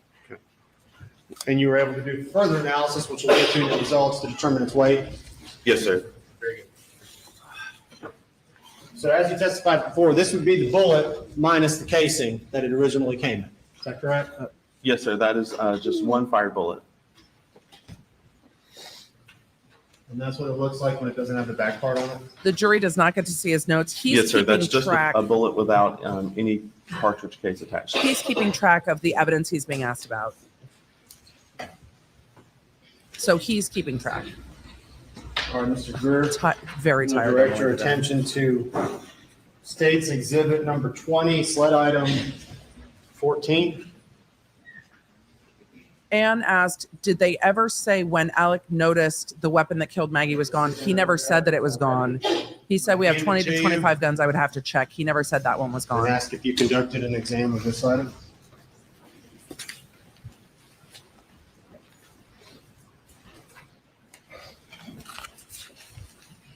Yes, sir. I did. No guns were found under Maggie. Cartridges were found under Maggie. SLED item 14, which is states exhibit 20, was determined to be 24 birdshot pellets listed as from dog food storage room. So that is the buckshot. Can you repeat for my purposes, these were pellets from what? Yes, sir. 24 birdshot pellets listed as from dog food storage room. You testified before and you presented what a shotgun shell looks like. Would that be what's inside a shotgun shell ultimately? Yes, sir. That would be an example of birdshot pellets that would be loaded into a shotgun shell. So that is birdshot. There's no delicate way to say, but that is birdshot that did not hit Paul. That is birdshot that's spread further out when Paul was shot Evidence as states exhibit and was 76, recovered behind where Paul SLED item was killed. number 12.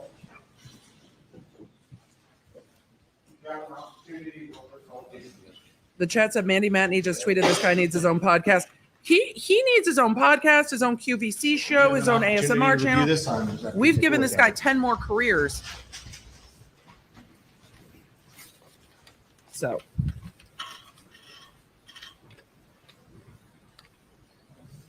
So this is. Yes, sir. All right, tell us what it is, please. SLED item 12 states exhibit 76 was determined to be one fired bullet listed as from bedding inside doghouse.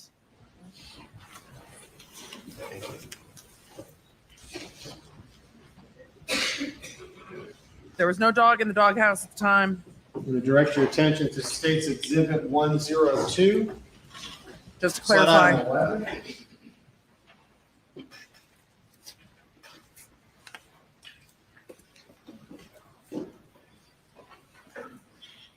Already entered in evidence. Please take a look at this item. No one tried to shoot. No one tried to shoot the dog. Familiar with its contents. It was a stray bullet. No dogs were harmed. It was when Maggie was moving that ended up there. Yes, sir. This is SLED item 11, States Exhibit 102, and that was determined to be one fired bullet jacket fragment, 3 bullet jacket fragments, and 1 piece of lead, listed as defect in ground gravel marker 13. Thank you. Those were in the gravel, and we heard the crime scene testimony that those were in the gravel. But no dogs being hurt is to what's been identified. Thankful, because the kennels were right there. Exhibit 109. So the kennels were right there. They did not get hurt with any of the spray buckshot. They could have, I think, based on the way I've looked at this crime scene. They did not. So we know that the dog Cash, Rogan's dog, was picked up the next morning by Rogan, and he took him home. I don't know where Bubba is. I assume Bubba the lab is with one of the other family members on one of the other family members' properties. Recognize it, and if you perform or with Buster. An examination of it. I know it's well into lunchtime. Yes, sir. This is SLED item 137. I wonder if the court's States taking a Exhibit later 109. lunch, It was 'cause they're determined to be drinking it late. 1 piece of lead listed as from hair on the item 92 dress. At this point, State would move. So that's for lead 109. recovered from Maggie.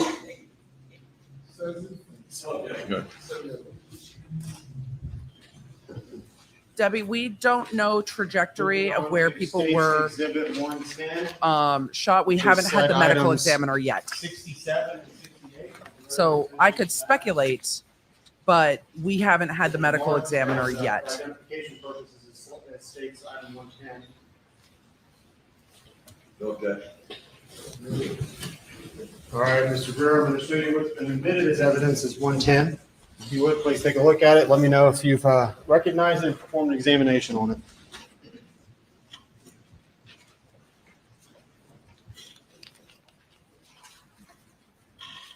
When do you think the medical examiner Yes, will sir. testify? I'm not States sure. Exhibit 110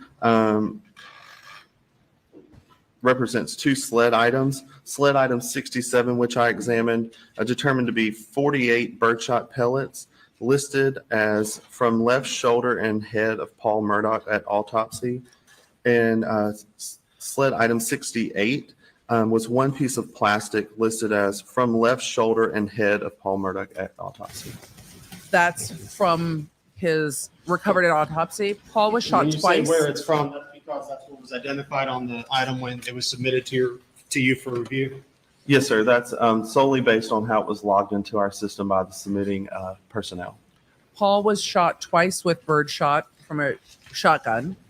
Maggie, I believe, was struck 5 times, but there were more casings than that from the AR. There were more than 5 shots fired. 112 and 113 marked as identification purposes.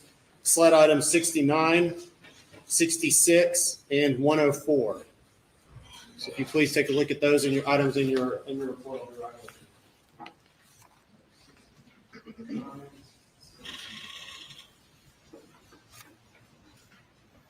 So we will Tracy, we will get to this with the medical examiner more, but Maggie was shot, I believe, 3 times center mass, and then there's just after she was down because of those shots, she was shot Ladies and twice gentlemen, we're going to break for lunch. in the back of the head. We That's the will, reporting so far. Resume in 1 hour and 15 minutes, 2:45. All right. Lunch till 2:45. I'm going to wait again till the courtroom clears. Sometimes the judge has things to say. No, he's walking right off the bench. He's like, I'll be back at 2:45, which means I will be back here at 1:40 p.m. Central Standard Time. So for those of you that are going to grab lunch, I'm going to do a quick explainer of the morning. But for those of you that want to be back, that's when I'll be back. This stream will dump into that stream. There won't be additional text updates or anything like that. Because at lunch, I've been eating lunch.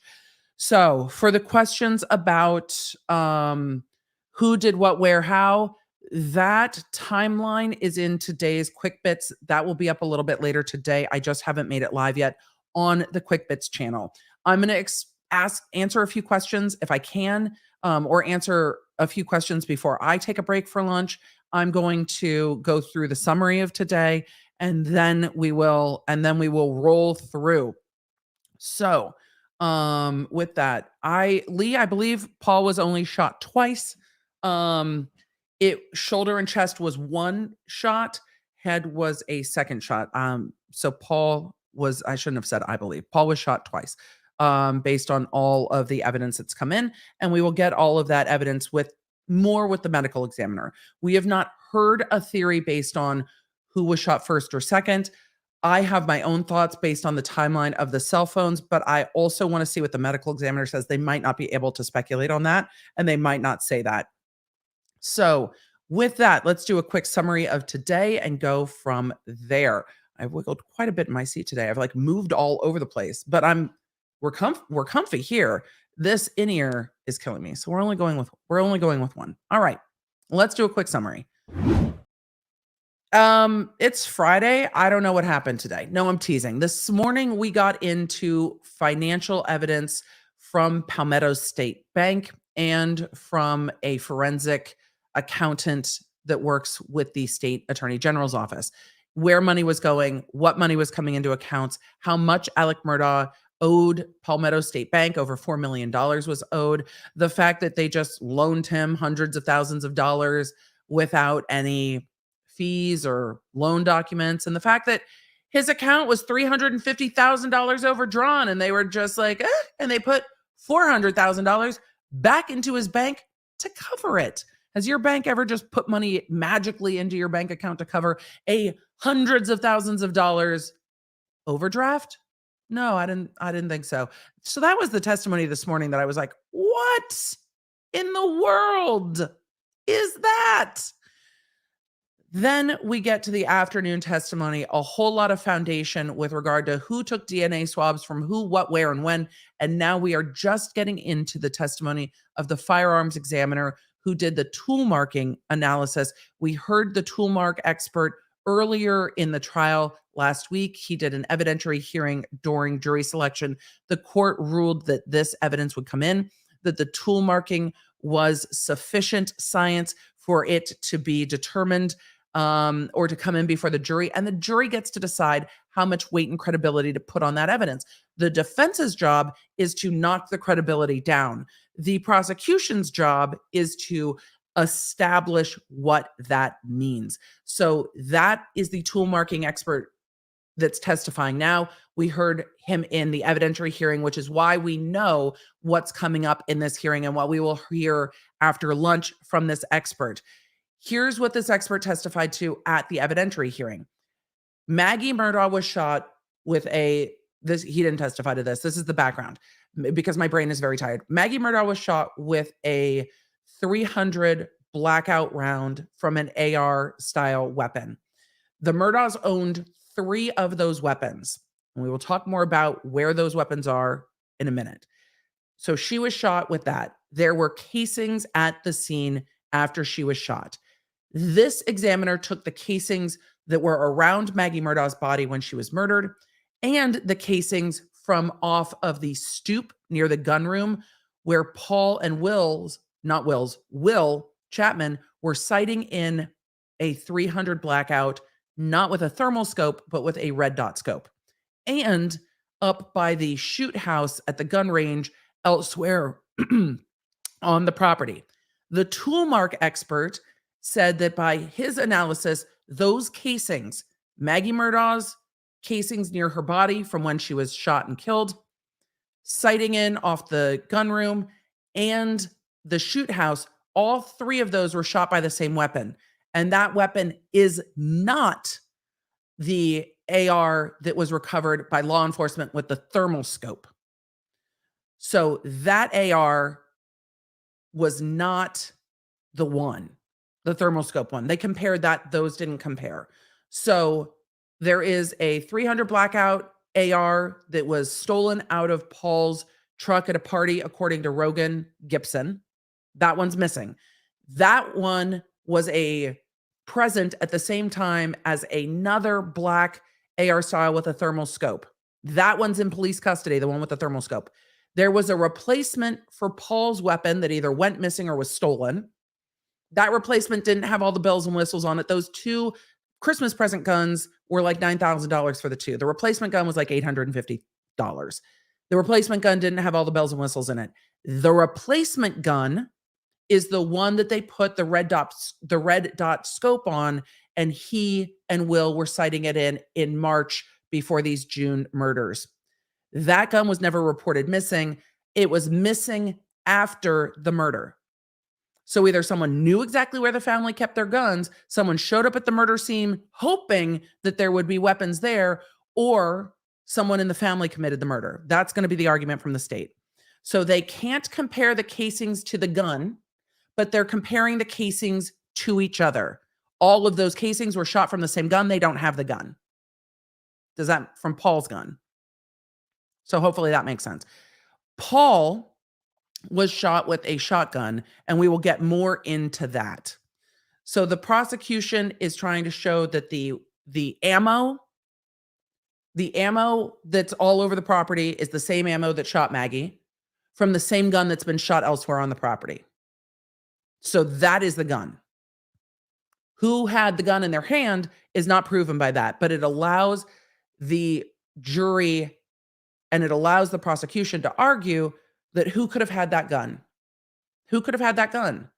It was never reported missing. The defense is going to say, well, the other gun wasn't reported missing either. Guns are just missing. Weird. But it's suspicious that the gun is gone.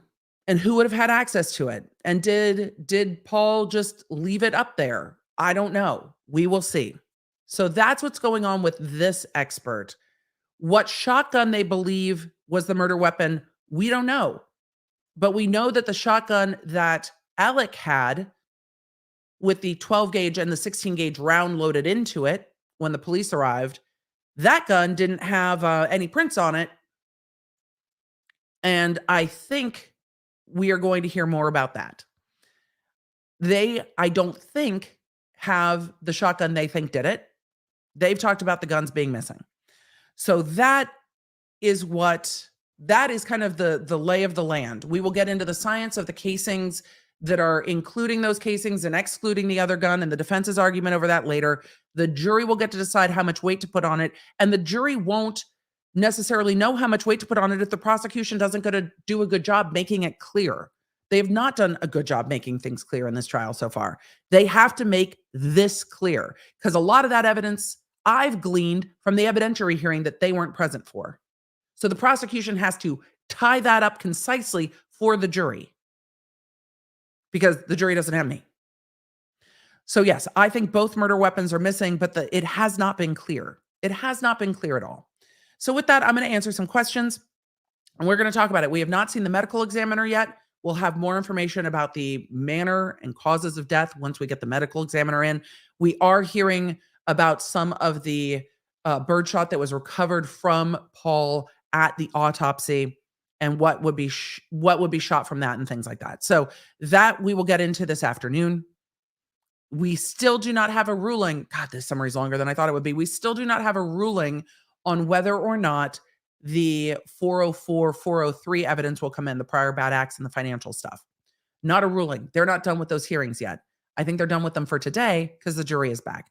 Let's get to some quick questions, and then I am going to go eat lunch, and then we will be back here in about an hour.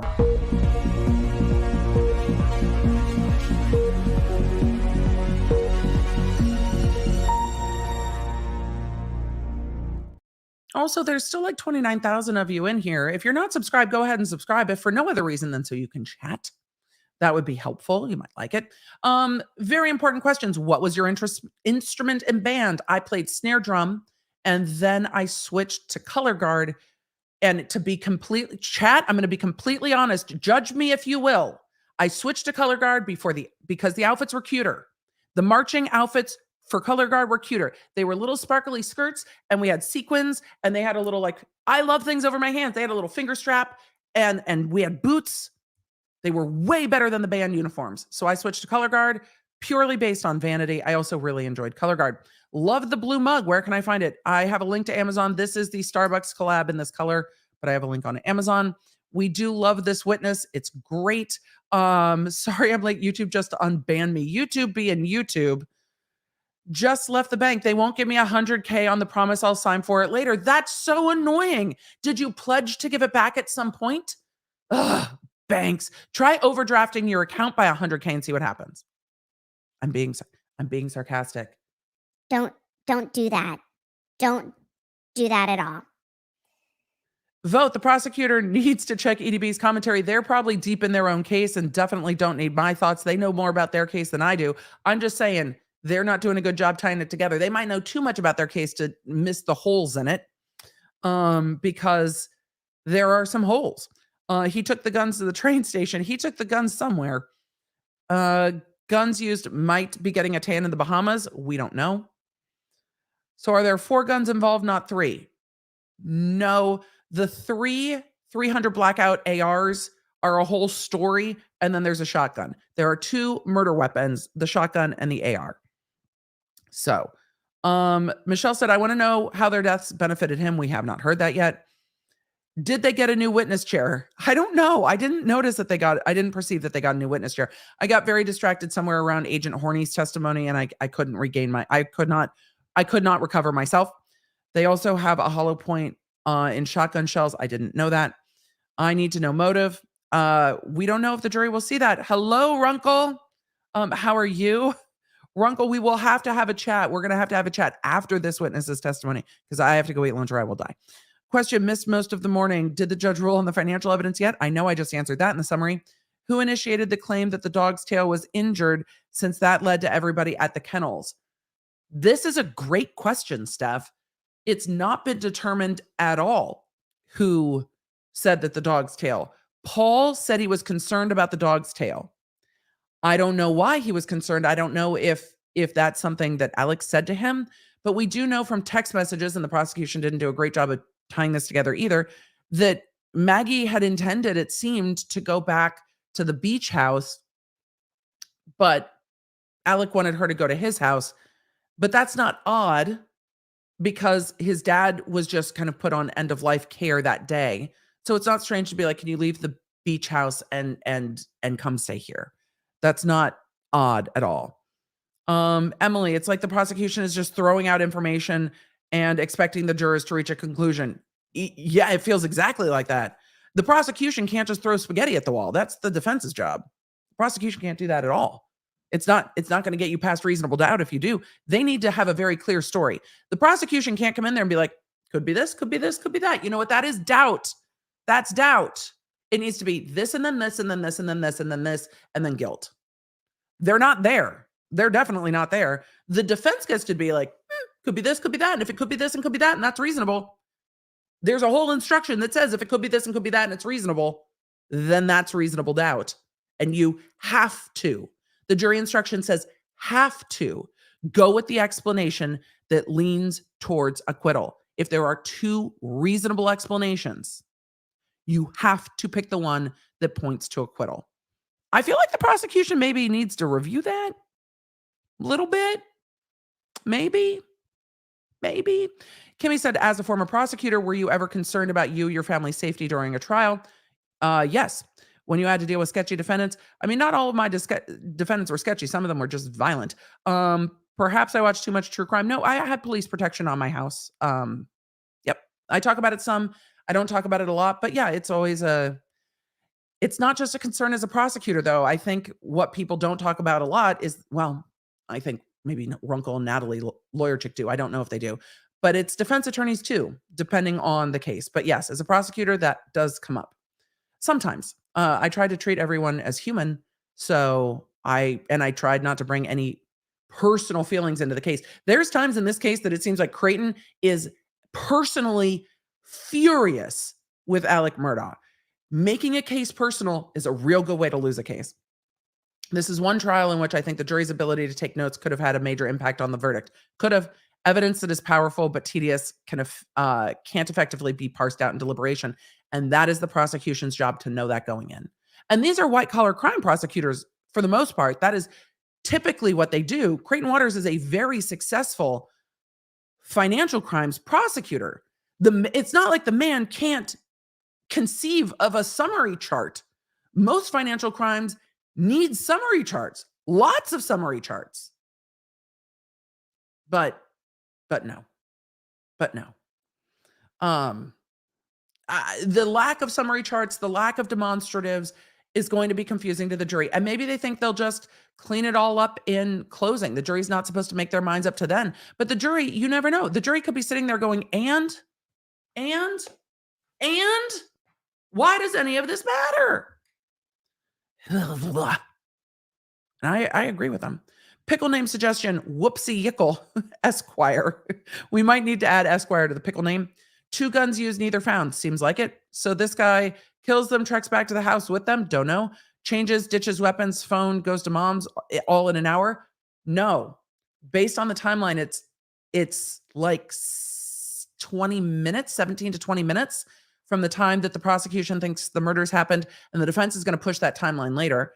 It's like 17 minutes from the time from 8:49 when the phones go silent to 9:06 when Alec is driving or reportedly driving away. We don't have that car evidence yet, but there is, or we heard in opening that there is a tarp or a raincoat that had a bunch of GSR inside it recovered from the mom's house that the prosecution's going to argue the guns were inside. That's why there's GSR on the inside of it, that the guns were inside it and those guns were put in the car and taken to mom's. Mom's house wasn't searched for months and months and months.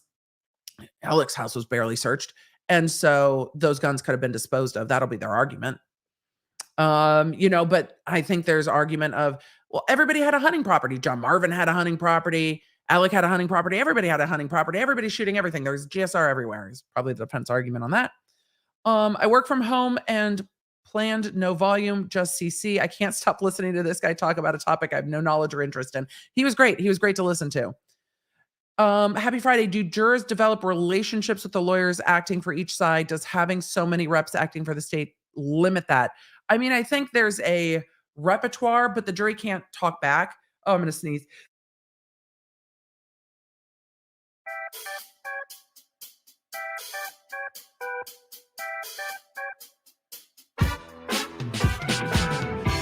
Sorry, that sneezed way too fast. So the jurors kind of gain a trust. Having so many different attorneys kind of breaks that flow, but it breaks up the tediousness of this testimony sometimes. Went to high school with 2 guys that were best friends, last names Glasscock and Hollow Peter. Glasscock and Hollow Peter. Sorry, I read that badly and it makes it less funny. The names are wild, Glasscock and Hollow Peter. They had to be best friends. They had to be. Just came back from taking my real estate. I was 1 point off. I need 30 to pass and scored 29. You've got this, Dee Dee. Do it again. You've got it. You've got this. My daughter plays for the Buffalo Bills drumline. I didn't know the Buffalo Bills had a drumline. That's amazing. But it's 17 minutes where Alex said he was sleeping, and that was in the video. Yes, that's true. But it's still fast. But yes, that's true. He said he was somewhere else. So with that, you guys, there are who knows where the missing guns are. They don't have them. But we also have Maggie's phone yeeted down the road. there's a lot of questions in this case that just aren't answered yet.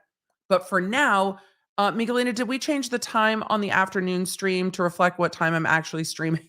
What time am I streaming this afternoon? What time did I say I was going to stream this afternoon? I don't remember what time I said I was going to stream, but I think we changed the time to reflect what time I'm actually going to be streaming, which is like 1:40 p.m., like an hour from now. That stream's already populated if you want to pop over there. I will be back after lunch. Yes, we did 1:40 p.m. Central Standard Time. So about, a little less than an hour from now, I'm going to go get some lunch. I suggest you do the same. We'll see what happens this afternoon. I don't know if we're going to get another witness after this witness. This witness is going to take some time, but we need to see the tie-in in the gun casing. So I will be back at 1:40. It is time to go. I wish I had shrimp fried rice. I'm definitely DoorDashing food this evening. It's going to happen. With all of that, I appreciate all of you. Thank you for being here. Thank you for being law nerds. Thank you for subscribing to the channel, supporting the podcast, and everything else that you do. I will see you after lunch. You can find all the Law Nerd goodies at lawnerdshop.com. Connect with me on social media at the Emily D. Baker. And don't forget to check out my podcasts, The Emily Show, and the new podcast, Quick Bits, summarizing everything I talk about on my Tuesday and Thursday live streams.